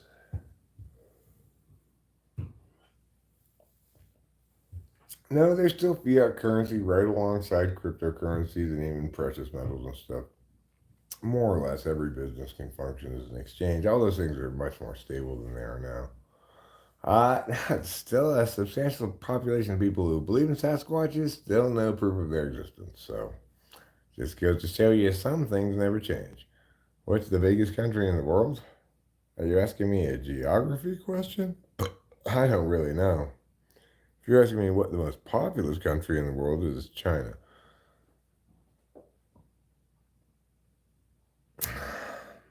Bye, Rio. Anyway, I'm answering questions tonight about my time traveling ways, about the future, about things that happen. You can all rest assured there's been no global nuclear war, extinction, or whatever by 2134. Climate change was solved.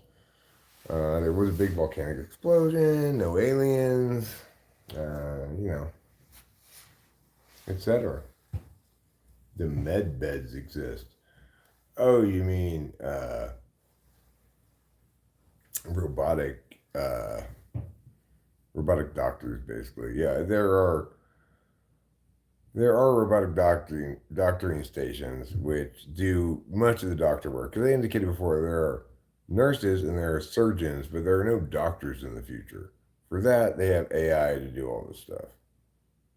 The nurses are just basically there to provide bedside manner and stuff. Uh,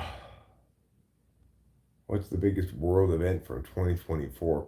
See, here's one issue is that even though I did major in college and history and I did focus on this general time period, I don't remember obviously everything that happened every year. Like you imagine, okay, you tell me, well, what happened in in in 1914? What's the biggest event? Well, maybe you remember, maybe you don't.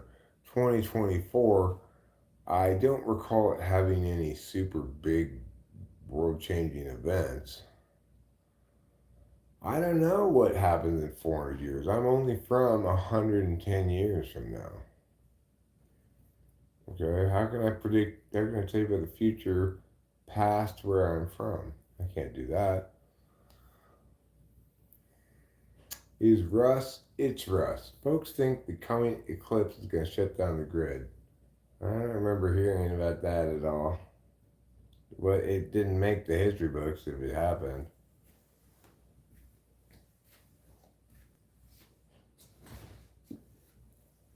Tease. Tease is so funny, bro. This MF is for real on crack. Well, congratulations. You made the unoriginality bingo card crack right here. Who is the king or queen of England? I don't even. Maybe I can think of it. I don't pay much attention to the royals. They're not. They're not kind of. They don't have the kind of celebrity status they do these days. I really don't remember.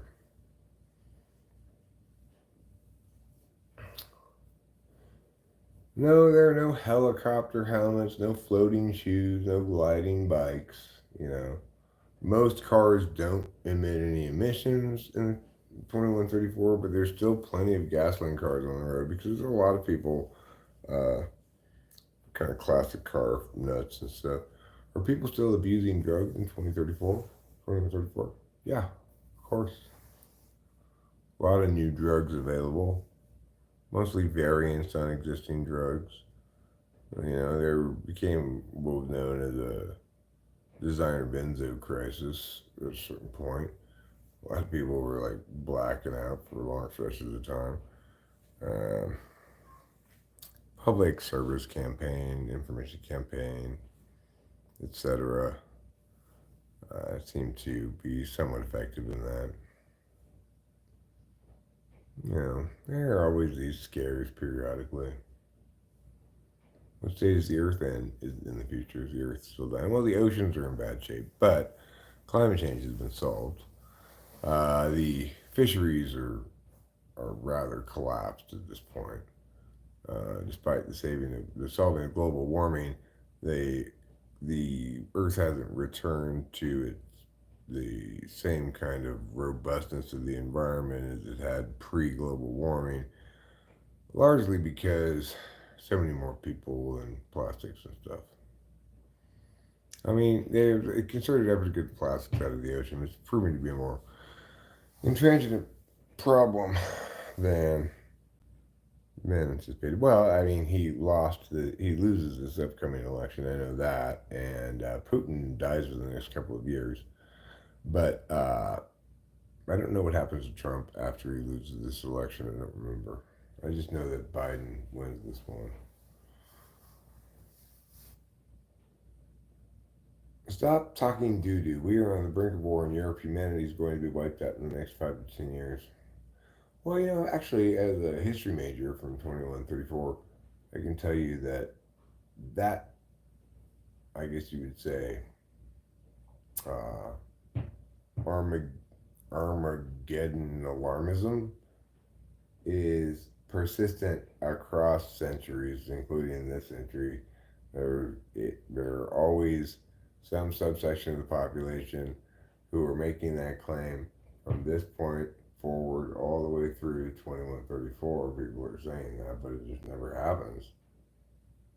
Just like people were saying back after World War II, there's no way the Earth is going to avoid thermonuclear war for longer than 10 to 20 years. But in fact, we've gone quite some time without any kind of thermonuclear war since then. No, North Korea has long since been integrated into a single Korean peninsula. I don't remember exactly when it happened or exactly how it fell apart. It's kind of ancient history by the time 2134 rolls around. It wasn't a specialization of my history major. Biden wins this year, actually.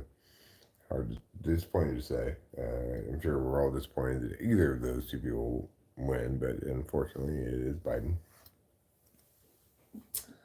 Don't kill the messenger. I'm just telling you what happens.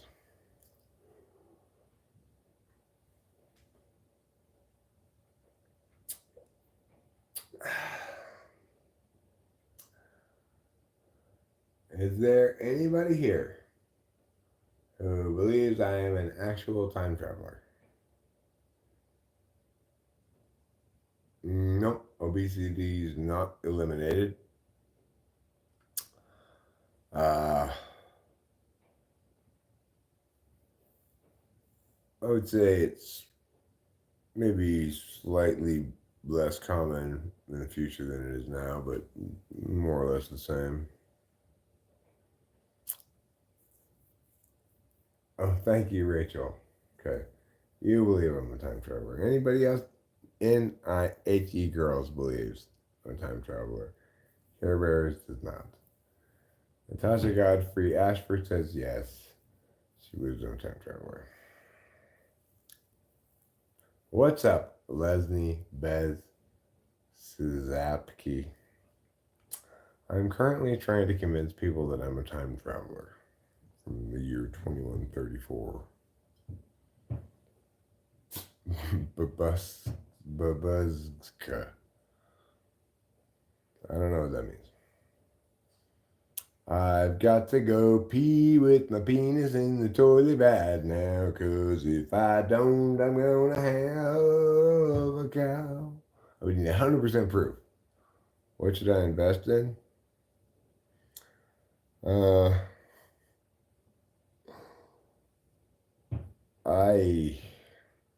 I wish I had paid more attention to turn of the century business news, but by the time 2134 rolls around, your cryptos have all stabilized. They're just functioning as currencies alongside fiat, etc. Stock market kind of continues to gradually grow over the course of the next 100 and some years. I don't know exactly which stocks to invest in, because you're talking about, it would be like me asking you, it's 1914, which stock should I invest in? I don't know. No, I'm not drunk. This is non-alcoholic beer, 0.0. Current fashion trend in 2134. 34. Well, there's this really kind of ugly trend of a transparent sash, kind of a strip across a body jumpsuit with a flared bell bottom at the bottom, but and that's like super tight sweatpants, kind of like lycra. I don't know. It's one of the trends that's hot in 2134. I don't like it. Um, what's really common in 2134 is temporary face tattoos. So on any given day, somebody might just have like a big full colored dick across their forehead, just to be a little bit funny or whatever. Things are more vulgar in the future.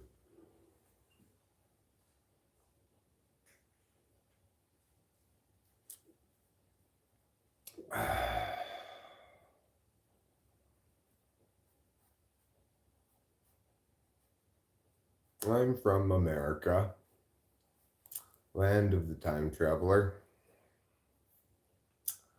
I do want to clarify at this point, having carried on with this long enough, that in case anybody does believe I'm a time traveler, I am not a time traveler. Okay, I have time traveled from 1971 all the way until now, and it's taken me 52 years. So I'm not a time traveler. And I just thought it would be fun to try to convince people that I was a time traveler. And after I didn't even start the stream like this, it's just people started asking about the time traveler stuff, and I just started answering questions. I thought I did a pretty good job of providing convincing answers about how the future might look. Actually, I thought I did a pretty good job. So, but I didn't want to actually fool anybody, so I thought I better stop playing at this point and come clean. Obviously, I'm not a time traveler. There's no such thing as time travel. Although I like my story for how I time traveled is, I think, more believable than any other kind of story for how one might time travel, right? That I accidentally time traveled, fucking around with future tech I didn't understand and shouldn't have been fucking with. I think that's a pretty good mechanism to make your time traveler story believable, right? You actually believe me. That's why I wanted to come clean. I wanted to make sure I didn't actually fool anybody. I was trying to do a good job of acting, right? So I did conceive that I might conceivably fool somebody, and I didn't want to actually fool anybody. My brother seems more extroverted. He could be INFP,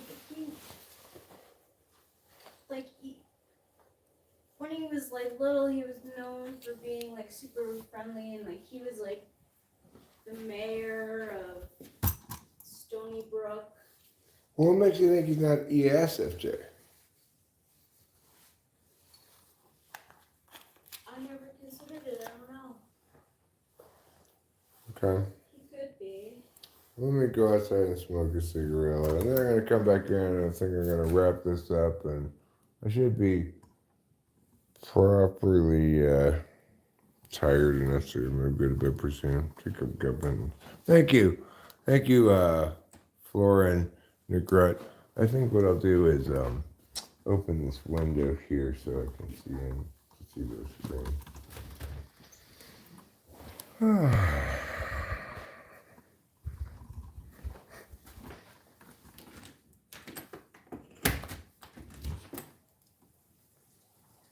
That was kind of like a bedtime story in Q&A form.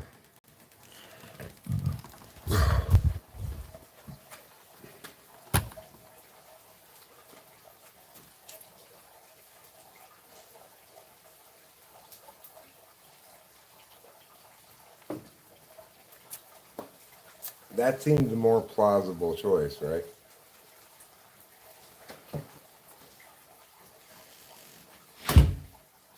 Mostly because Trump's got various troubles that could interfere with his ability to win, whereas Biden just has to, like, drool his way through the election, basically. What time is it for me? Wow, it's almost 3 in the morning. My top 3 advice for people under 30. Okay. Advice number 1 is this. Poop when you can.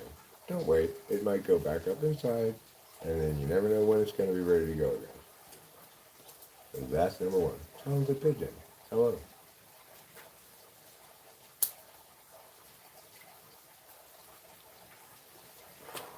I'm not trashed at all, actually. This is a non-alcoholic beer. I'm making 0. I don't drink alcohol. So,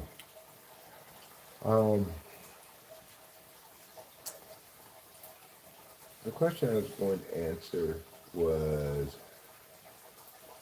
I don't know where it's escaped my view now in the chat, so I'll have to look at it when I get back inside. Well, thanks a lot, Corey and Nicorette. You seem like a nice guy, too. I'm not in Canada, no. Can I say cancer? Yes, cancer. Isn't that why they invented Pampers, Punami-proof pants? Perhaps. He seems cool, but he goes in and out of the house for a reason. That's all. No judgment. I do go in and out of the house.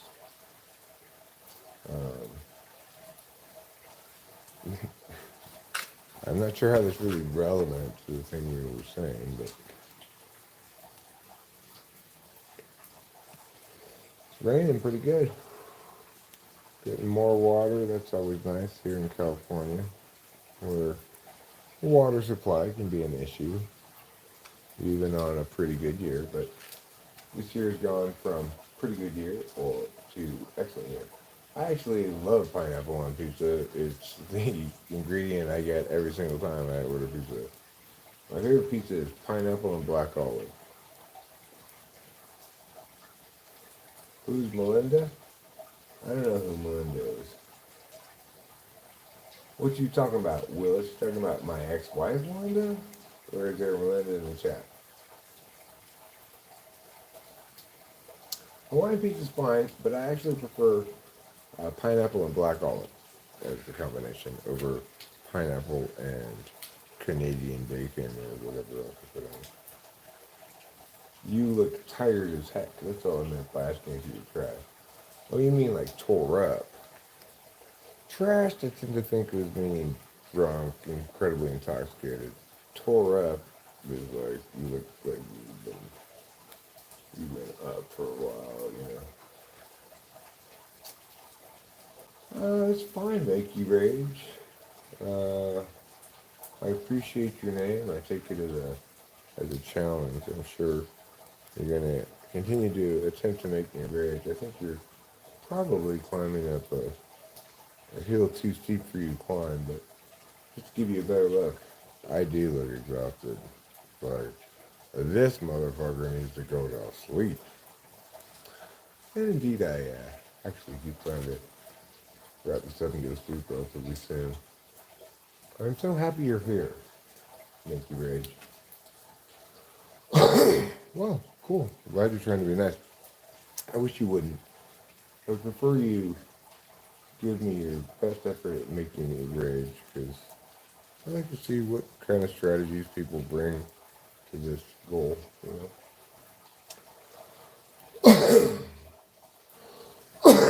I cannot sing Rap God, no. Oh, all right. Kind of seems like false advertising. That's fine.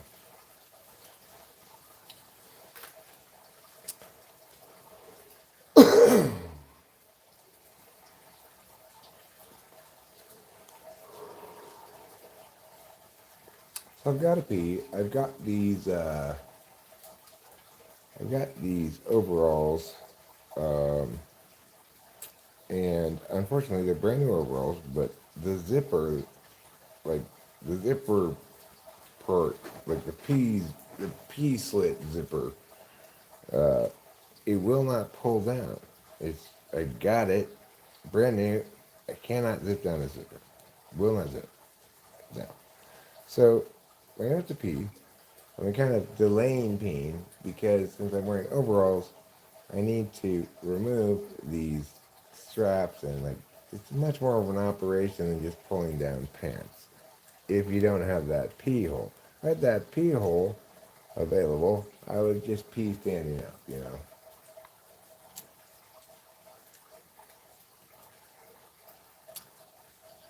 Natasha Godfrey Ashford to smile, smile, smile.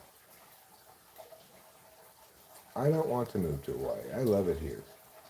If I didn't ban you, you're probably doing something right. Keeps digging Steven. I'm pretty sure that you can't ban me on my own channel. You can simply, I guess, not visit here again? I'm not. You might be able to exclude me from your available things, maybe, but I wouldn't really call that banning me.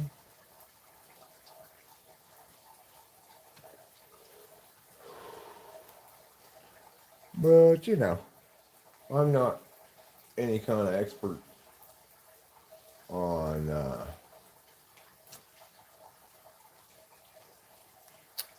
the old YouTube.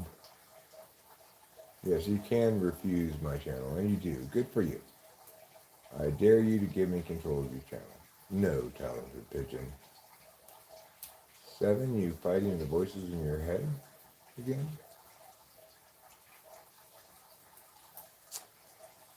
What makes a good poutine? I've never tried it from Europe. I want to make it myself. Any tips? I don't know how to make a good poutine. I'm not even entirely sure what a poutine is, let alone how to make one. It sounds familiar. I almost feel like I kind of know what it is, but I can't really articulate what it is, so I guess I don't. Sounds Cajun or something.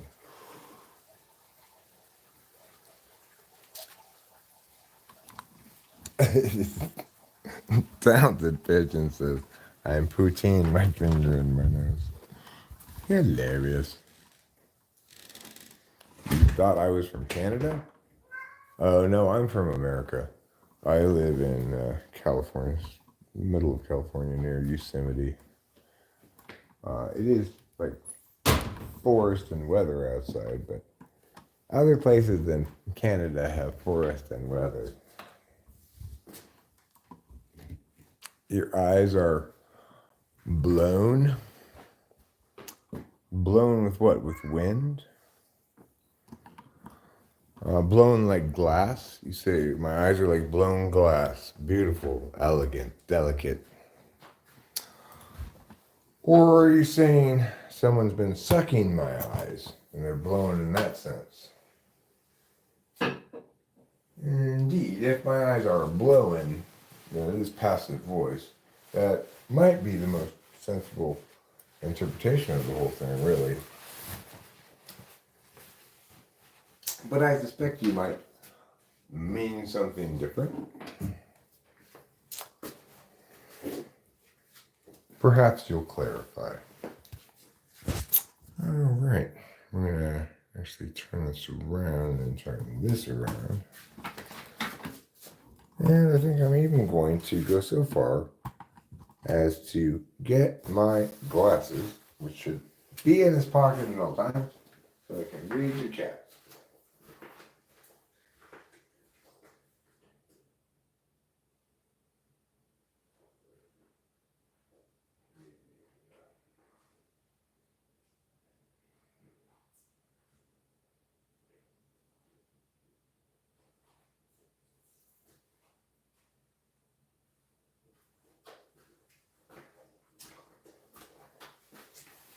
I don't feel especially exhausted, no, but I am exhausted with this extremely boring topic.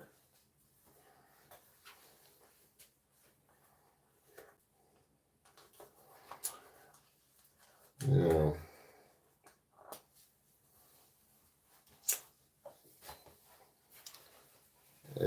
just gotta think that anybody that interested in my eyes likely has. It's likely not much fun at a cocktail party. That does not comprise really an interesting topic, you know what I'm saying?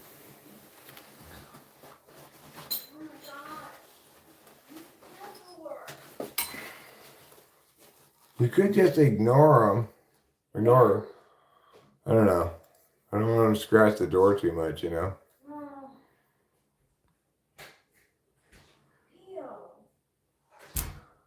Well, Iron Lion, you did make me mad that night I was on mushrooms. It's a lot easier to make me mad when I'm on mushrooms than it is now, obviously. In fact, I talked about that reality the next day. Like, one of the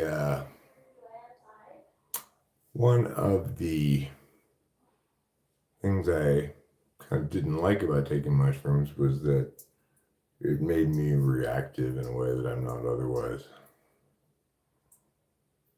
So saying it tonight, Iron Lion isn't gonna elicit anything remotely like the same response.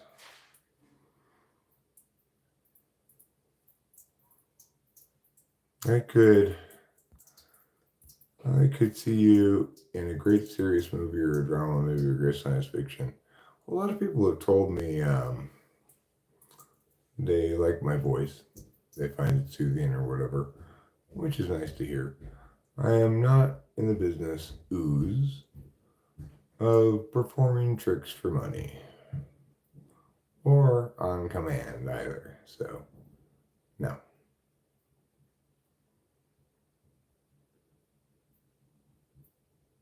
Yeah, we're hanging out in the bathroom. This is where I pee. I don't know, I find it's just the most sensible place to go, to the bathroom, you know. I try to go to the bathroom in a sensible way. I use my pee tube, hangs from the front of my body. It directs urine away from my body and into the toilet. And, prevents a mess. Obviously, you don't want to get urine all over the place if you can avoid it. Why? Well, for one thing, it's stinky. It stinks like pee.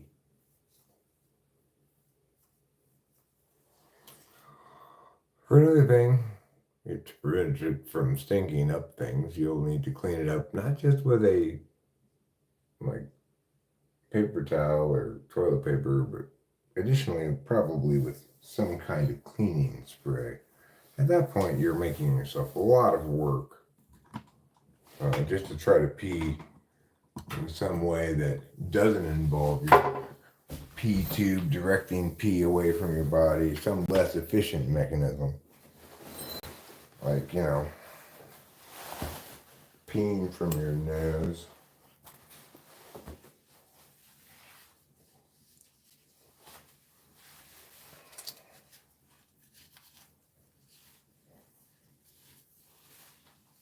Which scientists have determined is even less hygienic than peeing from your penis.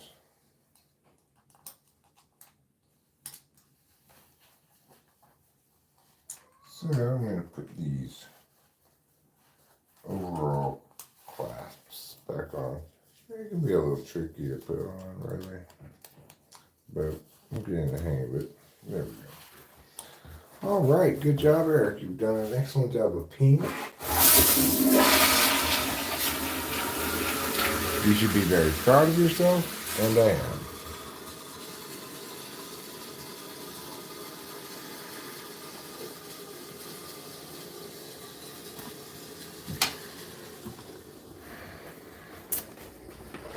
Yeah, that's one of the downsides of life right now on mushrooms is obviously I'm much more reactive, much less aware of managing the dynamics between myself and chatters and stuff, and so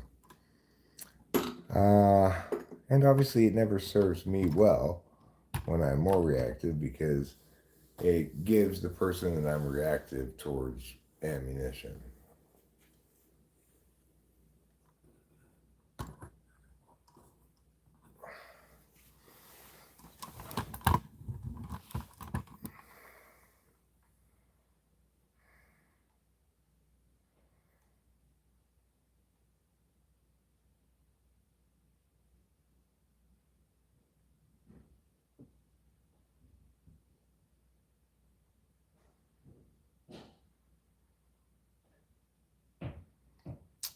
Setting and headspace are very important.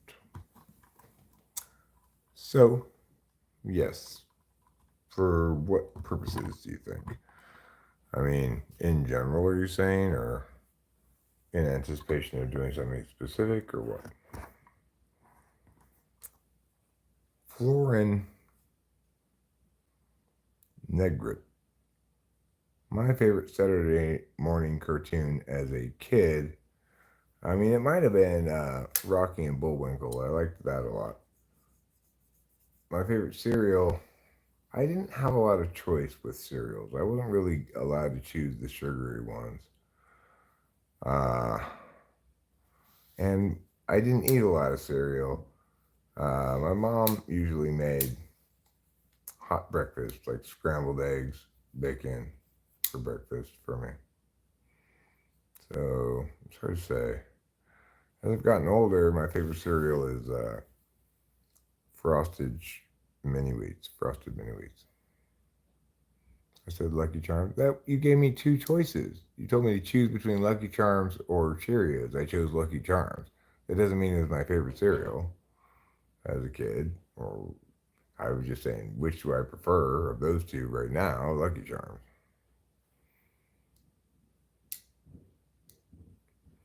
That's a totally different question than the question Florin asked, which is, what was my favorite cereal, presumably as a kid?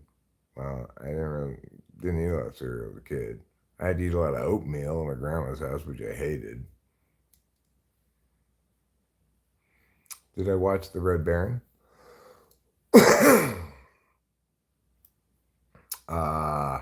No, I don't think so. I don't know what it is. A lot of people from your generation say that about Rocky and Bullwinkle. But the cartoons when I was a kid were terrible, okay? All your Hanna-Barbera cartoons were just pure, just disposable garbage.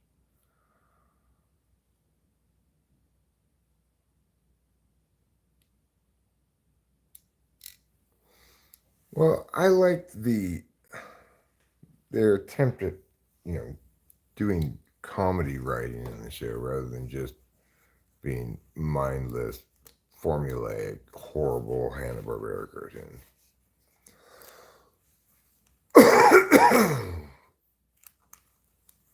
We hose what we desire? What does that mean? We chose what we desire as time moves forward? I'm not sure. Yeah, I mean, I have a preference. If you ask me which cereal do you like better, I'll tell you. But that doesn't mean it was my favorite cereal in childhood. Yeah, but Winkle's a bit of a stupid moose. But that cartoon didn't just feature Rocky and Bullwinkle. It featured Dudley Do Right and Snidely Whiplash, and it featured those spies, the Russian spies, Natasha and Boris. It featured a lot of different sort of sub cartoons. No thanks, Patrick Waddle. I don't really need your input, you know. Certainly don't want it. And definitely didn't solicit it. Florian Negrut, I have a soft spot for those cheap Hanna-Barbera cartoons. I grew up with the early Cartoon Network days myself. I have much more of a soft spot for the cartoons that I watched with my daughter when she was young, which were, Kids Next Door, Foster's Home for Imaginary Friends, uh, Dexter's Laboratory, Powerpuff Girls, um, Courage the Cowardly Dog, Ed, Ed, and Eddie. How often do I stream as soon as I wake up? Most days.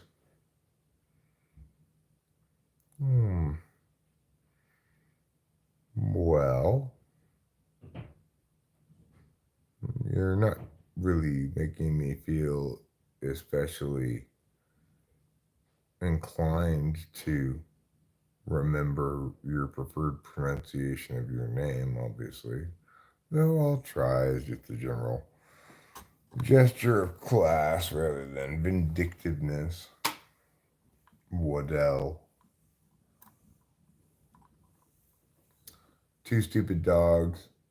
Also, cat dog. Phineas and Ferb.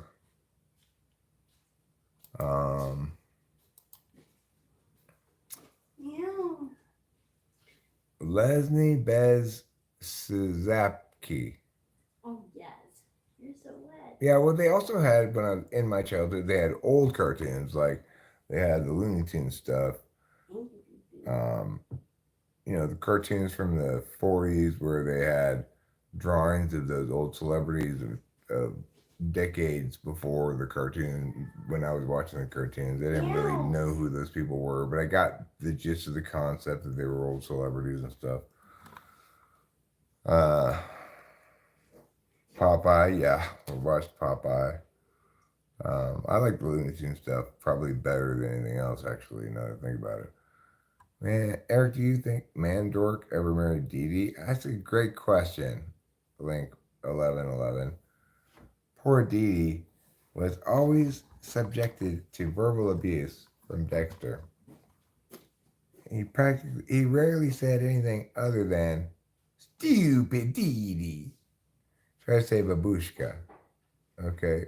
Okay, you are my babushka. Strasby babushka. Uh, and then, there were a variety of those kind of Looney Tunes, old cartoons on in the 70s that before they were censored. Like, I remember seeing all the super racist ones. They used to have cartoons in which there was a regularly recurring joke where this fish would see something weird going over the water, would come out of the water and say, "Now I've seen everything," and shoot himself in the head. Obviously, they've censored those cartoons a lot since then. Yeah, Courageous Cat cartoon? I don't remember that one at all. No. But yeah, for me, the cartoon period that seems as it resonates with me more than when I was a kid actually is when Delilah was a kid, and I watched a lot of those cartoons with her. And uh, Delilah additionally liked some stuff that I just could not watch with her. So I really struggled to even sit down and watch with her Full House reruns, which she thought were hilarious. I remember how disappointed she was when I explained to her that no, this is not being made right now. This show's over already. These little kids are grown up already. And she was very disappointed. But she thought that was the most hilarious show. And I couldn't watch like Sweet Life with Jack and Cody very much. I couldn't watch really uh, like Drake and Josh. Those kind of shows, I just couldn't watch them. I could watch all the cartoons with her, though. That was fine. Did you watch Steven Universe? Amazing modern cartoon. No, I don't remember that one. Steven Universe. I remember Jimmy Neutron.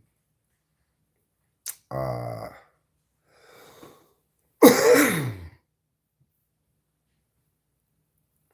a lot of things, but not that one. Yeah, I remember Johnny Bravo for sure. I hated that cartoon though. I didn't like that one. I could watch it barely Delilah didn't like it either. It was a terrible, dumb cartoon. Poorly written, poor in concept, just awful across the board.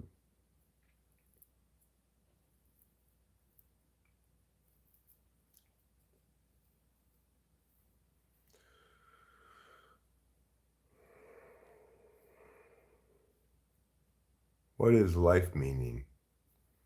Beavis and Butthead is not something that I watched with Delilah. And I didn't really watch it by myself either. What do I enjoy viewing? I watch a lot of anime. Uh, Fairly Odd Parents. Yes, I remember that. Arthur, we didn't really watch that. Timothy Goes to School, I don't remember. Backyardigans is a little young for her by the time that came out, I think. Big Comfy Couch. I don't really remember that one. I liked the Fairly Odd Parents as well. I thought it was a good cartoon. Yeah, I remember Cow and Chicken. Now that you mention it.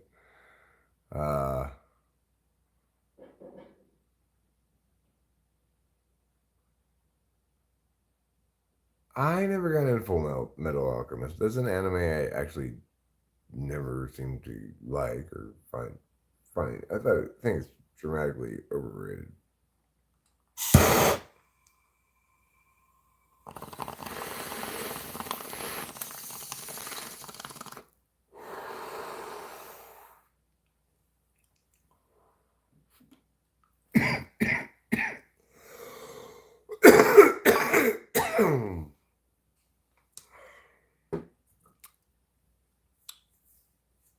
Oh no. BHHJBJBGHJJ. Ah, I don't know what you're talking about. It's cold in here. Obviously, you can see my breath.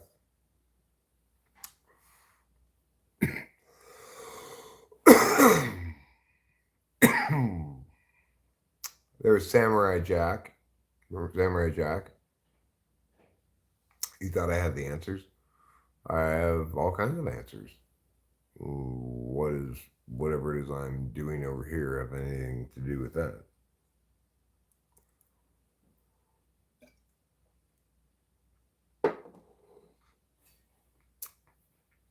This is called a live stream.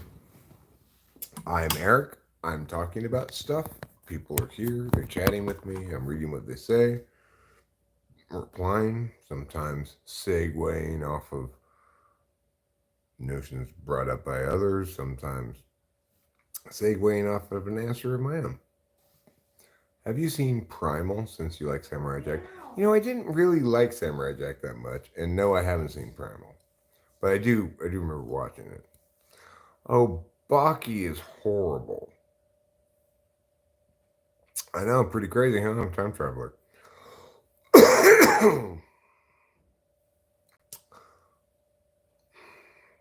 I recommend Primal by Darren Aronofsky.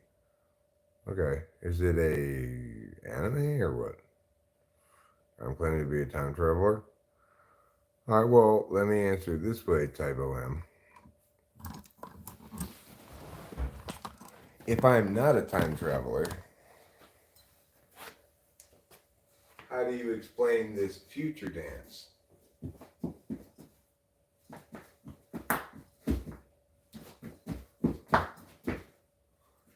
That's the hot dance of 2134. I obviously have learned it, know it. It's a brand new dance. Nobody's ever seen it before. There's no other explanation except that I'm a time traveler.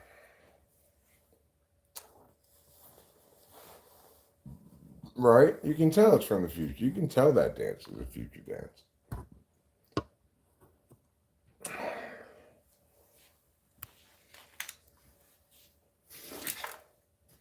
So, OBS from the future.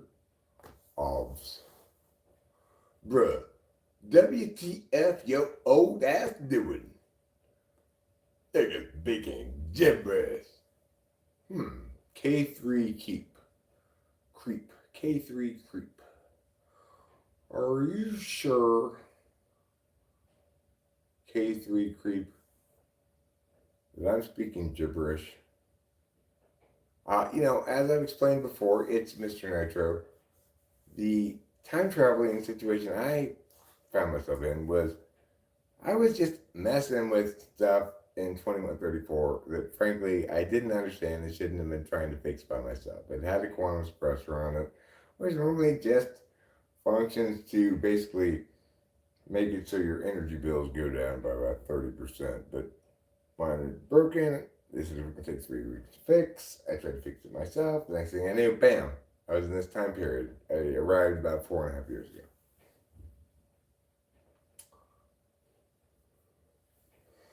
You got that shit on the bra? La bruh. I got that shit on la bruh. I don't know what that means. No, I don't have a DeLorean. I don't have a time machine. I have no idea how it happened. I'm not a tech expert. I cannot time travel back or anything. I'm stuck here, you know.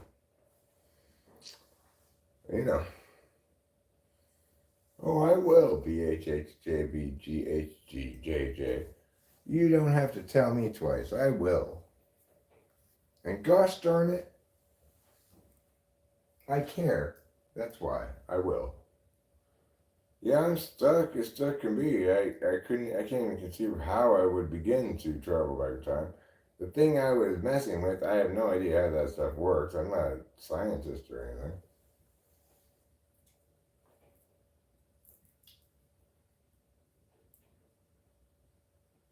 All right, Iron Lion. I will do that in a second, okay?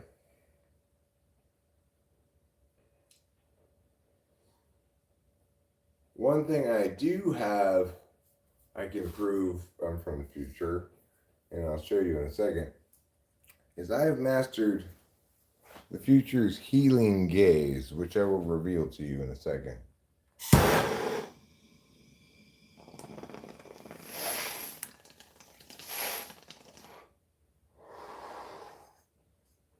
I still live with my mom. Hey, Rachel. Someone thinks you're my mom, finally. I know, after all these instances of people thinking you're my daughter, someone thinks you're my mom. Now, I live here with my wife. My mom's dead. So is my dad.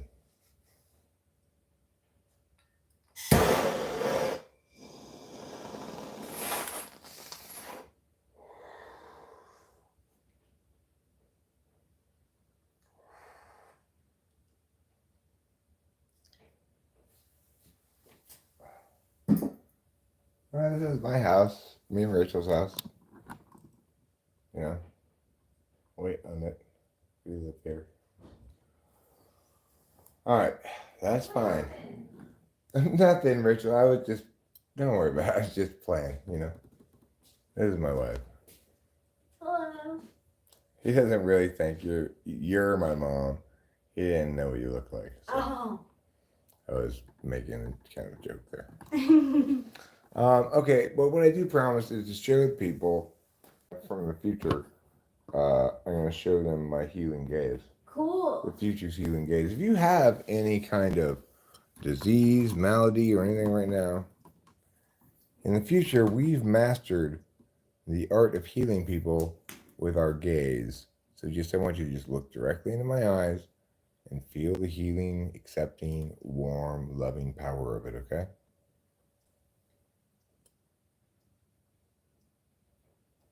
No, I really am. Hey, Winston's mom. I really am his wife. I'm 39. Yeah, she's my wife. She's 39 years old. I'm 52. Yeah. That's my wife. I'm her husband.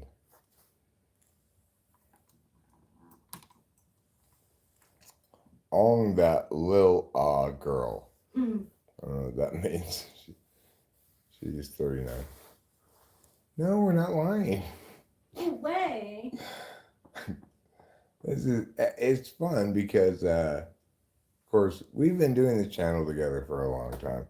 And I've been channeling the autobiography of my life for the last 10 years. People who've been around the channel for a while know the full story of everything. My previous girlfriend, the wife before that, this girlfriend, then wife, you know. Yeah, she's 39. Yeah. She's 39 years old. Yeah, 1/16/1985. Read your message before. Okay, let me scroll up. He's 52. Oh, you're right. Yep. Yeah, so I look older than I am, and she looks younger than she is, but she also looks younger than I am. But so we get that a lot, you know. But we are in fact married and a couple, and not that big of an age gap. I'm going to chill in bread. All right, cool. I love you. Love you too. So some people also claim that they are time travelers and this is the future, not utopia or like a cyber city, but in fact it's an apocalypse, a timeline or reality. In fact, also an apocalypse, or no, it's not an apocalypse. There hasn't been World War III yet. Uh, global warming was solved sometime back, but it's, you know, the world hasn't exactly recovered to like where it was before because ocean plastics are still a big problem. Fisheries are collapsing and stuff like that. But it's not an apocalypse. There was a big volcanic explosion in the middle of the century, but the world economy recovered after a few years. There was a drop in agricultural production. There were some shortages and stuff, but you know, we're recovered. Uh, what do I do for work? I don't really do anything for work. We have a property down the street that we're getting ready to rent out as an income property, and the plan is to, after we get this one set up, to get a second one and do the same thing, and that'll provide us income sufficient for, you know, the foreseeable future, and play things out as they play out. You know, I'm not in a situation where I need to work right now, provided I set up stuff that produces income. You know.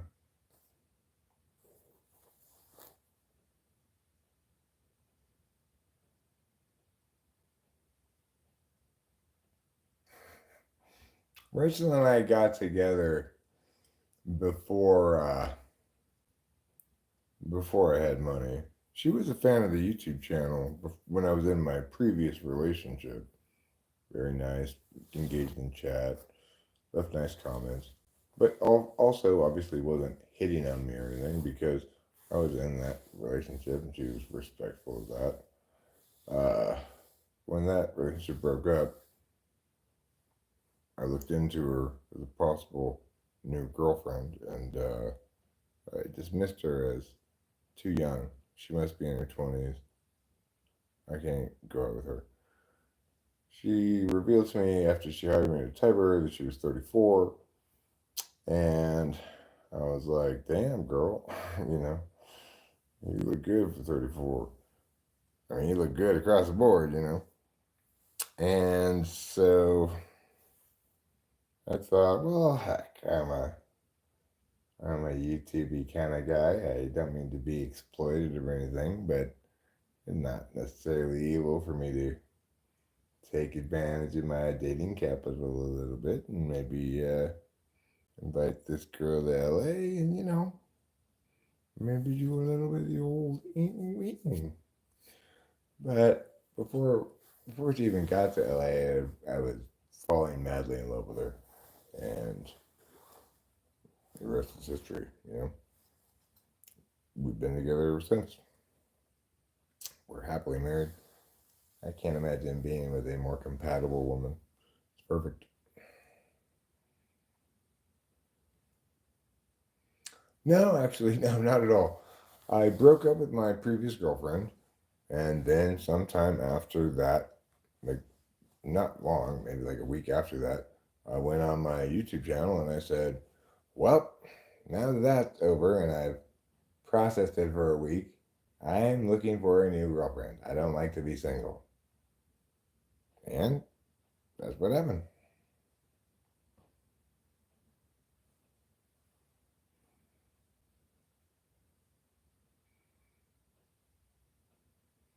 That was absolutely not the case, K3K creep.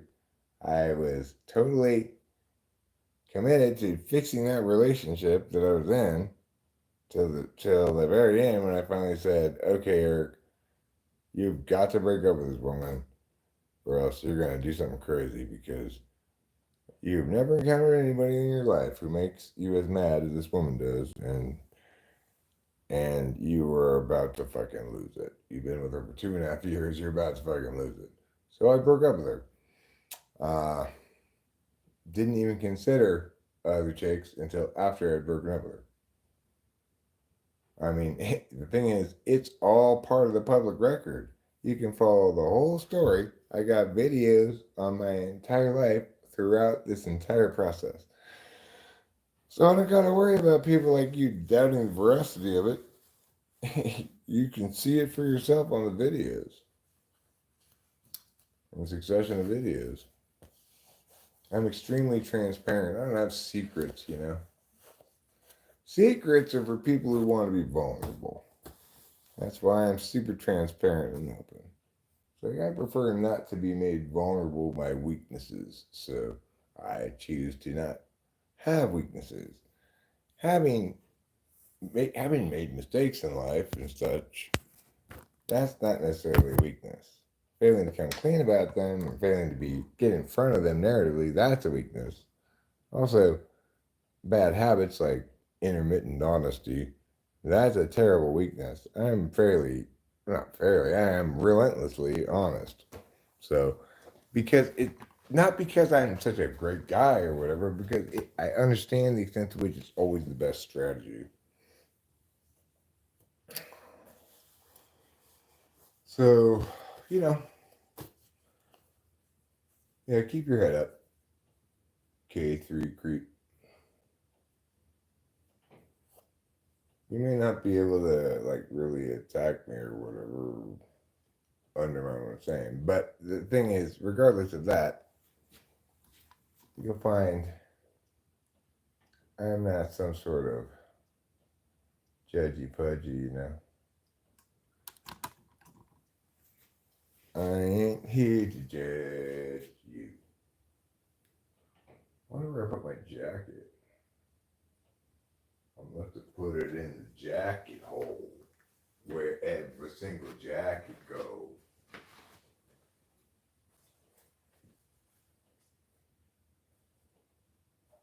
Where these glasses will go here. This lighter should go here. Instead of putting my cigarettes in my jacket, this should be here.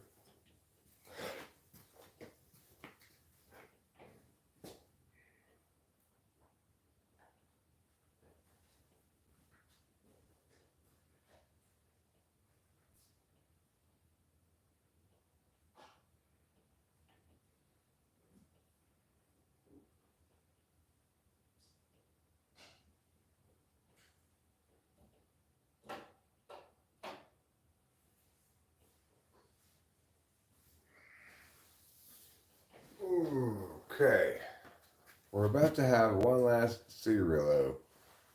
Have a bit of okay. We'll go ahead and at best time you out here. I'll time you out. It's again obviously counterfactual. Ain't nobody fucking Rachel but me. And more importantly, disrespectful to my wife in an unacceptable fashion. So that is in fact why you got really weak game, right? Yeah, you got weak game. K3 creep is,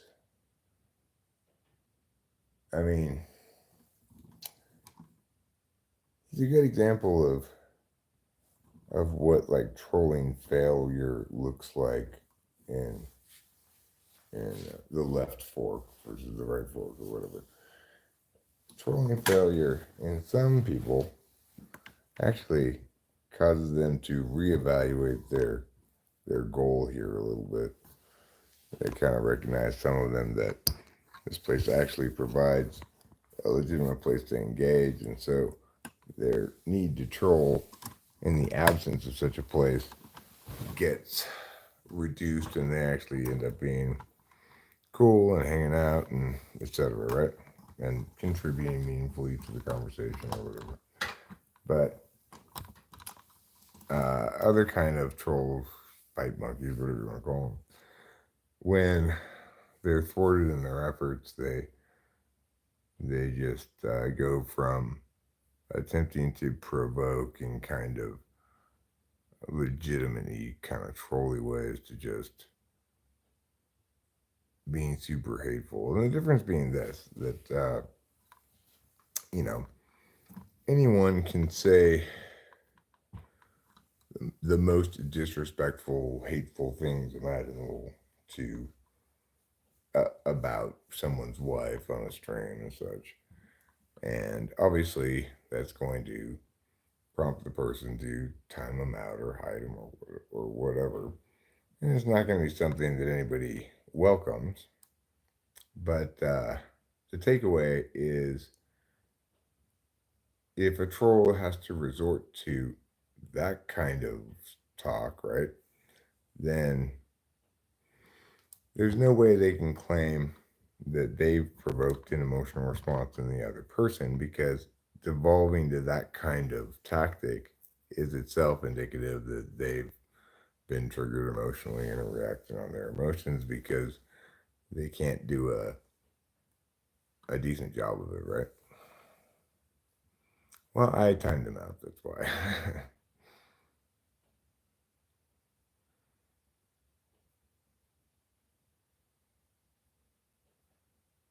So, like, make you rage, for example, in contrast to what what's his name did. He's trying to make an effort to troll in kind of an acceptable lane, right? He's critiquing me directly. He's trying to trigger me about my state of wakefulness or whatever, whether or not I should go to bed. That's definitely much more in the fair range of trolling. Now, somewhat less reasonable, and something that I could more object to, would be his defamatory claims regarding, well, I can't both look into the camera and read the chats at the same time and make you rage, obviously. But,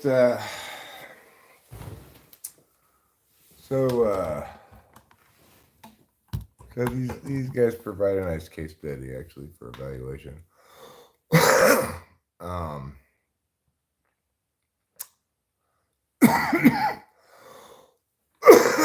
Meth, crack, cocaine, and alcohol leads to this. Well, I did used to drink a lot of alcohol. Haven't for over 10 years. Never was into cocaine or crack. I did used to do meth, but that was quite some time ago. More importantly, however, responsible people don't make defamatory, counterfactual statements because, you know, when you lie about somebody and say negative things, technically you are legally liable for that. That qualifies as defamation of character, you know. You can't even look into the camera. As explained, one can either read the chats or look into the camera. I'm reading the chats. Trying to use big words and sound literate won't clear the crack out of your lungs, bud. There's zero crack in my lungs. I don't smoke crack. Morning, need more dead tyrants. How are you?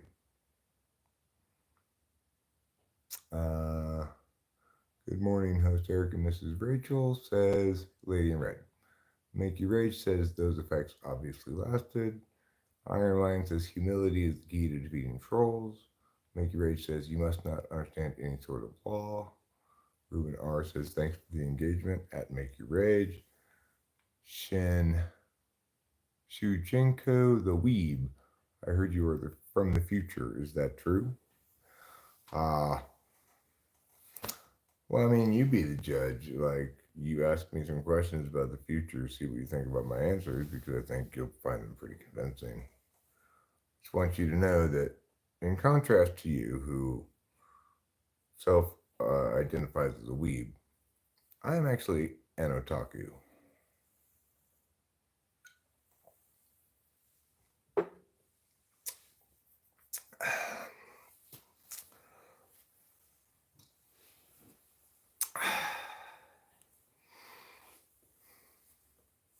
I'm an otaku.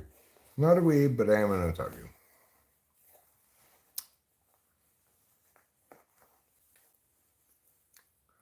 My favorite anime? Ooh, that's a tough one. I could share with you my top 20 anime of the 2020s list.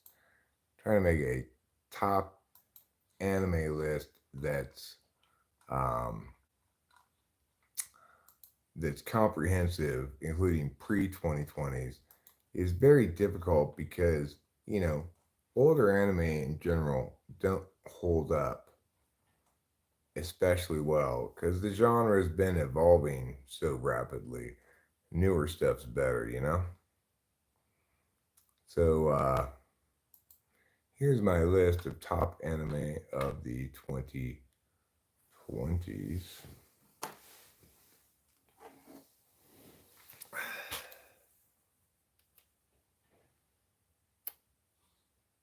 You know what I'm glad I don't do?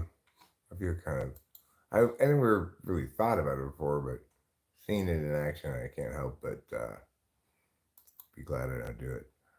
I'm glad I don't have this weird interest in another man's bedtime. You know, it seems strange to me, but who knows what kind of stuff people project onto me. To be concerned about my bedtime, I, I don't know what we should infer from that exactly.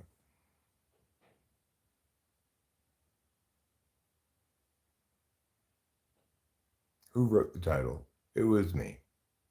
Ah, I see, no family. You know, Big Temper, I wonder if you'd consider maybe asking questions before throwing out claims. If you were to do so, I think you'd find that the claims you throw out there are much more likely to be accurate. I think this title did grab a lot of interest. What about religion? What about religion? What about religion? What about religion? Do you remember the song Camptown Ladies? Yes, I do. Seriously, I'm not being serious. My Little Pony and Dora. It's a toss up there. I remember the song from My Little Pony. She's my little pony, she's my little pony, she's skinny and bony, she eats rice-a-roni. That's how I would sing it anyway to Delilah, and she'd say, stop, those aren't the words. Anyway, salty bacon, sup? And to answer your question in short, Shujinko the Weeb, I would just, a quick answer is, my favorite one on that list is Free Run Journey's End. Strange things come to mind sometimes. Do I work in film? No. I just live my life, live streaming, doing my thing, talking to big time Bert. I do have a family, big time Bert. Remember, I did not just instantly a second ago arrive in this time. All right. I got here almost 5 years ago. Got a wife now.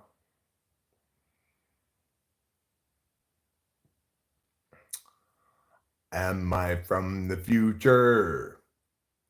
It's Freer in Journey's End. The second season of it, I think it is. Yeah, well, the second half of the first season of it is just concluding at the end of this season of Crunchyroll. So I think they just played the last episode of it.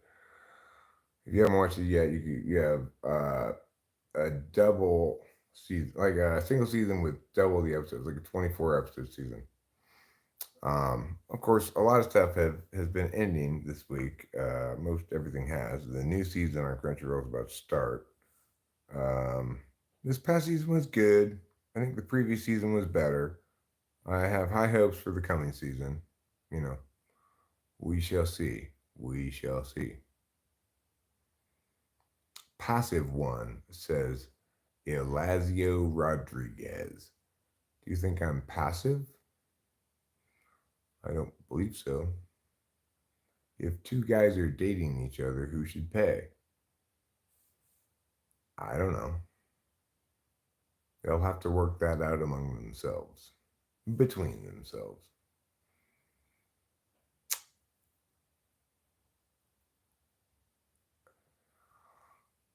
Uh-huh. Uh-huh. Seeing what's going on here. Thanks, Shujinko the Weeb. I do talk anime fairly often. You know, I've gathered a repertoire of random Japanese words that I just could not help but pick up having watched so much anime. Things like wakata, wakarimashita, so desu ka, mochi mochi, osh, ohayo, atakimasu, arigato gozaimasu, kage no bushinjutsu, etc. Peregrine, you are playing spam, the spammy man, and I don't think that's a good thing. So let's put you on a little timeout. Timeout-a-roo. It's going to help you to think a little bit more about what you're posting. I do not really know Japanese, konnichiwa, but I have picked up a fair number of words just from watching. Yakitori is a word for sure.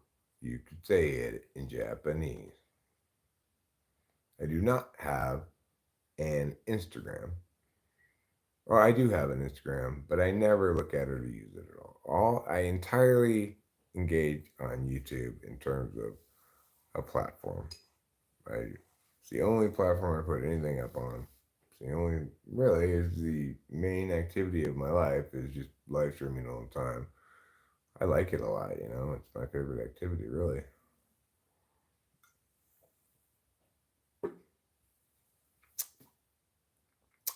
Caleb.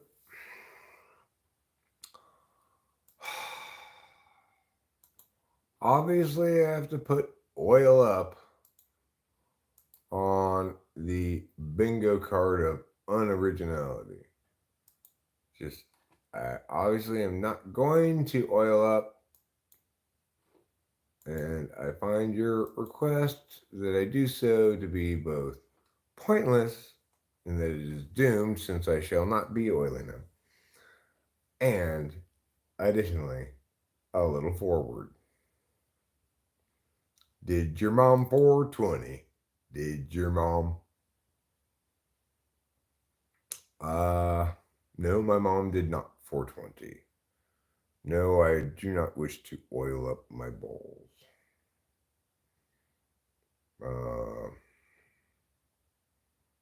Again, somewhat vulgar, definitely too forward, and a little disrespectful to my wife, obviously.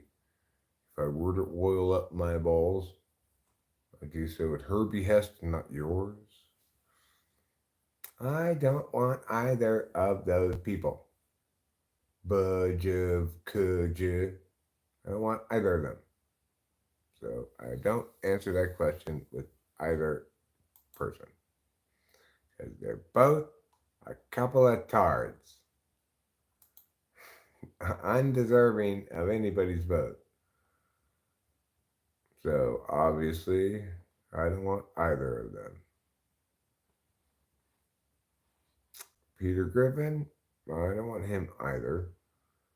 I don't want to be an OnlyFans model. Okay, that's fine. Did your mom 420? I get it. It's hilarious for you to tell me to place oil on my testicle. After all, I don't want to do that at your behest. Hence the hilarity. Fine. I accept your explanation. American. Josiel Trident. Dobrump. American. Haha, good answer. Who am I voting for? I'm not voting for either of those old guys. I might not vote at all because I not like my choices, though I think I'll just stay home. That's what you do when you want to just be like, oh, fuck it. Who cares? Fuck it. What is even going on? Oh my God. You have been trying to reach out to me about my extended warranty? Don't tell me it's about to expire. Greetings from Germany, says Heinz Retzlaff. Greetings from America. My name is Eric Strauss. I am of German ancestry. I don't speak any German really, but I can say Das ist verboten. Das ist verboten, which means that is forbidden. And you need to get back in line, sir. Caroline's here saying hello to Rachel, and Joe Dana's here saying Buka Puasa, which means, is that your butt making that poo in Hawaiian? Just a couple of words here and there. You know, your Fraulein, your Oktoberfest, your caution.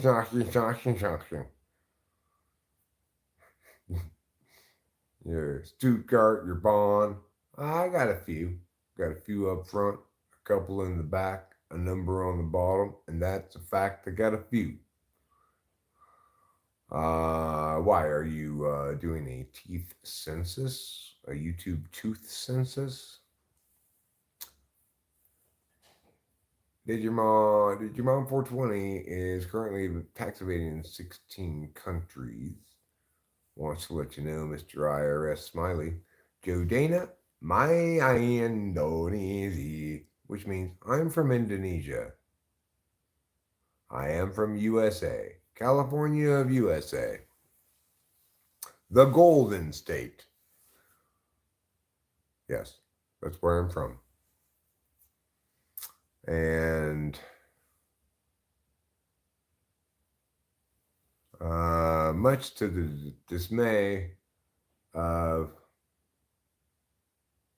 what was this person's name? Much to the dismay of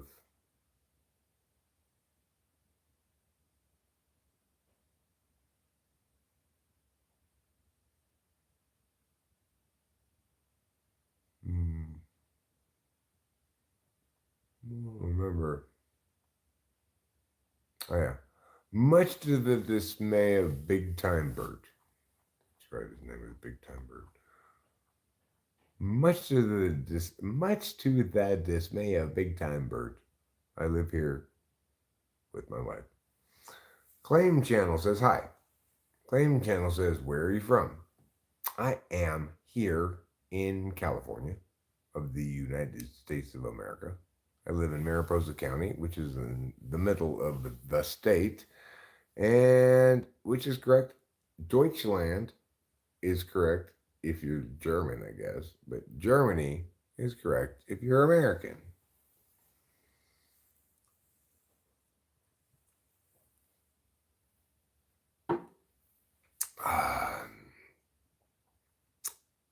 So, Rit dis aku senta Indonesia. You are time travel. I am the person in this video claiming to be a time traveler from 110 years in the future. Claim channels from Russia. Thanks, Joe Dana. It's not easy to adjust when you find yourself having accidentally time traveled 100 and, well, at the time, almost 15 years into the past. Obviously, I've been here now almost 5 years in this time period, so never going back. Can't go back. Don't even know how I ended up doing this, getting myself here. I fucked up, obviously. Pushed the wrong thing to the wrong thing. As far as I knew, there was nobody had ever even talked about there being an invention of time travel. I think I just 1 in a billion, just get. Is Hitler's death fake? No. Like I said, I just time traveled back 110 years, 115 years, and I didn't even have any idea I was going to be time traveling that day. I had no notion time travel even existed or was possible. It's not like there were time travel machines. I was just messing with some tech that links to, there's a new kind of approach to climate control. Involves these things called quantum suppressors that save on electricity. Anyway, I was not supposed to mess with it, but I'm not supposed to fix it myself. I tried to, and next thing I knew, I'm 115 years in the past, so I have no idea how it happened. I have no idea how I could possibly get back or anything. I'm definitely stuck here, so I'm making the best of it.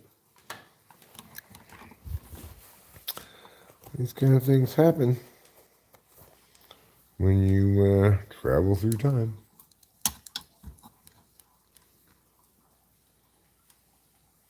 I'm going to get my glasses so I can see. I am not your daddy shepherd. What do I know about gematria? I don't know anything about gematria. Remember, I'm not like all knowledgeable about every moment from now until the future. I only know about some things.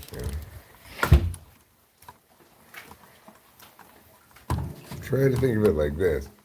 Imagine if you right now were being asked to recount details about 1914, that'd be the equivalent time period for me.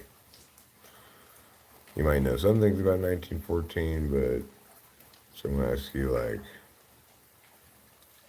if you go back there and like, well, which cricket team won the club contest? You're like, I have no fucking idea, right? You're not gonna know all that stuff. So I only know some things, obviously. Big stuff, mostly. But in this instance, I'm lucky. I was a history major back in college in the future, and I actually did focus on this general time period, 19th century, 20th century and early 21st. So I have more knowledge than most people from my time period would have, but it's still spotty, obviously.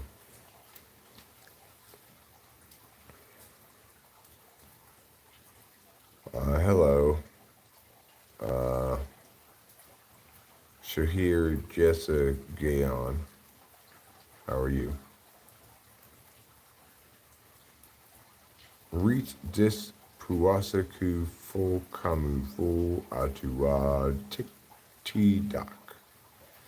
Well, that's good to know. I think you can try wrapping time on itself to get back to your time by getting in the gravitational area of influence of the collision of the supergiants like supernovas. Okay, but here's the problem with this notion, Spanish bull. I'm just a regular guy.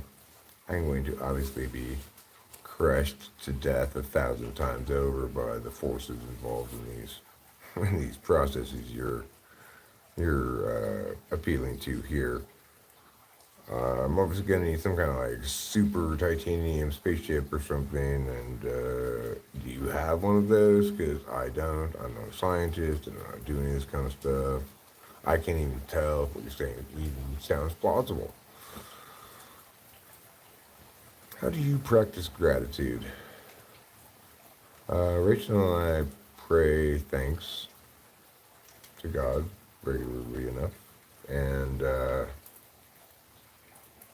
I feel it, like a lot of times when I'm outside, like now, maybe not in this context where I'm talking about life change so much, but if I'm just walking around the house, just appreciate being here a lot.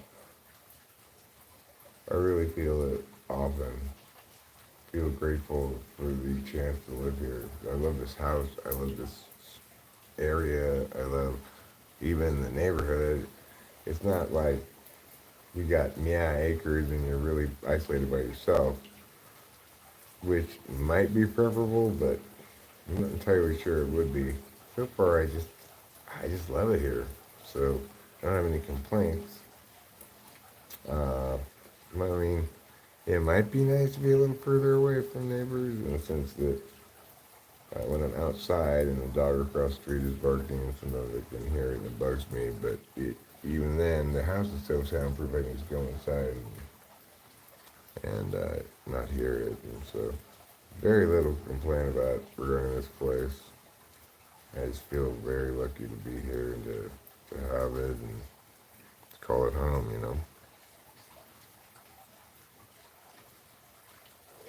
Obviously, I feel lucky to be with Rachel, too.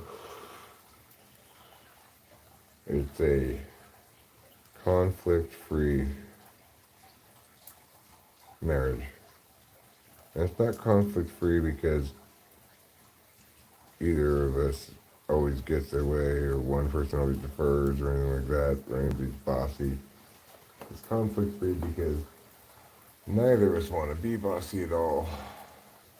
We both want to be good team players. We want to be good relationship partners. We both want the other person to be happy. We try to have minimal expectations,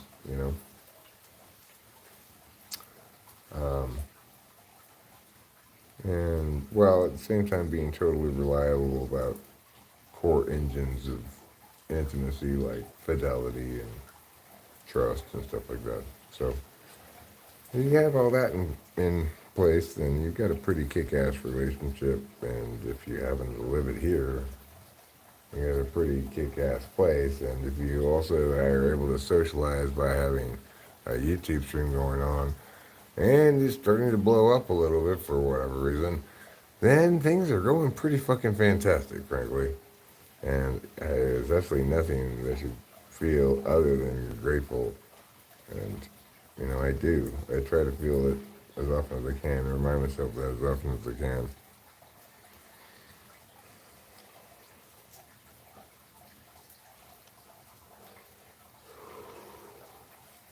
I'm a big believer in pride cometh before the fall. Don't count your chickens before they're hatched.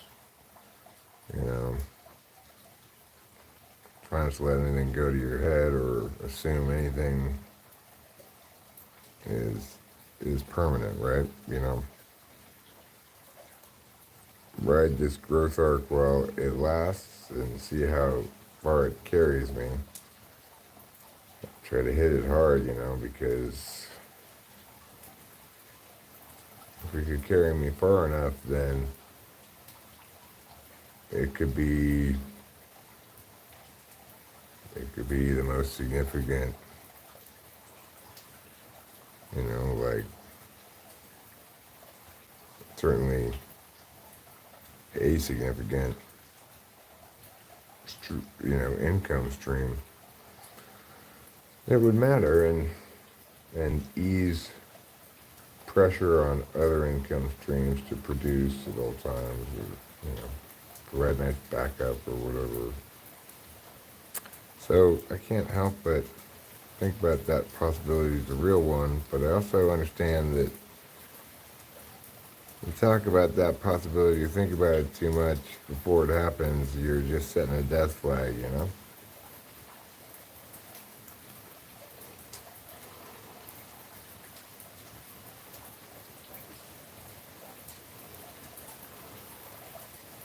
Alright, tomorrow I really have to do a few things.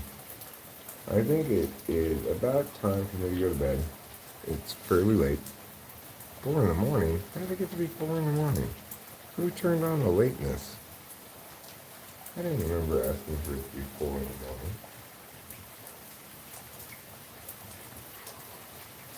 That's not appropriate. It should be earlier than that. Did somebody like speed up the clocks while I wasn't looking?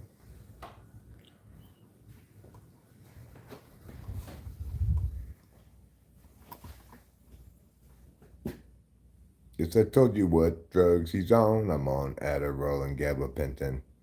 Among others, I mean, you know, weed.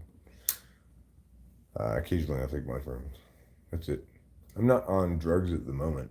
I'm up but tired and probably about to go to bed. I will give you the same advice I give a lot of people, May Jump. You'd be well suited to come in and ask questions of me before you start throwing around wild accusations. I almost invariably answer questions honestly, unless they're super crass or vulgar or something. So there's no benefit or need for you to throw accusations around when you don't know the facts. You can confirm the actual facts before you start throwing accusations around. And then you won't come across quite so overwrought next time, you know? Good night, darling. Good night, I love you. I love you too. And that's something that I'm going to do to wrap it up. So I'm sorry if you don't have any friends who will stand up on your behalf. Hope Dark sure does.